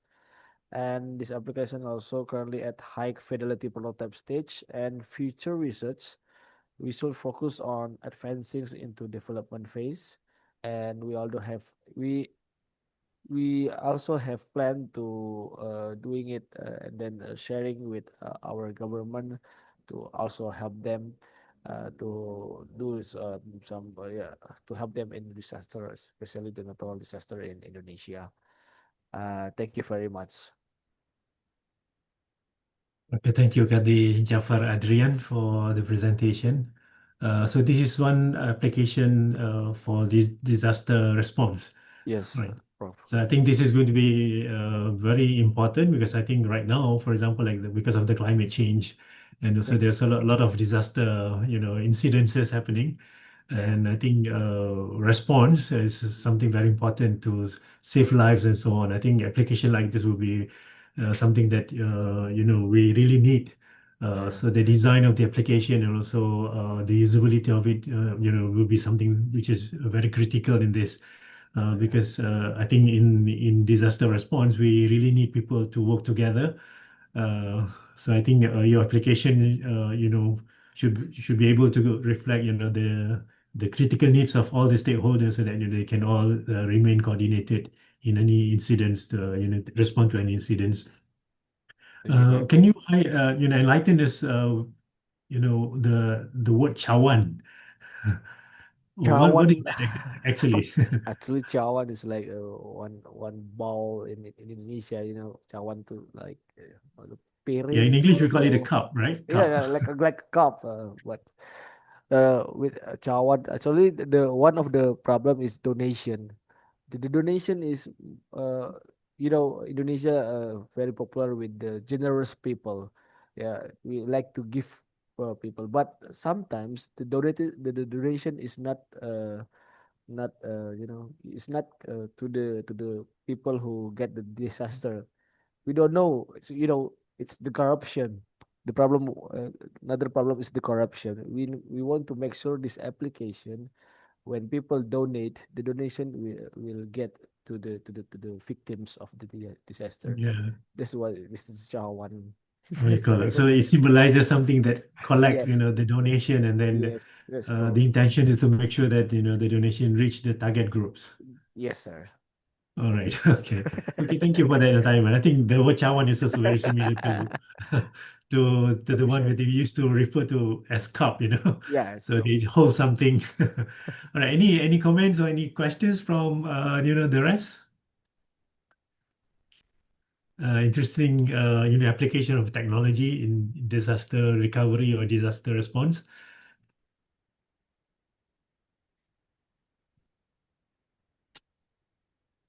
No further comment or questions. Enough, All Prof. right. Yeah. No. Do you have any comments or Farul Razi? Any comments or questions you want to ask? I Rosie think enough. also my team, sir. All right. Yeah. Okay. All right. Okay. So you're also part of the team. Yes, sir. All right. I wish you well for the working together. All right. So, all right. In that case, I think we can move on to the next presenter. Next one will be paper ID 62. And paper ID 62 is entitled Structural Factors in AI-Generated Content Trust Influencing Educator Acceptance of Generative AI Tools, Extending the Technology Acceptance Model. And I have here Pattaya Rom Kukrit. Okay, if I Kulit. all right, sorry. Okay, Okay. don't worry. I think you also have your co-author here in this session. Yes. Salsak, yeah? Okay. So, but you will be the one presenting. Okay. All right. So, Let if you're me. ready, yeah, if you're ready, you can just share Yes, your yes, yes. material and then proceed. Okay, let me share the screen. Um,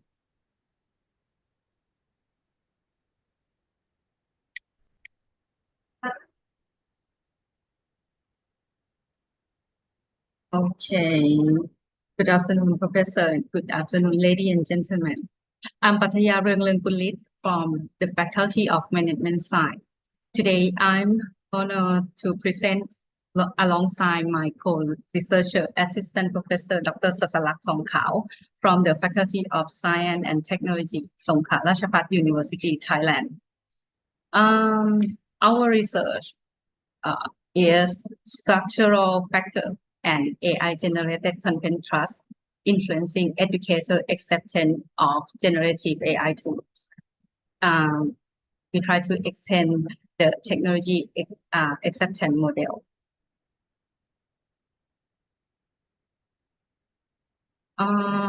Let's begin with the context of our study.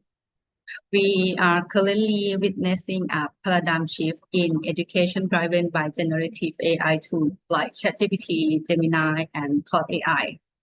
Unlike the traditional education technology that simply deliver content, Gen AI autonomously generate the content.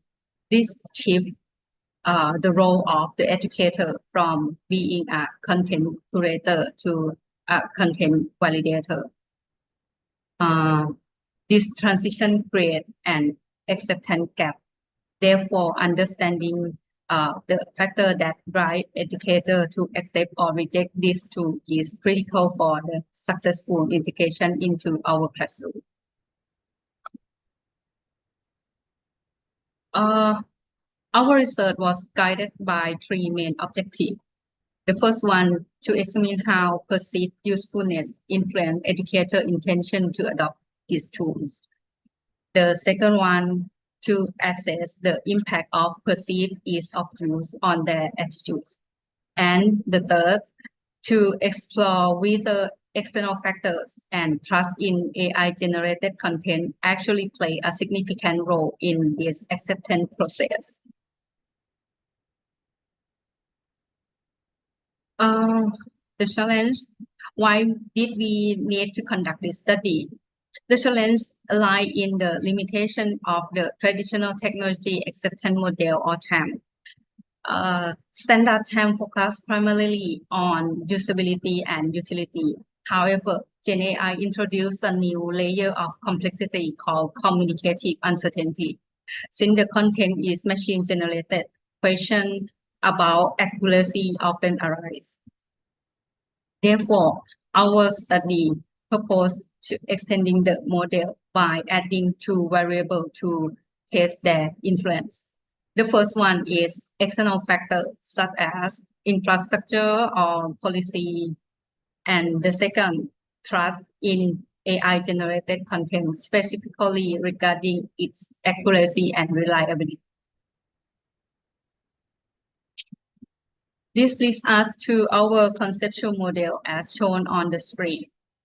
In this study, we hypothesized that external factor and trust in Gen AI content might act as attendants that influence the core belief or perceived usefulness and perceived ease of use. We want to investigate if the cognitive process of trusting the AI is a necessary prerequisite for educators to find the tools useful or easy to use.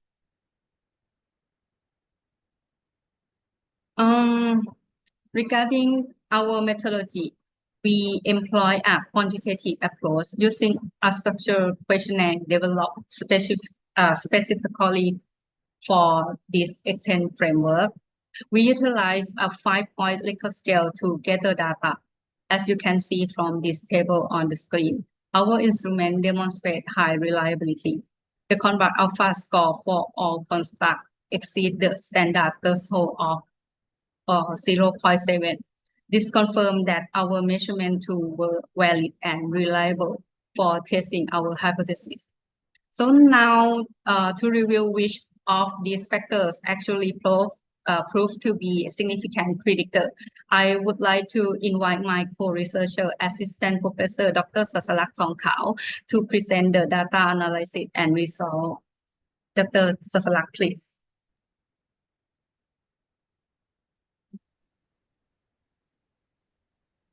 About the data collection is total 991 total participants.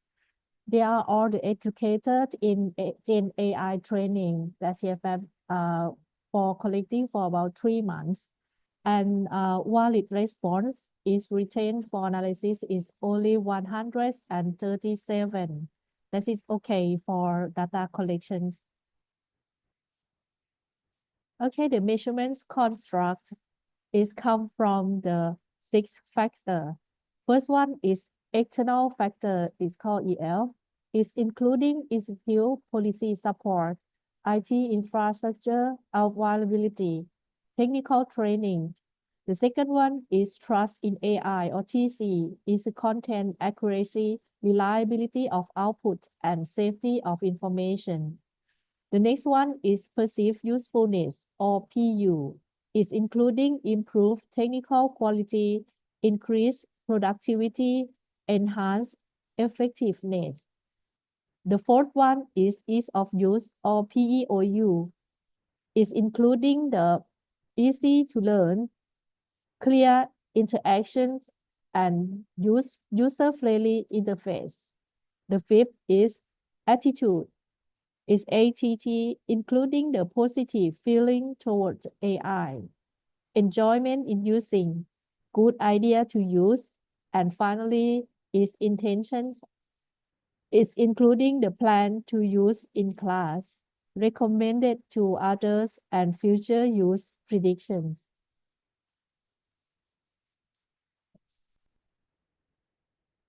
The result is the perceived usefulness and attitudes are the strongest predictor of behavioral intentions. This one is showing the descriptive statistic for Gen AI acceptance factor, reveal the strongly positive perception among the educator towards the generative AI tool in education setting. Perceived usefulness or PU and attitude towards use or ATT share the highest ranking, both mean 4.39, indicating that the educator recognize significant value in Gen AI tools and maintain the strongly favorable attitude towards the implementation. And this one is the hypothesis testing result. Before this is the external factor analysis. Actually, the external factor analysis is the analysis of external factor influencing the educator acceptance of generative AI tool. Reveal the important insight into institutional support structure clearly in place. The first one is school policy. Second one is infrastructure. Third is professional development. And finally, the technical support. Therefore, after the testing result is summary that if you see in this table, the hypothesis that get the highest score of relationship through the AT to the BI is the 0.719. This is the highest two predictions for the BI. Then if you saw this table, the strongly support hypothesis, not only the hypothesis 7, that is educator attitude towards using Gen AI tool, strongly predict their behavioral intention or BI that I mentioned to use them. And secondly is hypothesis number 5, is perceived usefulness or PU. Perceived or hypothesis number 5 is perceived usefulness of Gen AI tool strongly influence the educator attitude towards using them. And number third is hypothesis number 9 is perceived Gen AI tools as easy to use strongly affects educator attitude towards them. And the next one is hypothesis number 3 is perceived ease of use strongly predictive perceived uses of Gen AI tool. And lastly is hypothesis number 6 is perceived usefulness strongly the predict behavioral intention to use the AI tool. Number 1 and 2 has the moderate strength of prediction is the external structural factor. That's hypothesis number 1. Hypothesis number 1 is the external factor, technical support, professional development, policy, and infrastructure moderately influence the perceived usefulness. And number 2 is the external factor, moderately influence perceive the ease of use. This one is moderate. And the number 8, hypothesis number 8 and hypothesis number 4 is weak, is very weak. That is cannot predictable. That is impact to the other two factors. Yeah. Support, but it's really weak. Okay. For the 3 explanation for its consideration, first, data collection immediately for trading may have the create the anti-ism effect, overshadowing trust concern. Then second, trust may operate through the indirect pathway, not moderate here. potentially in moderating relationship between the construct rather than directly influencing perception. And third, trust in Gen AI may be multidimensional, encompassing accuracy, transparency, and pedagogical appropriateness, requiring refined measurement beyond our current instrument. Next slide. Next slide ไปครับ Next slide. มันไม่ขึ้น Can you wrap your presentation in 1 minute? Yeah ไปนอนแล้วทำไมมันไม่โชว์ในเนี้ย Yes for the final model validation the extent the term is successfully explained the acceptance of Gen AI in educational context and trust actually is not the key to identify as critical factor that significantly promotes the use of Gen AI tools, but this concern may come from unawareness or experience of the poor quality contents. And lastly, the institutional roles must focus on the building trust through the content validation mechanism, not just the technical infrastructure. This is all of my research. Really thank you to everyone. Okay, thank you, Sasak, for your presentation also. I think very interesting and also timely because I think we are now living in an era where AI is, making a lot of impact in the way we do things now. Making a study on the acceptance on the Gen AI, as you have termed it, I think interesting. You call it the rise of Gen AI. I think that is an interesting terminology that you use.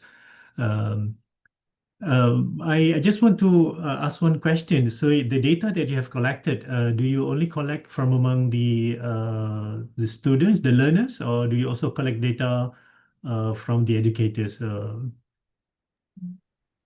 The data is come from all its educators. They are coming to study the course of the AI in about 2 and 3 days. Yeah, and then I use the questionnaires to ask them that they are trust of the tools of the AI or not, or something like this, and then use the whole data to analyze this. So the intention to adopt or is also from the perspective of the educators, is it? Yes, right. Okay. Because I was also wondering, do you mix the data between students or the educators? But so it's only coming from the educators. Yes, so right. the perspective of all the factors are actually representing the perception of the educators. Yes, right. All right. Okay. Thank you so much. Anyone who would like to ask question to Dr. Sasak and Yes, Prof. yes, Dr. Rio. Okay, thank you, Prof, for the time given. I would like to ask, there is what you call it here as the school policy that should also strengthen in terms of the validating the data that educator use. Could you give a little bit brief about the school policy? Yeah, because as we know, is it will take any more times to validate the data that we use generated from AI due to the long the bureaucracy that we see in the school. So how a school policy for the content validation that you mentioned it should be also taken to validate the data that we use in education is validated. Thank you. For the school policy, that you are mentioned is actually the problem in Thailand as well. Yeah. Yeah. They take time and it's any of bureaucracy. And then actually is the school policy is the strongest external factors that we are collecting the data is for me is highest. But however, the school policy actually is not not quite high impact of perceived of usefulness and not very high to impact the behavioral intention to use Gen AI. Actually, it's quite I don't care that's how much or how high on the policy, but I still want to use it, something like that. Okay. And actually it's quite not quite high in terms of that, but the external policy is the attitude that is impact dot EF. That means the EF is not moderate. That's why is moderate to impact of the PU and PEOU. And this data is you see is hypothesis number 1 and number 2. But then however I think they show that is the highest of the strongest of the EF itself. And the following is like the infrastructure that you don't have the any money to buy the AI or something like that. Yeah. Yeah, that's it. Because it's free. It's still free right now. Yeah, but now it's free. That's why. Yeah. Okay, very interesting discussion. So I think for the interest of time, I think we have to wrap your presentation. And so I think it's a very interesting topic, and also that, and it also has got interest from some of our colleagues to ask you questions. So that now we can move to the next one. So thank you, Patia and also Sarsak Thank you. for Thank the you. nice study and also the presentation. So let's move on to the next one. Can we have Dr. Hazwani? Are you ready? Yes, Prof. I should present my screen, right? Yes, please. So if you can share your screen and then you start your presentation. You have 12 minutes. Okay. Is my screen visible? Is my slide? Yes, we can see it now. Just a show, Okay, Bismillahirrahmanirrahim. Assalamualaikum warahmatullahi wabarakatuh. And salam sejahtera to everyone.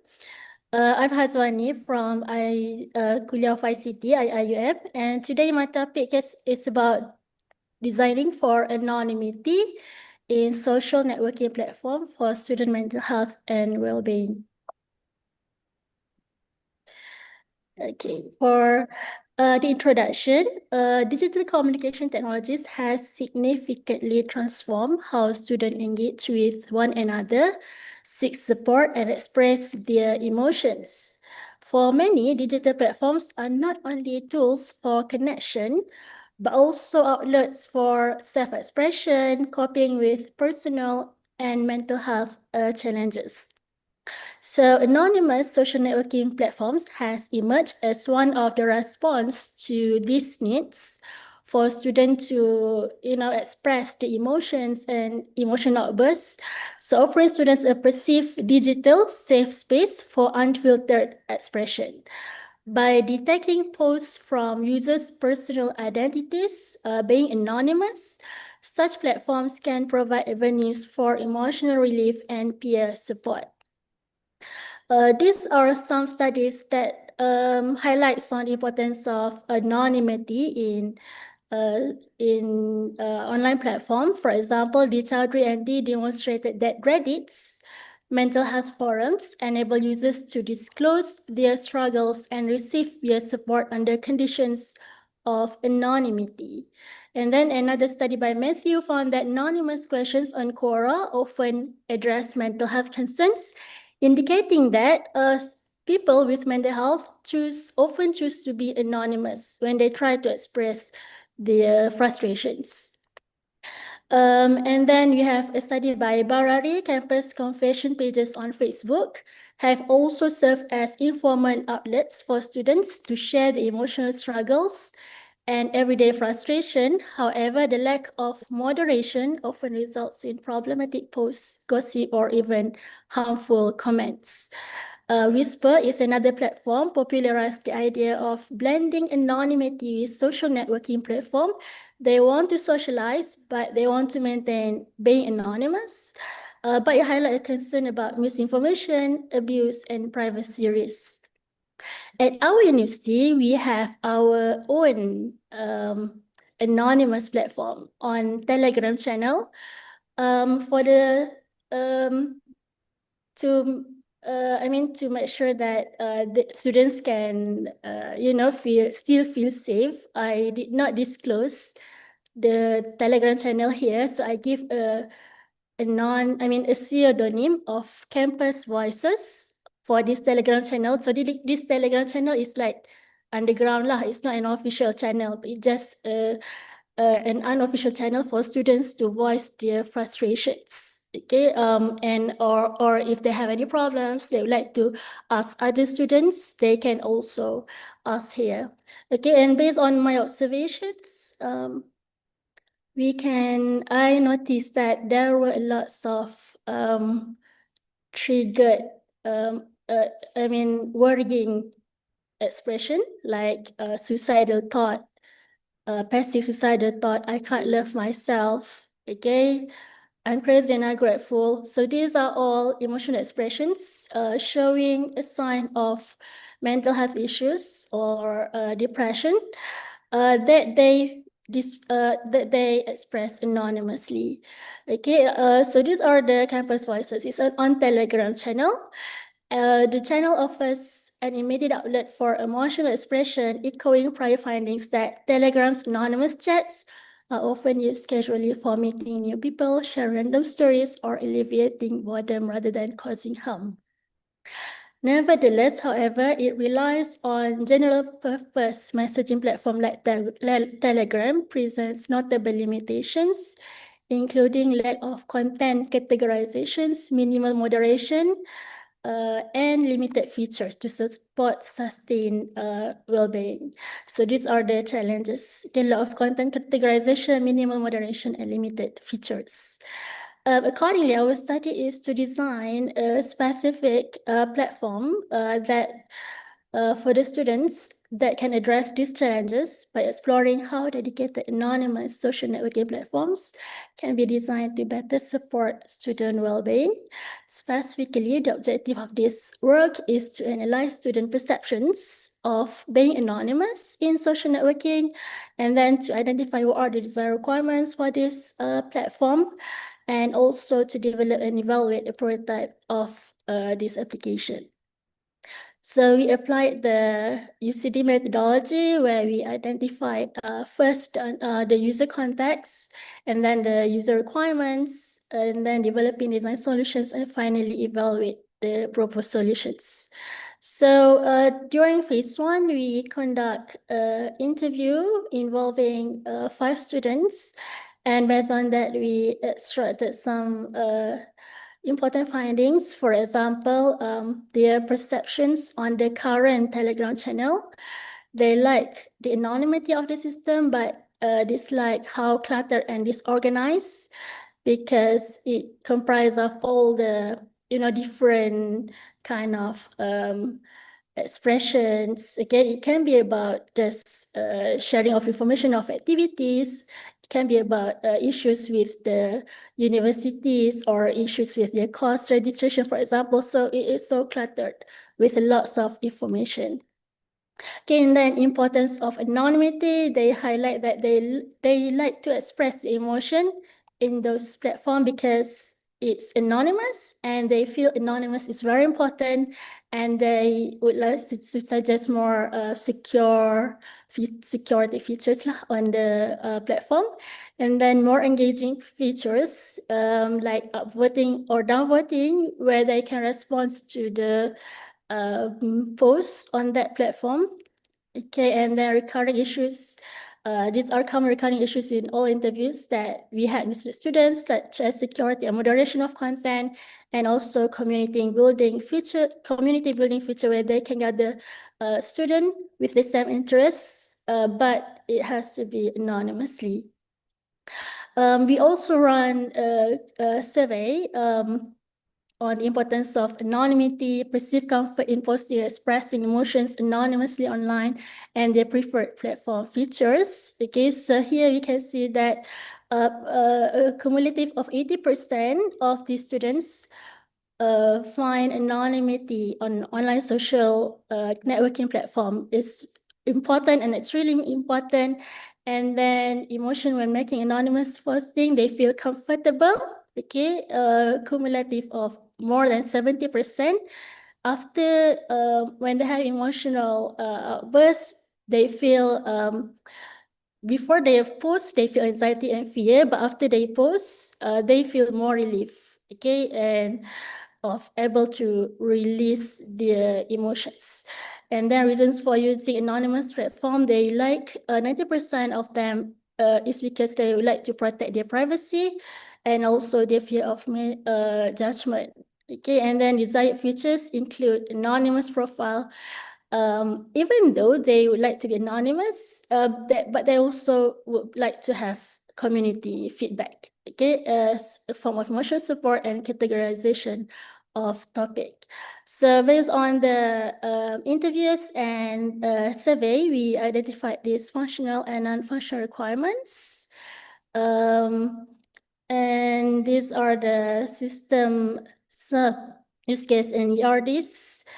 And then these are our prototype. Okay, so the app, okay, should show user feeds anonymously, showing recent posts from anonymous users. Okay, and others can also comment to the post anonymously, and they not only text-based post, they can also post image, but of course it will be moderated first. And they can flag if any posts made that they feel inappropriate, they can report and flag the post as inappropriate to the administrator. Okay, they can also sort the anonymous posts based on likes or date if they would like to know what are the current, what are the topics that are currently being talked about in the community. And then they can also search for the posts that they are interested. Okay, so these are some of the features that we identified from the students. Currently, we don't have these features in the Telegram channel. Okay, and then for the admin reports, admin will review the uploaded post, whether it's appropriate or not. Okay, and based on this prototype, we conduct user evaluations, focusing on the functionalities, and based on our evaluation, all the participants find that the app is easy to navigate, engaging, and also support the anonymity, which are critical factors. In terms of we also ask for suggestion for improvement. Some of them prefer dark mode interface, so meaning that they would like to have some personalizations, how the app should be presented. Okay, filter for image, because in our app we only have a filter for the text. Okay, and also to include others option for reporting features. Okay, so if you notice this, I will say a pilot study. It just focuses on the main features. We have yet to evaluate how it will give effect towards student mental health and well-being. Okay, so those are limitations of the study. So we are in the future research, we are planning to have a collaboration with mental health professionals to further discuss on how the app can promote psychological well-being, conduct longitudinal study to investigate long-term impact and also consider accessibility features, especially for students with special needs. Okay, that's all from me, Prof. Okay, thank you so much, Dr. Azwani. I think another interesting study, and this time it highlights, the importance of anonymity. Maybe it's just something that many people address, but I think anonymity has become something very critical nowadays. Oh. With the growing numbers of people who now subscribe to, being at the back, keeping things to themselves, and that has huge impact on their mental health. So I think for the societal well-being, something like this is very important. It extend a platform for them so that they can speak out and also share their experiences so that it can be better understood. I think very important study, even though it's still sounds to me like a still preliminary stage, but Yeah. I think a lot more can be done on this. Yeah. Any question, any comments from the audience? Yes, Prof. Yeah. Yeah, I would like to ask, would you give the difference between the anonymity with the fake information that give by the user of the platform? Based on my understanding from your presentation, you just initiate to create a platform that can be used by the mental health people that want to release their emotional things that can be done through the you call it platform or apps. But sometimes also people like to use the fake the fake information, the fake identity. Yeah. So what is the difference based on your Okay, research? right now for the Telegram channel, it is not regulated lah. Everyone can be anonymous. So maybe not presented here, but when we're discussing about this issue, we are talking about it should be only visible on the administrative side, who are the valid registered users that can actually access the app. Only on the community side, it is anonymous. Okay. And also for the misinformation, it can be reported lah. If there is any fake information, it can be flagged and complaints by the community. So I just missed some slide because yeah. So you create the app for this disability people or what actually? No, it's just a digital safe space for students with mental health. I mean, because it is common, even based on my own experience, when I suggest students that have symptoms of mental health issues, they are not present in the class, missing. So I suggest to seek counselor, and unfortunately, they did not go to the counseling session. I see. Okay, so these are a digital safe space where these students, if they have any emotional outbursts, issues, they can express in those platforms. Oh, I see. Okay. So that's why in the end, I have include the mental health. I mean, maybe we need mental health professionals. If they would like to express or communicate with these mental health professionals, they can also go through this platform. Okay. Thank you. Got it. Okay. Thank you. Thank you. Okay, we wish you can have more discussion, but I think in the interest of time, I think we need to also have spaces for another 2 presentation, which we still have remaining.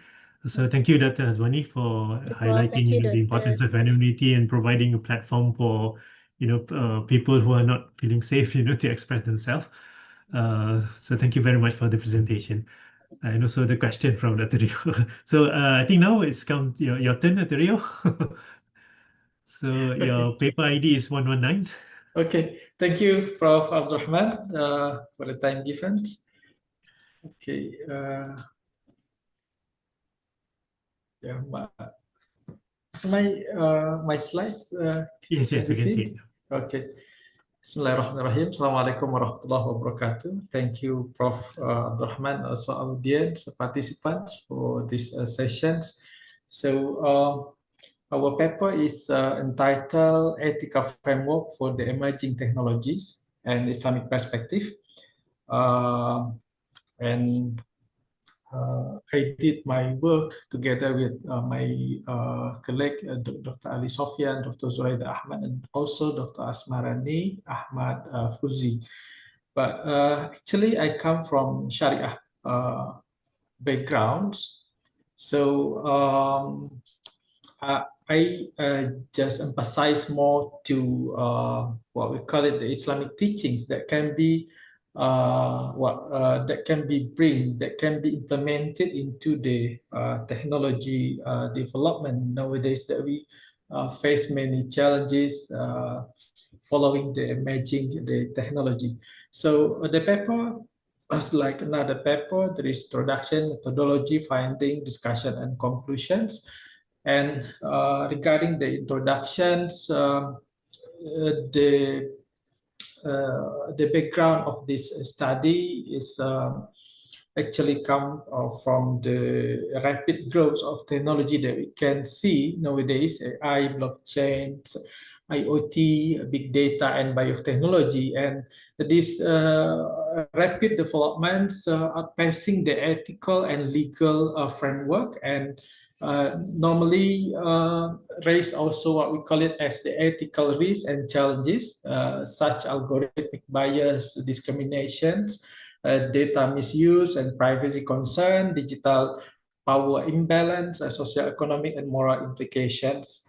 And there are we can get what we call it as the global ethical framework, like UNESCO AI recommendation, and also European Union AI Act that are developed already to be the foundations, to be the guidance for the development of the technology that we see.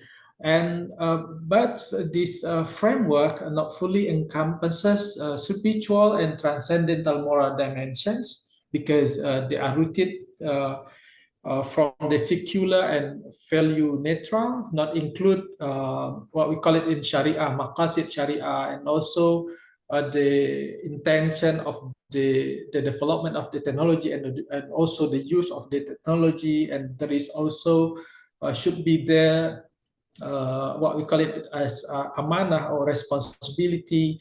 And the current framework also of focusing on procedural and technical ethic, and not metaphysical or spiritual ethic, and lack of a moral foundation from what we call it divine revelations.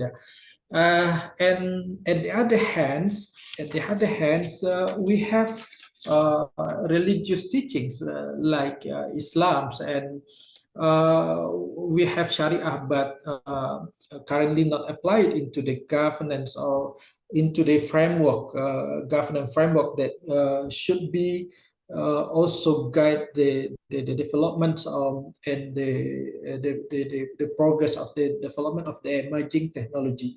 And furthermore, so what is the problem is, for this study, how can Islamic ethical principles also can be applied to govern emerging technologies such as AI, blockchain, and data analytics.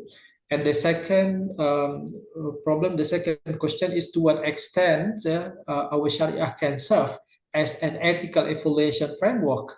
And the third is, what are the convergences and divergences between Sharia or Islamic ethics with the global ethical framework. And the last one, how can a practical value-based Islamic model of technology governance be formulated for policymaker, technologies, and the Islamic financial institutions.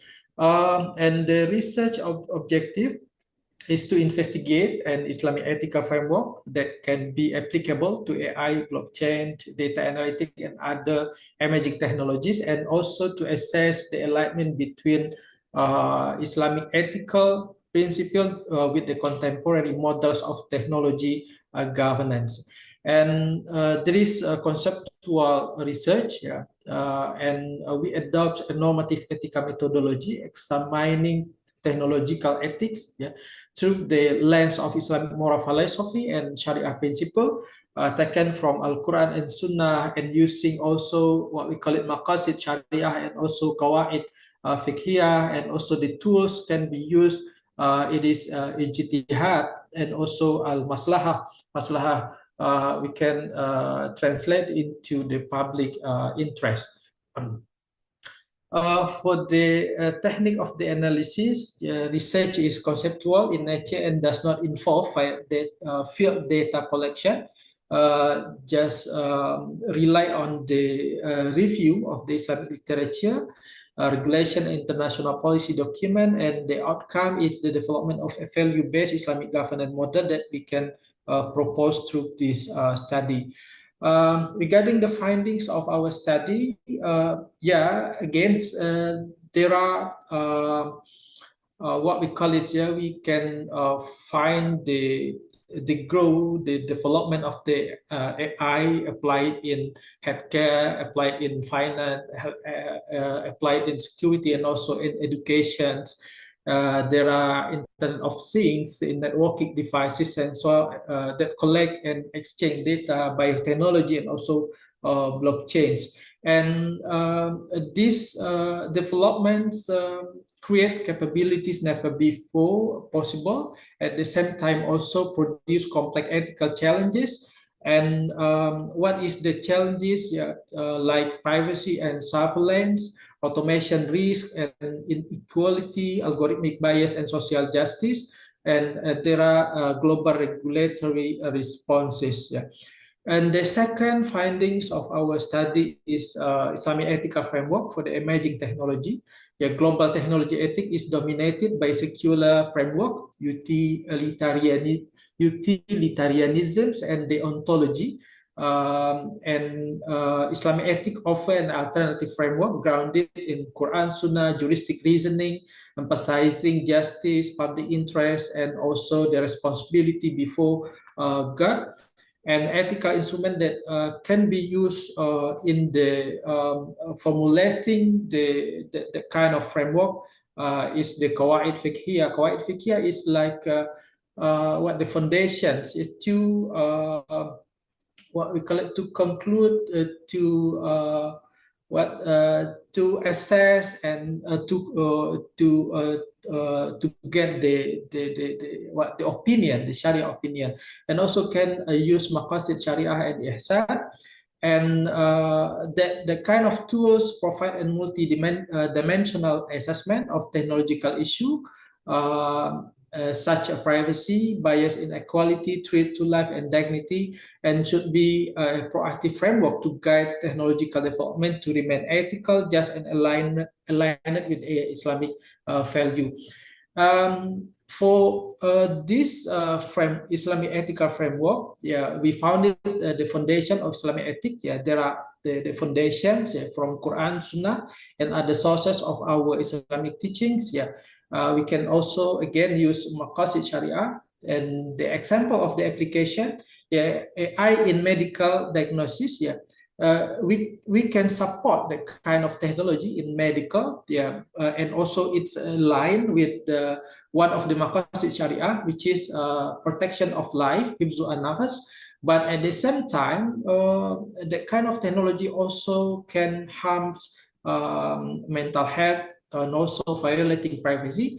But and we can also what we call it evaluate, by the maqasid Sharia parameters, because there is threat, hifzu al-aqal, or protection of the intellectual, and also protection to the human dignity. The foundation from the Islamic ethics also qawaid fiqhiyah, as we mentioned before. Then ethical governance in Islamic require ijtihad, shura, and collaboration among jurists, technologists, and policymakers. So the conclusion is Islamic ethics provide normative boundaries and interpretive flexibility for managing technology in a way that is spiritually grounded, socially responsible, and forward-looking. And the second for the Islamic ethical framework is the ethical virtue and spiritual accountability. Islamic ethics is virtue center, emphasizing tazkiyah and nafas, self-purifications. There is core virtue, there is core ethic, such as truthfulness, justice, trustworthiness, humility, benevolence, and the technology developers and policymakers are viewed as moral agents accountable to the society and also ultimately to our God Allah Subhanahu wa Ta'ala. And also should be there muhasabah and taqwa act as the internal regulator, preventing technological misuse beyond external oversight. And the third layer is the application of Maqasid Sharia to emerging technologies. Maqasid Sharia means the protection to the religious, protection to the life, protection to the lineage, protection to the our wealth. And this Maqasid Sharia serves as a core ethical framework to evaluating the impact of the modern technologies. Expanded with the contemporary values such as dignity, justice, freedom, and environmental stewardship. And the application is protection of intellectual can be like the parameter to evaluate the use of the AI. There is issue of the manipulation, also the hallucinations. So how we use the parameter of the protection of the intellectual through the regulations of the using AI, for example. And the protection of lead age. We can also ask the parameter to evaluate the use of the biotechnology. Because through biotechnology, we can know the current, the new technology can do what we call it engineering, or engineering, gene DNA, like something like that. But if we But if we are not able to rule, not able to regulate, so we'll breach the principle of the Islamic teachings. Dr. Ryu, can you wrap in 1 minute? Okay. The last one is the ethical deliberation through ijtihad and maslahah. Ijtihad and maslahah. Ijtihad means the effort by the Sharia scholars also to give the supervise, to give the opinion, to give the guidance in terms of the using of the technology and also in terms of the developing the technology. And if we compare to the global ethical framework, there is many convergence. Actually, there is a line, but the thing that lack from the global framework is the what we call it is just focus on the secular models, not taken from the defined sources like we have in our Islamic teachings. And there is the challenges and the opportunities. Key challenges include the first strict methodology, absence of the central authority, and limited technical literacy, the lack of the institutional mechanism, and for the opportunity, cross-discipline collaborations, and also the growing interest in value-based governance. So that is my our work. Thank you very much for your attention. Thank you so much for that Prof. presentation. I think very interesting. I think from your presentation, we can see that the Maqasid Sharia can actually become the foundation for developing framework for value-based governance, which is I think very important. As we have listened to some of the issues highlighted during the keynote speech this morning. So something like this is really welcome. But I think for the interest of the larger audience, maybe hopefully one day when you successfully develop the concept, the concept can be simplified into terminologies that can be easily understood for people who are not coming from the Islamic background. Yeah. Sure. All right. Thank you so much. I hope I can give some time for discussion, but I think the same platform probably will be also used for the next keynote. So maybe we just move on to the next presentation, yeah? Okay, thank you. Okay, thank you, Dr. Rio. The last presentation is from Sharia. Are you Yes. here? Yes, All Prof. right. Okay. Okay. So I think I will give the time for you now to share your presentation and just proceed.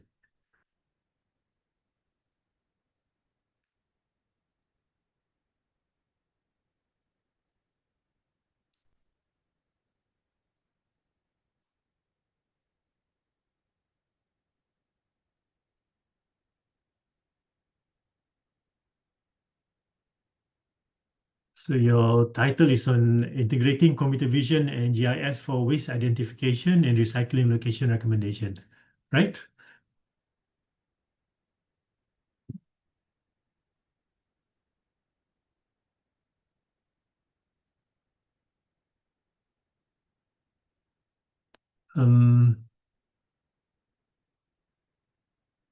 Sharia?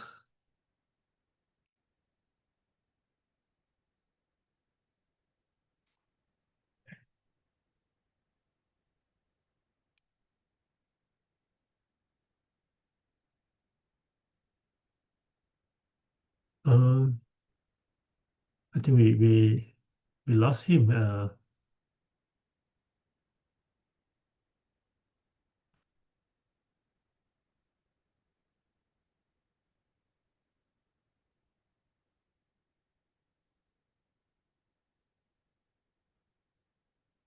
Oh, unfortunately, we have lost him. So hopefully he will rejoin very soon. I think he was probably trying to share his material, and unfortunately he exited.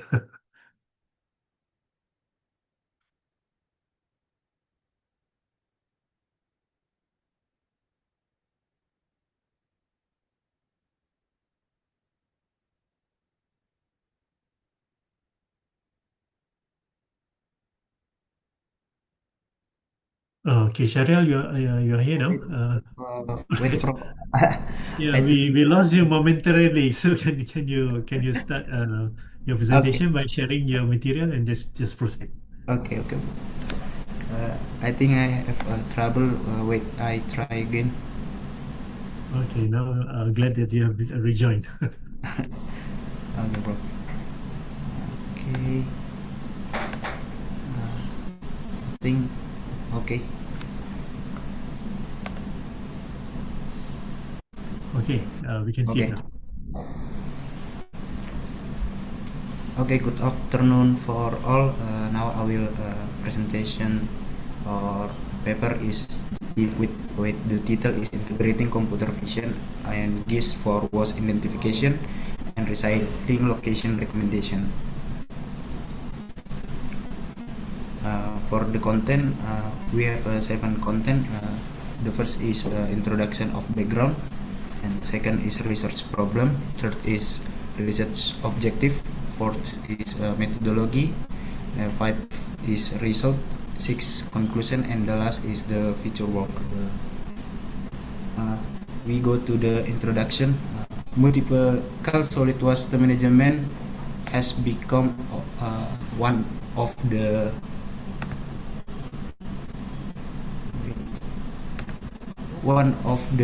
most pressing environmental challenges of the modern era. The volume of waste generated by society continues to increase significantly along with the rate of urbanization and population growth. This condition places significant pressure of conventional waste management system. The concept of circular economy and recycling practice have become curricular strategies for the reducing waste and minimizing ecological impact. Next is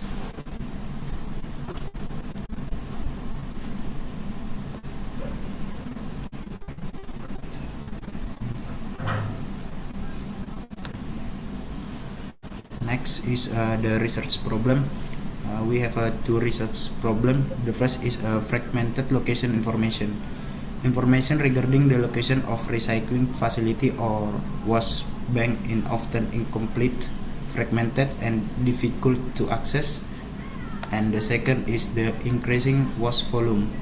Population growth has led to significant surge in urban waste volumes, putting pressure on conventional waste management system or TPA. No system yet integrate advanced computer vision detection capabilities with geospatial or GIS recommendation in a single seamless workflow.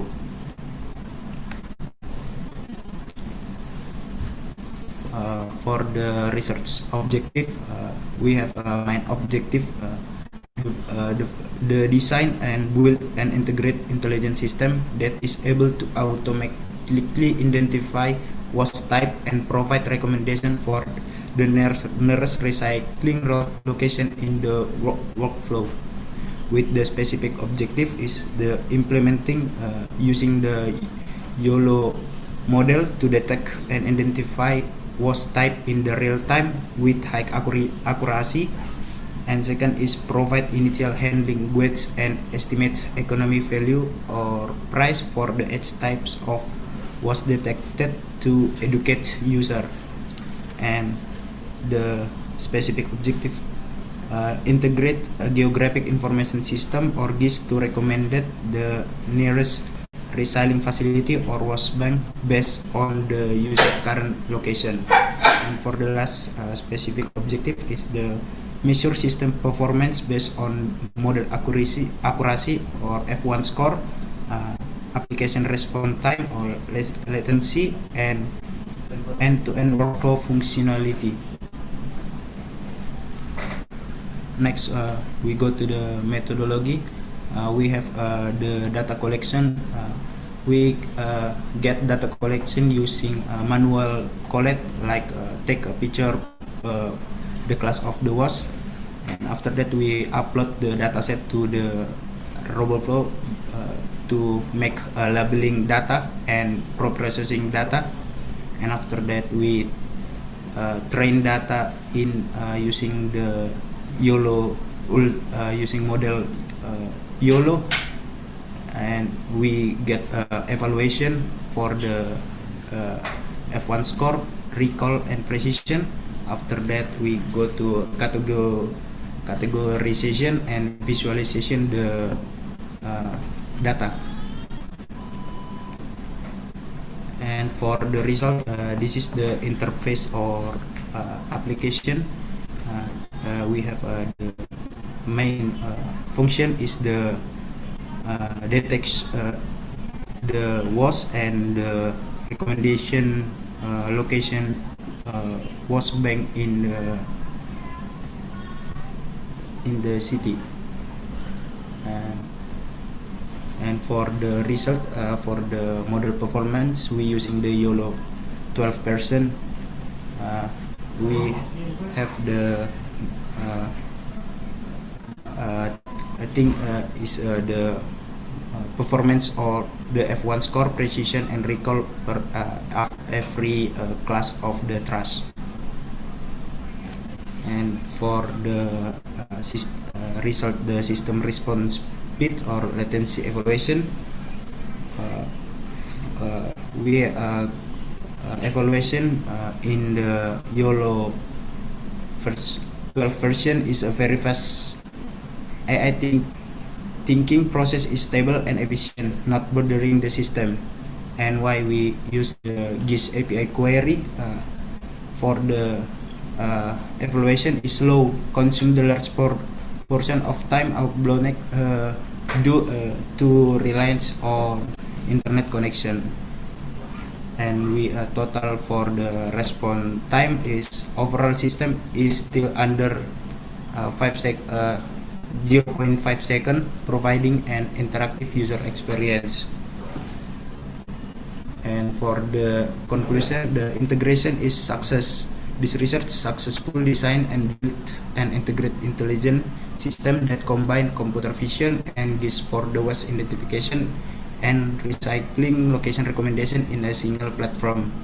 For the model performance, the model was highly effective in recognition object with the clear structure. Example is Capword with the F1 score is 0.91, but still face challenge with the object in irregular shape like paper bags with an F1 score is 0.57.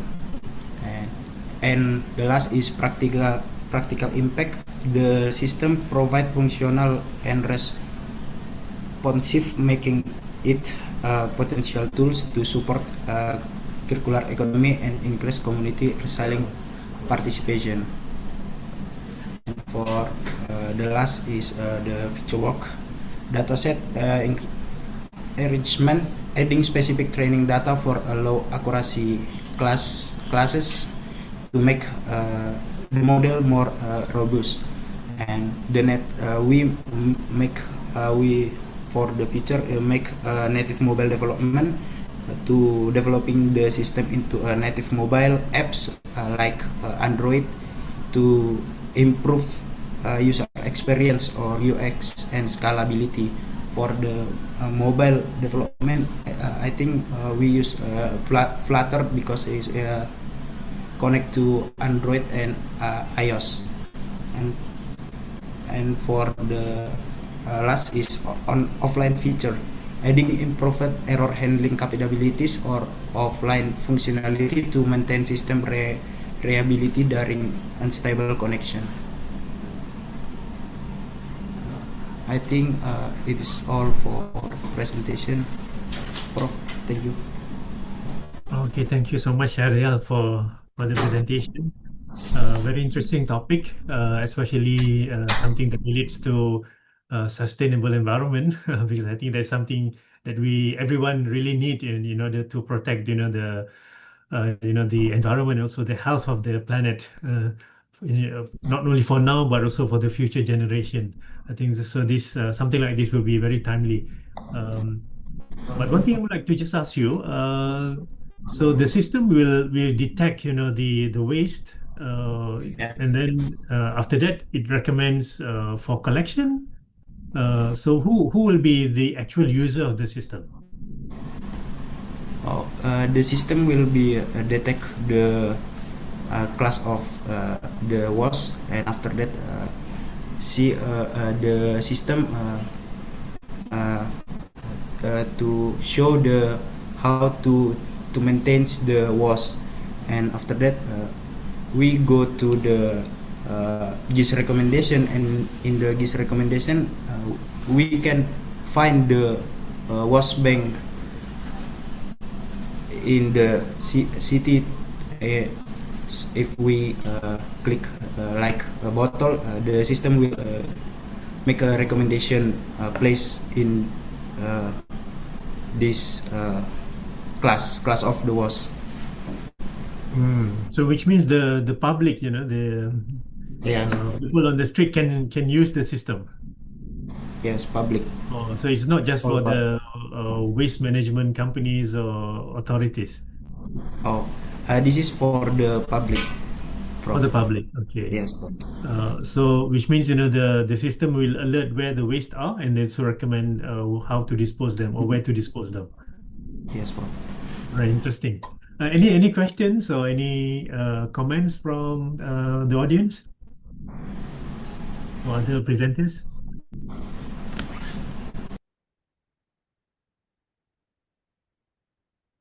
No? All right, if there's no further questions or comments from others, I think that's the end of the online track session for now. Okay, so thank you all for the presenters. I think the next agenda for the conference will be the next keynote, which will also be delivered at the end of the presentation. So I think what we can do now is we can disperse. But before that, I would like to thank all the presenters. I think all of you have already shared with us so much information and so much knowledge. And thank you for sharing, your research, your study, and also what you probably have published. It adds to some of our, knowledge, and hopefully, your research and also your study will grow further and progress into something more beneficial and create a lot more impact. Okay, so I would like to thank all the presenters. But before we end, I would like to invite everybody to follow the next keynote, which will take place, in the Zoom. And after that, there will be also a presentation of the Best Paper Award. So I hope everybody will, don't lose the chance, to listen to the next keynote, as well as, to also witness, who will be the the winner of the best paper from this conference. Thank you so much. So hopefully we can meet again in the future. So I wish you all the best for, for whatever you do, in your research, in your study, and you are still collecting data, when you get a lot of data, so that, you can progress in your research, and also later on, you can continue to share, the result, your findings, as well your publication. So please pardon me for any shortcoming during this handling of this session. So hopefully we can meet again in the future. Thank you so much. Thank you, Prof. Thank you, Prof. Ahlan. Thank you, Prof. Thank you. Yeah.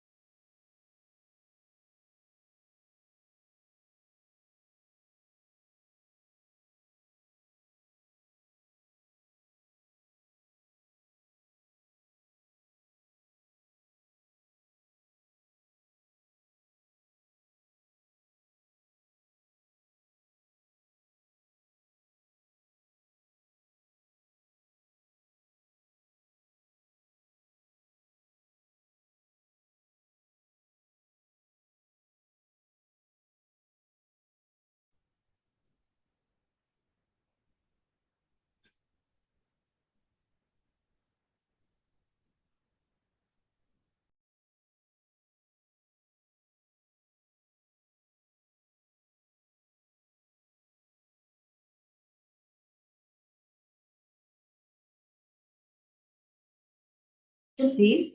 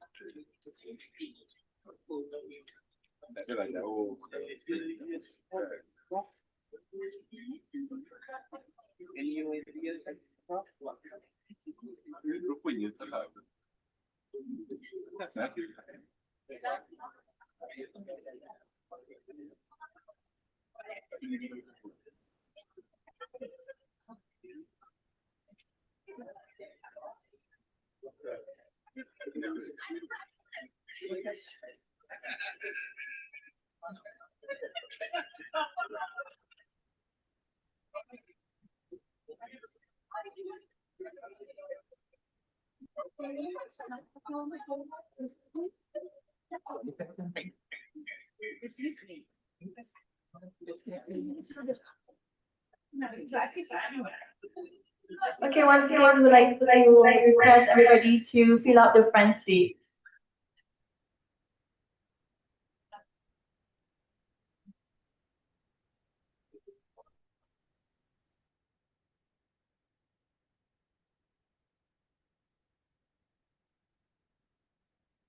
Hello?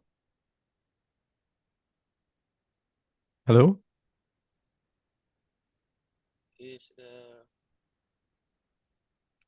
conference is done? Sorry?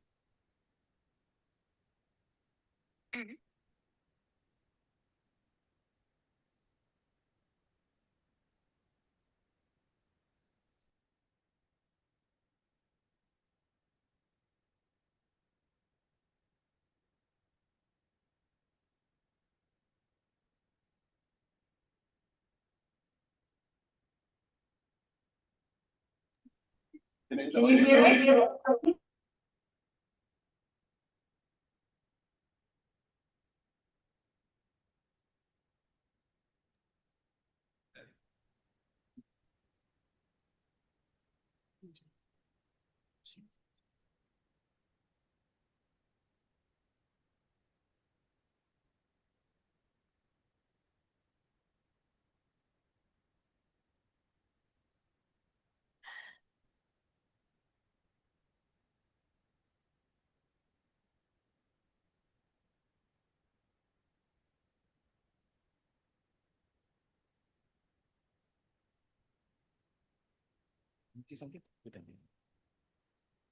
Assalamualaikum, Prof. Atif, all the way to University of Melbourne.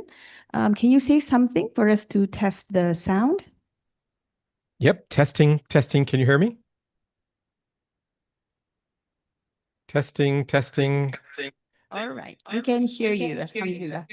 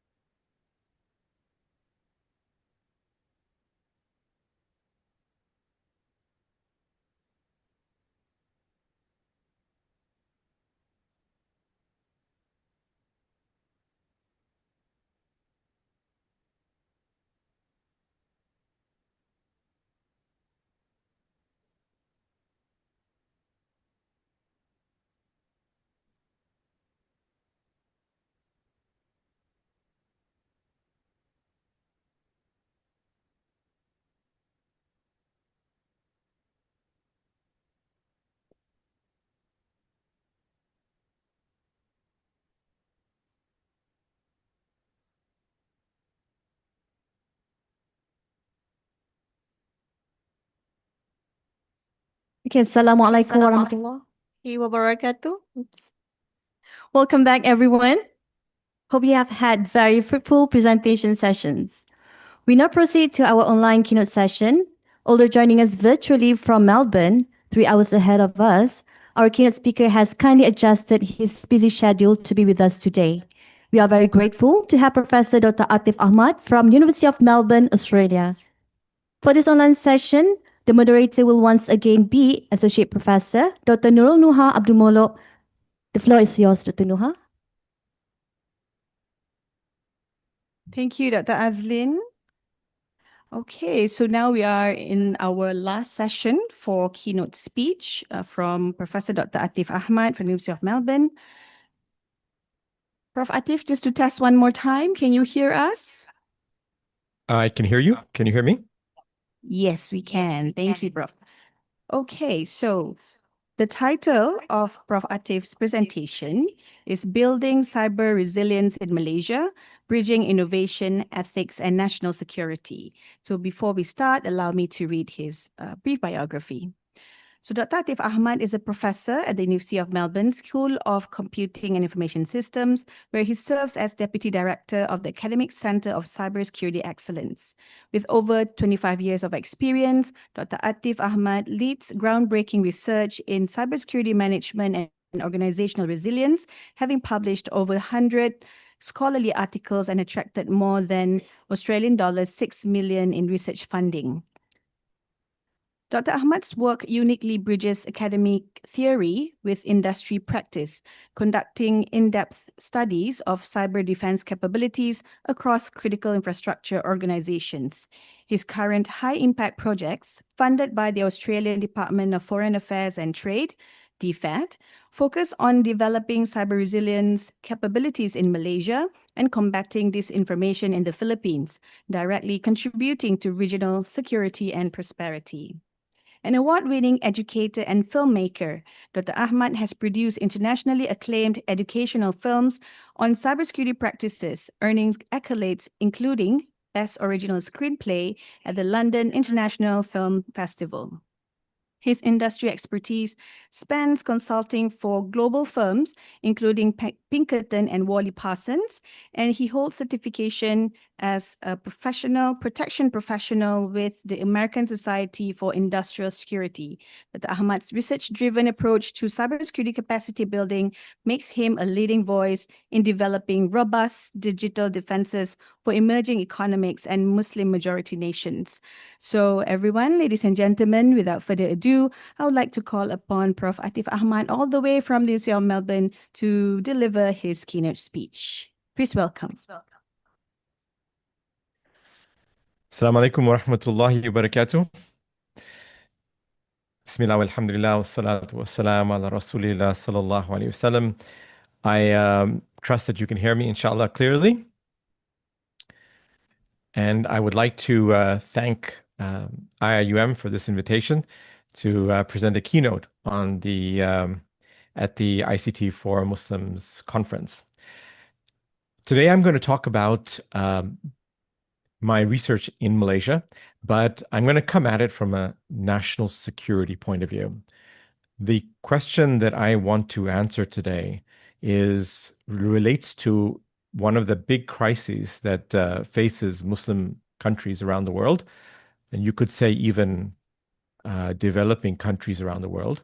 And that relates to how nation states are building their capability to protect themselves during cyber attacks. And I mean here crises, cyber crises or cyber catastrophes. And I want to come at this from a innovation, ethics, and national security point of view, which might be new to you. And the reason why I want to do that is because I'm a practice researcher. By that, I mean I'm a social scientist. I have a PhD in computer science, but actually I've now evolved into becoming a social scientist. I study how organizations behave when they are under cyber attack. That means I study people, human decision-making, how they use technology, processes, organizational structures, leadership, and generally capability. So I no longer study what is happening inside networks and systems, and I'm more interested now in governance, in management, in strategy, in risk, in policy, in training, and human development in organizations. Right? So I trust that, inshallah, you're going to find this presentation really interesting. I'm going to talk about the journey away from cybersecurity compliance to cybersecurity capability. And I'm going to talk about the national security paradox, which happens when governments delegate the responsibility of cybersecurity to private enterprise. And I'm going to explain why that's problematic. I'm then going to talk about foreign vendors, consultants, and service providers that exist outside Malaysia and the influence they have on Malaysian capability and why that is problematic. And then I'm going to talk about universities as circuit breakers. What is the role of universities in building capability in nations? And I'm going to talk as an illustration the work that I have been doing with IIUM and with other Malaysian universities to build up Malaysia's capability in cybersecurity. And I'm then going to take, I'm assuming that you can see my slides, but maybe not. Let me try that again, inshallah. 1 second.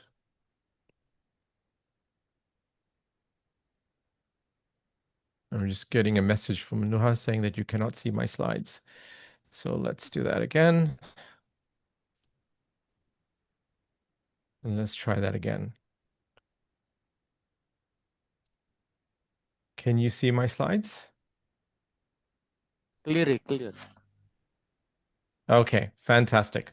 So let me do that again. So as I was saying, I am going to talk about universities and their role in building capability and the work that Melbourne University has done with IIUM in particular around building Malaysia's cyber capability. I'm going to take then a short case study to give you an example of how a simple villager's personal problem around technology can become a national security problem for Malaysia. Yeah, I hope you find this story very interesting. And then I want to talk about the innovation capability. So why it is so important for nations to develop an innovation capability and the role that universities play in helping nation states build innovation and how that's central to cybersecurity. And some ideas on the path forward, right? Where we can go next, inshallah, and some ideas that you might have that you can, adopt in your own research. So let me start with the national security paradox here. Here's the issue that is central to this presentation. Critical infrastructure services are increasingly digitized.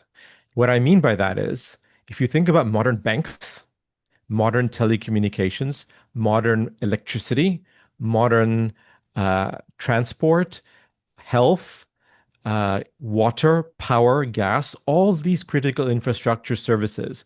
Maybe 30, 40 years ago, there was very little digital technology involved in them. But today, when you go to the bank, in fact, you might even just go to an ATM, right? It's digital technology. When you go inside a branch and you ask for your balance to be updated, or you're depositing a huge amount of money, etc., it's all computerized. If you're picking up your phone and you're making a phone call, it's all digital technology, and that's telecommunications. And if you're looking at electricity and how electricity is routed from terminal stations, it's controlled by computers. If you're thinking about water and gas and the companies that manage them, they're using digital technology.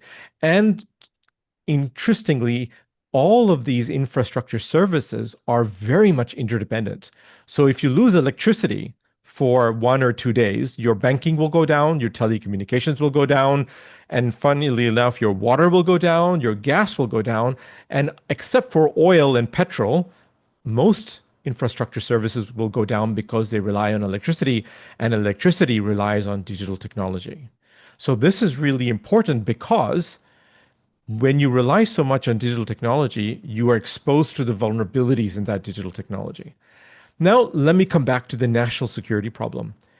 Nation states, governments, they do not directly manage critical infrastructure. They delegate the responsibility to private sector, right? And that means that the private sector runs banks, runs telecommunications companies, runs health, runs energy, runs oil, and so forth. Yeah. Or maybe you can see hybrid public-private enterprise. But the general point is that the government is at an arm's length away from the running of critical infrastructure services day to day. So in a sense, what they're doing is they are delegating responsibility of national security to private enterprise. And the problem here is that private enterprise treats cybersecurity like it's a cost, because it is a cost for them. It's expensive. Cybersecurity is expensive. And because it's a cost, private enterprise tries to reduce the cost as much as possible in order to make the most amount of money, right? Cyber is not a revenue generator, it is a cost center. And so what that means is that when the government delegates responsibility of cyber to private enterprise, and private enterprise tries to minimize the cost of cybersecurity, we have a national security problem, right? And the problem is simply that it is in the interest of the companies to focus on compliance and not defense, right? Companies will try to do the minimum, and they will focus on ISO 27000 certifications, SOC 2 certifications, very grand plans, which all exist on paper. But the question that we ask is, what is the relationship between a company's cybersecurity capability as it exists on paper compared to what its actual capability is on the battlefield, right? And we can only know that when there is a massive cyber attack. And we see it's plain to everybody. We see when there's a massive attack, huge incidents from the same companies that claim to be complying with all the certifications and consider themselves to be best practice. So how is it that a company that is best practice on paper has very poor practice on the digital battlefield? And that is the question that our research team at the University of Melbourne started to investigate some 15, 20 years ago.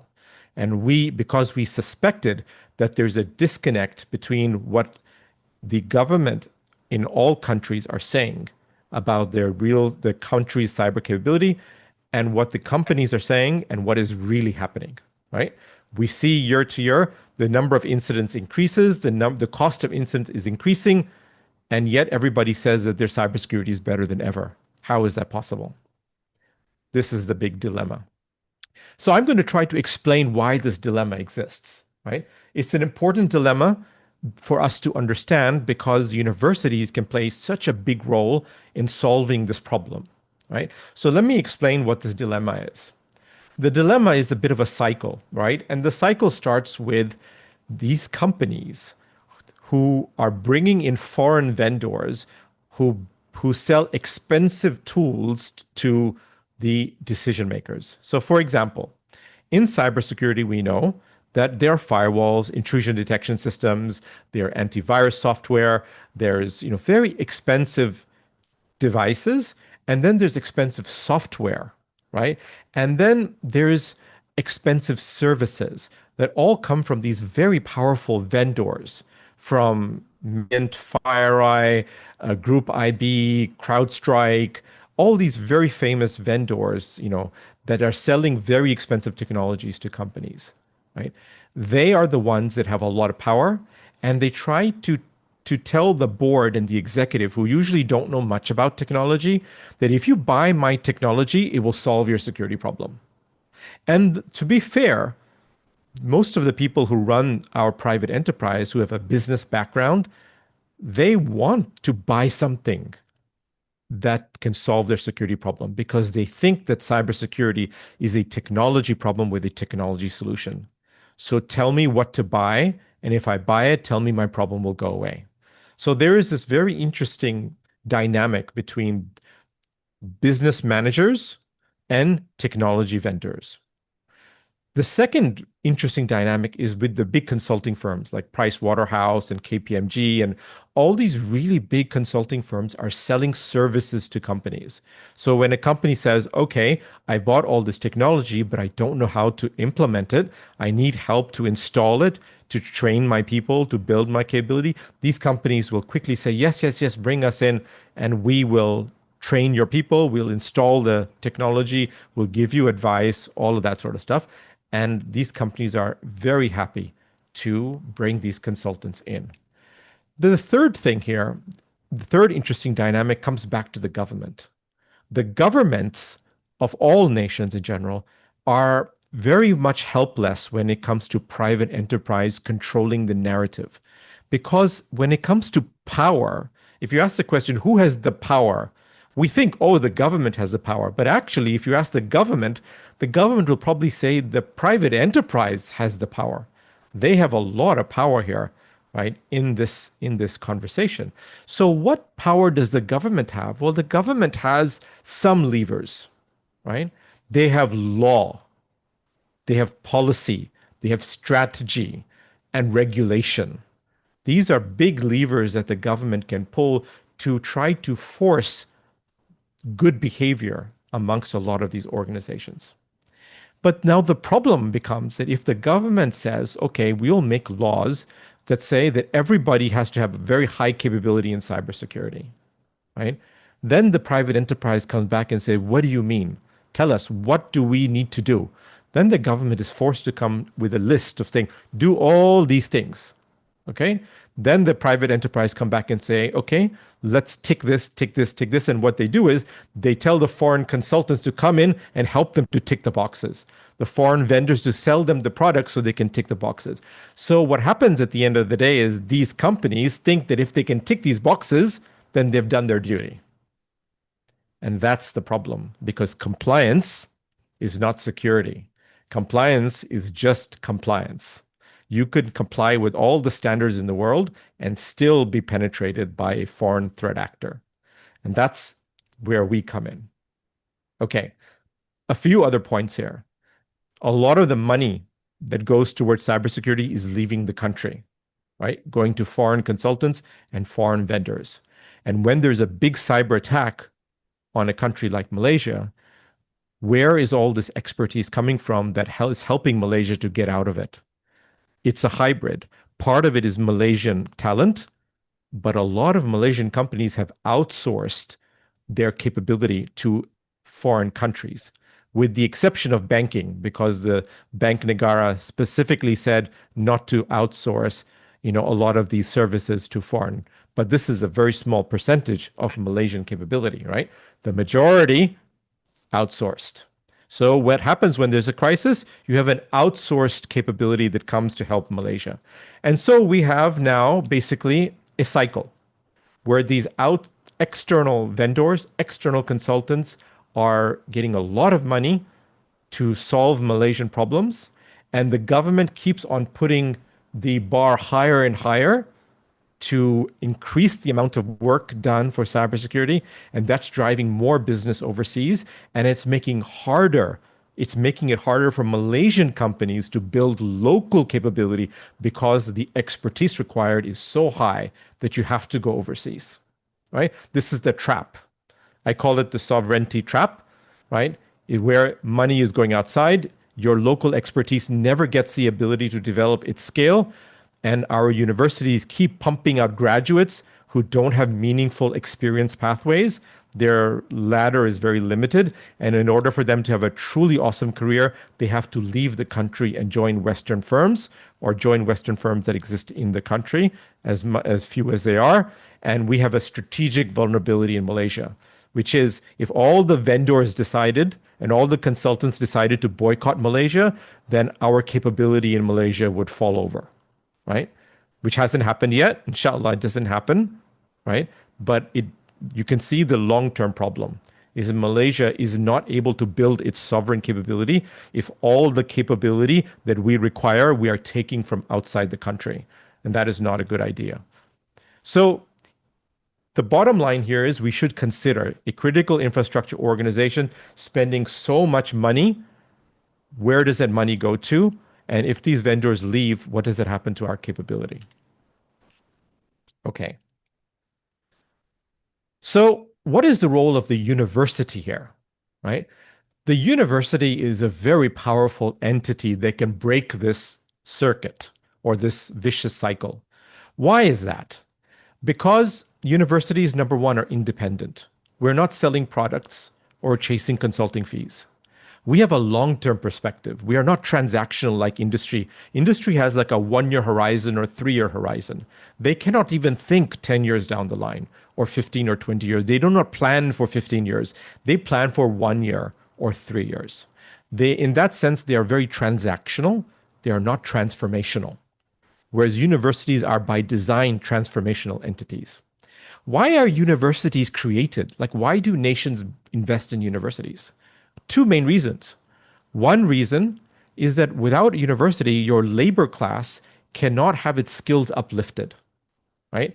You would have high school education across the whole country, and there'll be no university education, so your skill base will never reach the level where your industry can actually take advantage of that human capital.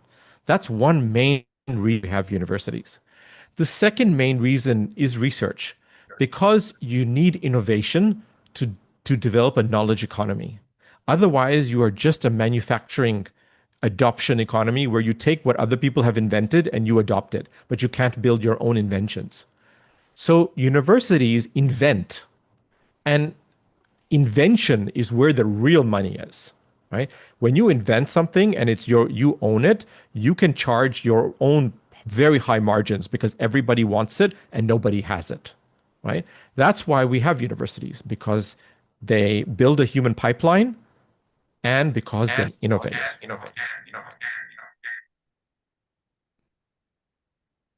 So let me talk about the relationship between the University of Melbourne and Malaysian universities. In our very first year of working in Malaysia, we started our research by looking at Malaysian banks and telcos.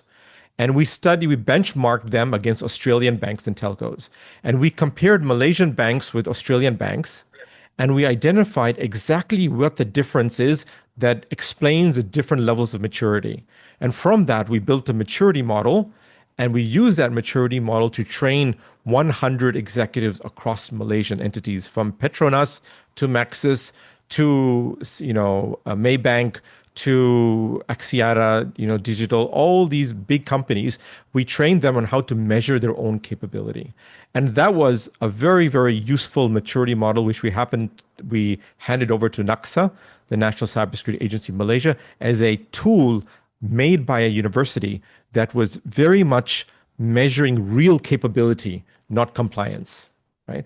And we got very good feedback from Petronas in particular, saying this was a model they had never seen before that was measuring like a military sense of what's going on in the battlefield, not just general compliance.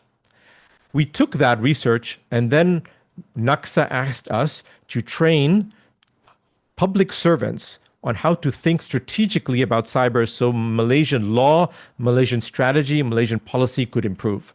And so we worked with IIUM to think about how to create a training program that will use case studies to help public servants to understand when they're drafting law or policy, what are the cyber-related issues? How should they think about it? Creatively, adversarially, intuitively, using visionary thinking, all these different types of thinking so they can build better law and policy for Malaysia. And we trained 200 people with IIUM to be able to achieve the first step in that process. And then after that, we started pulling some of the key leaders from NACSA, from Malaysian Police, from CGSO, from the Attorney General's Department. We brought them to Melbourne, and we also invited Dr. Nuha to come to Melbourne and to train them together on how to think about crisis management and so forth. So we have been building this capability, this strategic cyber capability in Malaysia over a number of years.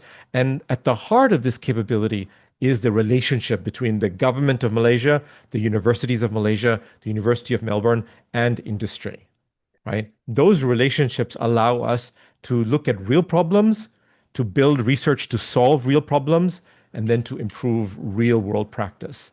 So it's not about writing papers that nobody will read. It's about training people to behave differently. So let me just now give you that example, that story I wanted to tell you about. Consider this story. In a rural village in Pahang, Madam Amina is a handicapped 65-year-old widow who sells snacks at the local market. She becomes a victim of identity theft while trying to apply for government assistance through her mobile device.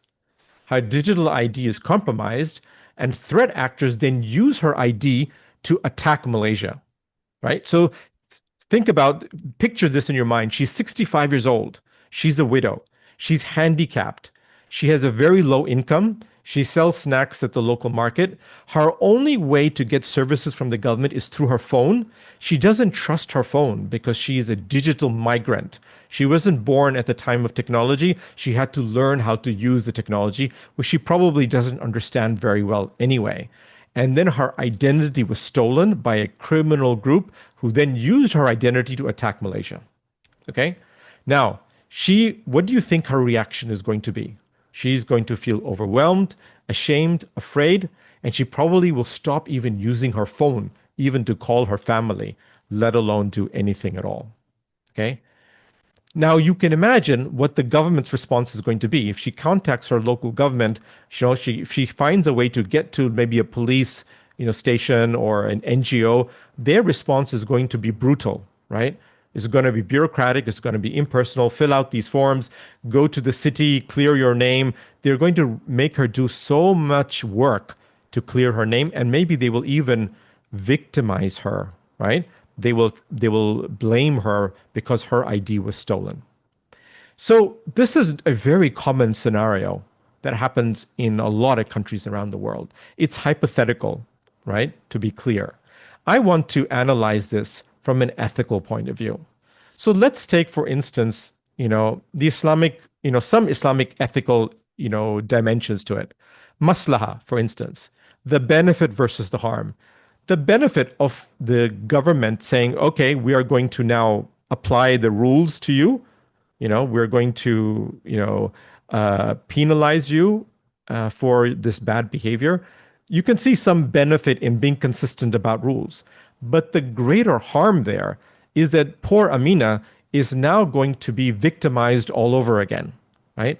And the danger here is that Amina and all the other Aminas in the country will now become, they'll stop using their phone, and their digital identities will be available to adversaries to exploit, right? So by compartmentalizing them, by pushing them away, by disconnecting them from the government, from society, they are becoming a target for threat actors to exploit.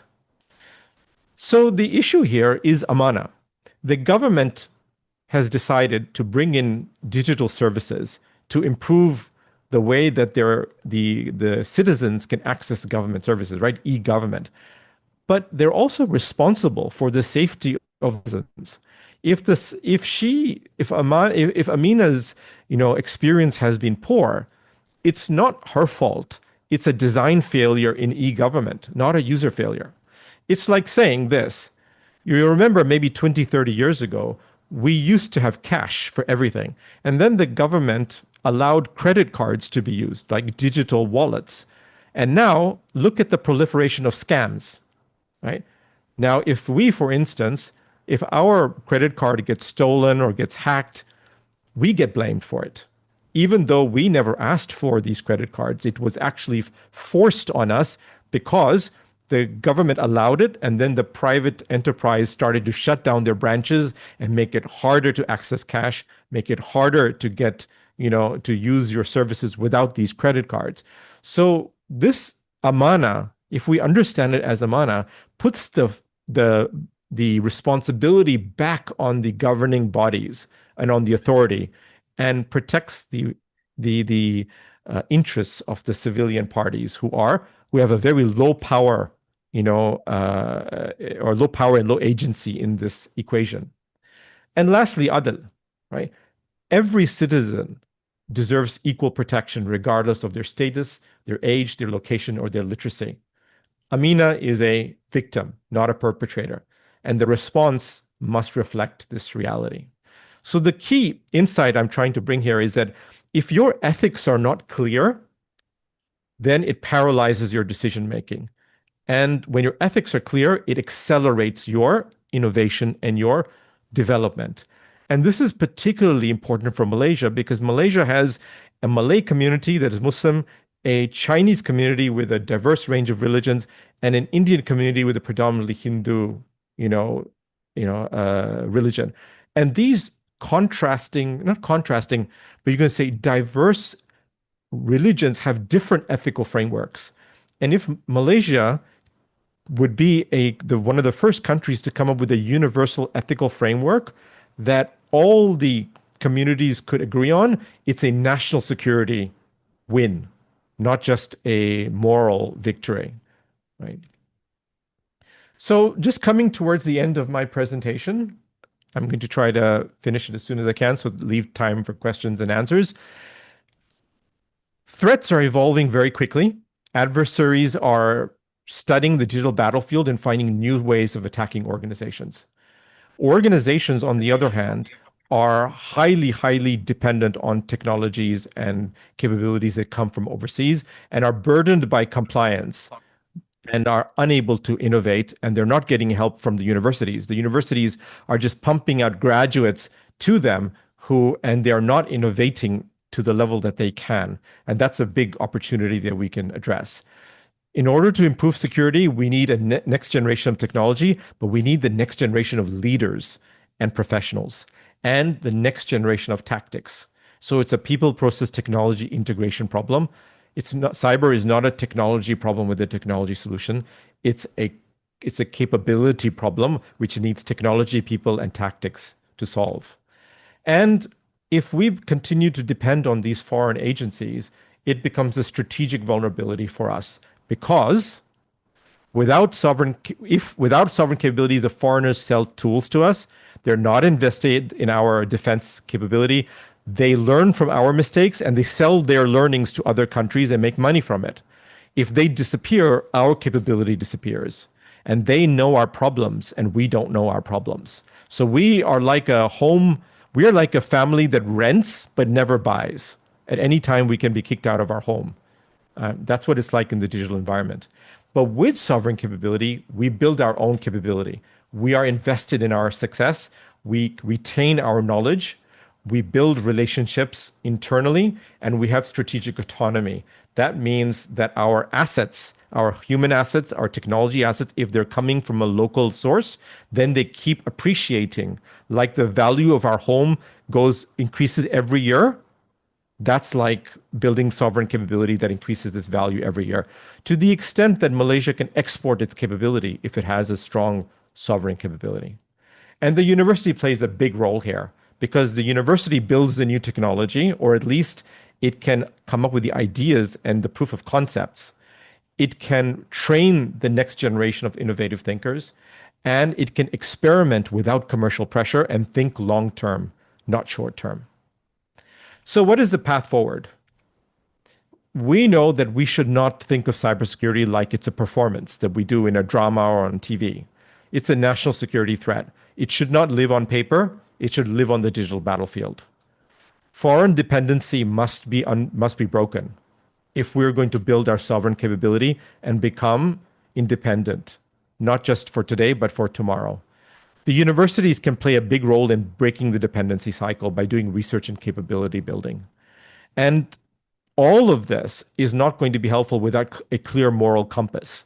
We need that ethical framework that everybody agrees on and a moral compass that allows us to make decisions quickly without the uncertainty and the conflict and the disagreement that comes when you don't know where the boundaries are.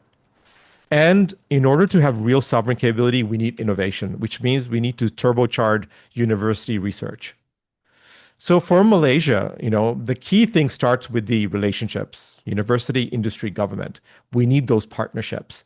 And we need to start thinking about empirical evidence, not expert opinion, which is something we're missing in industry. Industry cybersecurity runs on expert opinion. There is no empirical evidence to 90% of what they're doing. The ISO standards the 27,000 standards, there's no empirical evidence behind them.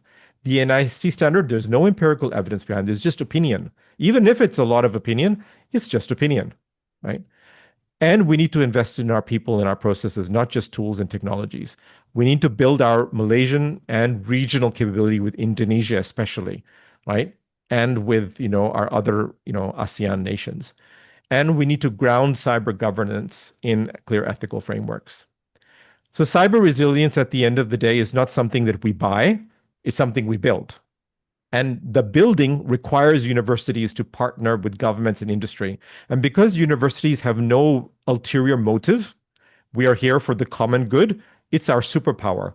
We can be the glue of all the parties together because we are here in it. We're in it because we want to, help the country, and we're here for the common good. So the question that I leave you with is, how do we build and scale this partnership model across the Muslim world?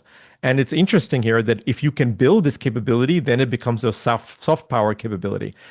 Once Malaysia builds the professional leadership, the tools, the technologies, and exports them, then these other countries will look to Malaysia for solutions.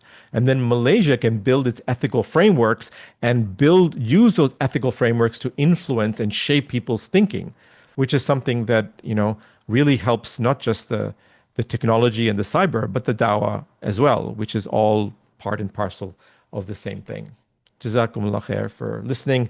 And I'm just going to say thank you very much. And this is a picture of the Chief Executive NACSA recognizing our work in Malaysia. And please connect with me on LinkedIn. There's a QR code that you can see on your screen. You can put up your mobile phone towards it, and it will take you directly to my LinkedIn profile. Please reach out, and I will accept your LinkedIn offer. Jazakallah khair. Assalamu alaikum wa rahmatullahi wa barakatuh. Waalaikumsalam warahmatullahi wabarakatuh. Thank you, Prof. Atif, for the very inspiring speech on bridging cyber resilience in Malaysia. So I'd like to open the floor for any questions to Prof. Atif. May I have the first question, please?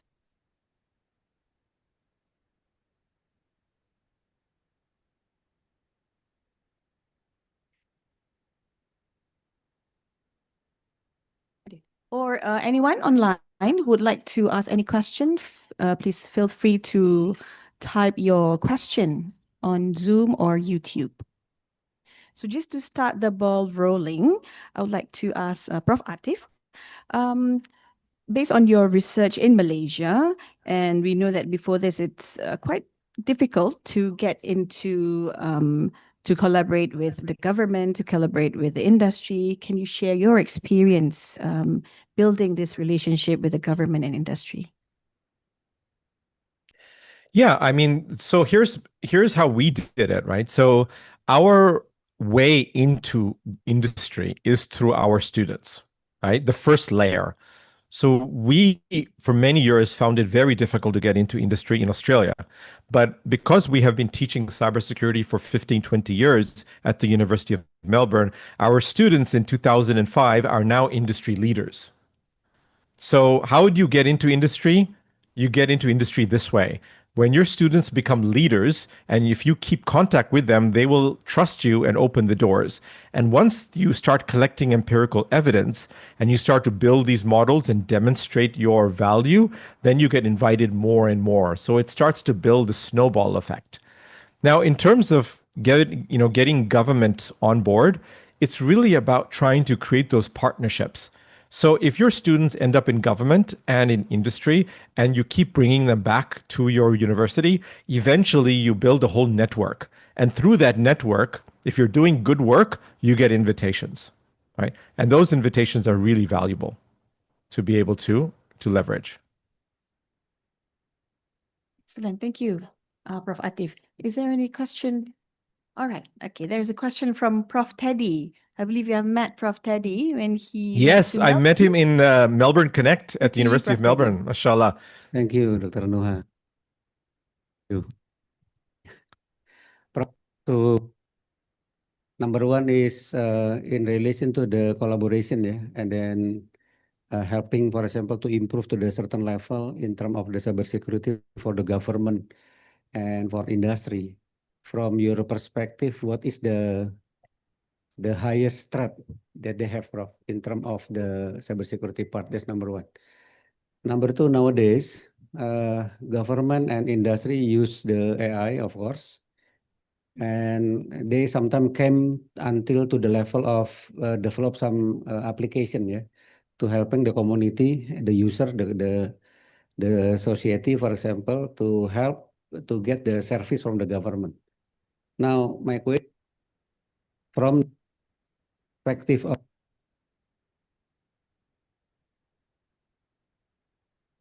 when Sorry, I can't hear anymore. this sometimes goes some. Hold on, we get another mic. Sorry. Can you hear the question, Prof. Atif? I heard the first question, which is what is the Question biggest threat to government industry? I didn't hear the second one. Related with the AI ethic from the government and from the industry, especially when they do the collaboration with them. So what will be what is the something that we need to highlight in related to the government and industry doing collaborative in terms of the cybersecurity? I will capture. Sorry, for the second question, you're asking what can government and industry do when they collaborate around AI from a cybersecurity point of view? About the AI, ethical AI, when they use ethical the AI. What kind of ethical, that we need to highlight in related to in relation to the government and industry relationship, yeah, Prof. Just now that you just explained. So for the first question, which is what is the greatest threat that governments and industries are facing? For me, the biggest threat is around organized, sophisticated, and persistent threat actors. In Australia, we look at other nation states. So if you look at most of my research is in banks in Australia, and the banks here are most worried about other countries attacking the bank, because if you attack the bank, then you create inflation and you can steal the money and you can know what the accounts, what the balance of various accounts is, so you can use it for ransomware. And if you bring the bank down, it creates, uncertainty and fear in the country. So banks are very worried about other nation states. And so I would say governments are very worried about nation state based threat, attacks. And what are those attacks like? They are mostly either trying to disrupt your critical infrastructure services, or they're trying to steal sensitive information, or they're trying to steal your knowledge, which is your intellectual property that they can take to their own country and make their products faster than you can, right? So those are the big things that the governments tend to worry about, to my knowledge. The second question, I have to admit, I'm not an expert in AI ethics. It's a very narrow and emerging area. I think the thing that I worry about with AI is the integration, how deep the AI platforms are integrated into our information systems. Like, for example, if you bring in a OpenAI, like Claude or Gemini, and you give it access to your email systems, then the AI can then begin to understand all your communications, all your information assets, and they can even now test out their cyber attacks on you by knowing how your psychological profile is, right? So I can build a psychological profile of anybody in an organization if you give me access to their email, right? And I can now tell, if I attack this company, who should I attack first? Use social engineering, right? Who is the most vulnerable person? Or when should I attack? Or what are the most valuable assets? I can learn all of that from your information, just from your email, right? So I am very worried about AI adoption, because once you give people access to email and to your information file systems, then there's no telling what they're learning about you and what they will do with it. And even if you have a contract with a foreign company, to say, no, you cannot, you must not allow the data to leave the country, you have no idea what the AI is learning, right?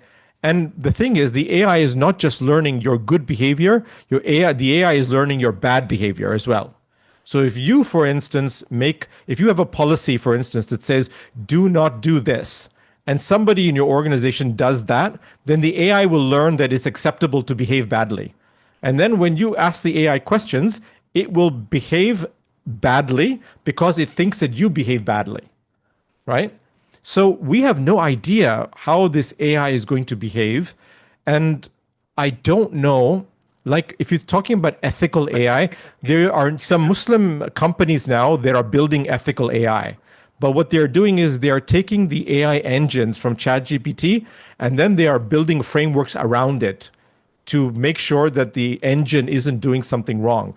But at the moment, there are no AIs that Muslims have built from the very beginning that are using a strong framework, an Islamic framework or any universal ethical framework to inform its behavior.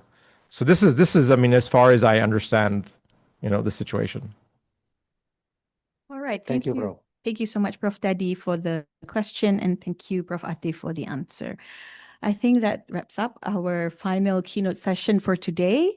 Thank you so much, everyone. Thank you, Prof. Atif. And I give back the floor to our Madam NC, Dr. Nur Azlin. Thank you. Okay, thank you very much, Professor Dr. Atif Ahmad, for your insightful and thought-provoking keynote. And thank you, Dr. Nuha, for steering the session with clarity and depth. Although Prof. Atif joins us virtually, the knowledge, insights, and perspective he shares resonate deeply with us here in this hall. Please join me in giving a warm round of applause to Professor Dr. Atif Ahmad.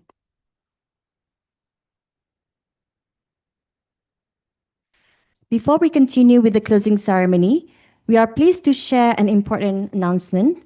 Tomorrow, ICT4M will be hosting a special workshop in collaboration with International Institute of Islamic Thought, IIIT.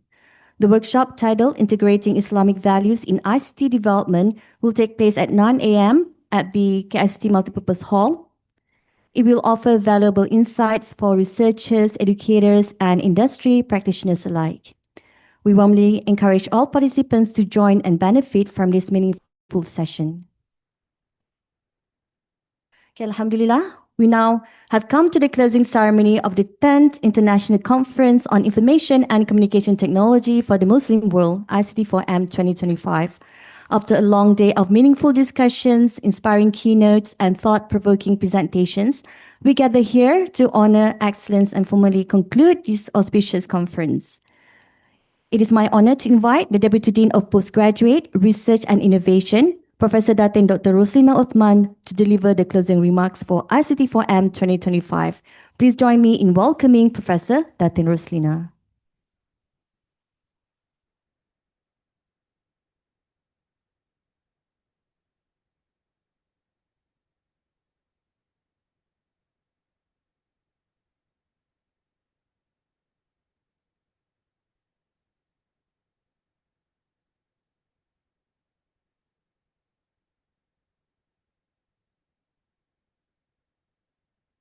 Assalamualaikum warahmatullahi ta'ala wabarakatuh. I know this is quite to the end and it's in the evening, approaching the evening.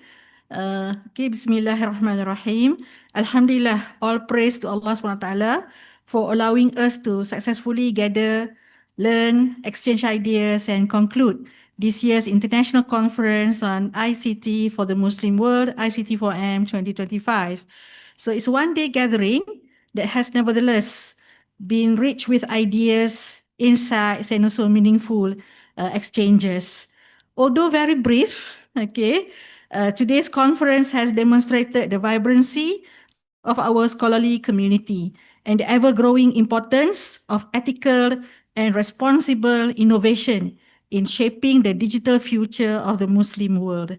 Our theme, Empowering Society with Emerging Technologies, Innovation, Applications, and Ethics, has guided the discussions throughout the day. From the keynote sessions to the panel presentations, one message was very clear indeed. Technology must not only be advanced, but also trustworthy, ethically grounded, and aligned with human values. Today, Alhamdulillah, we also identified valid research gaps and areas for innovation. This team is not merely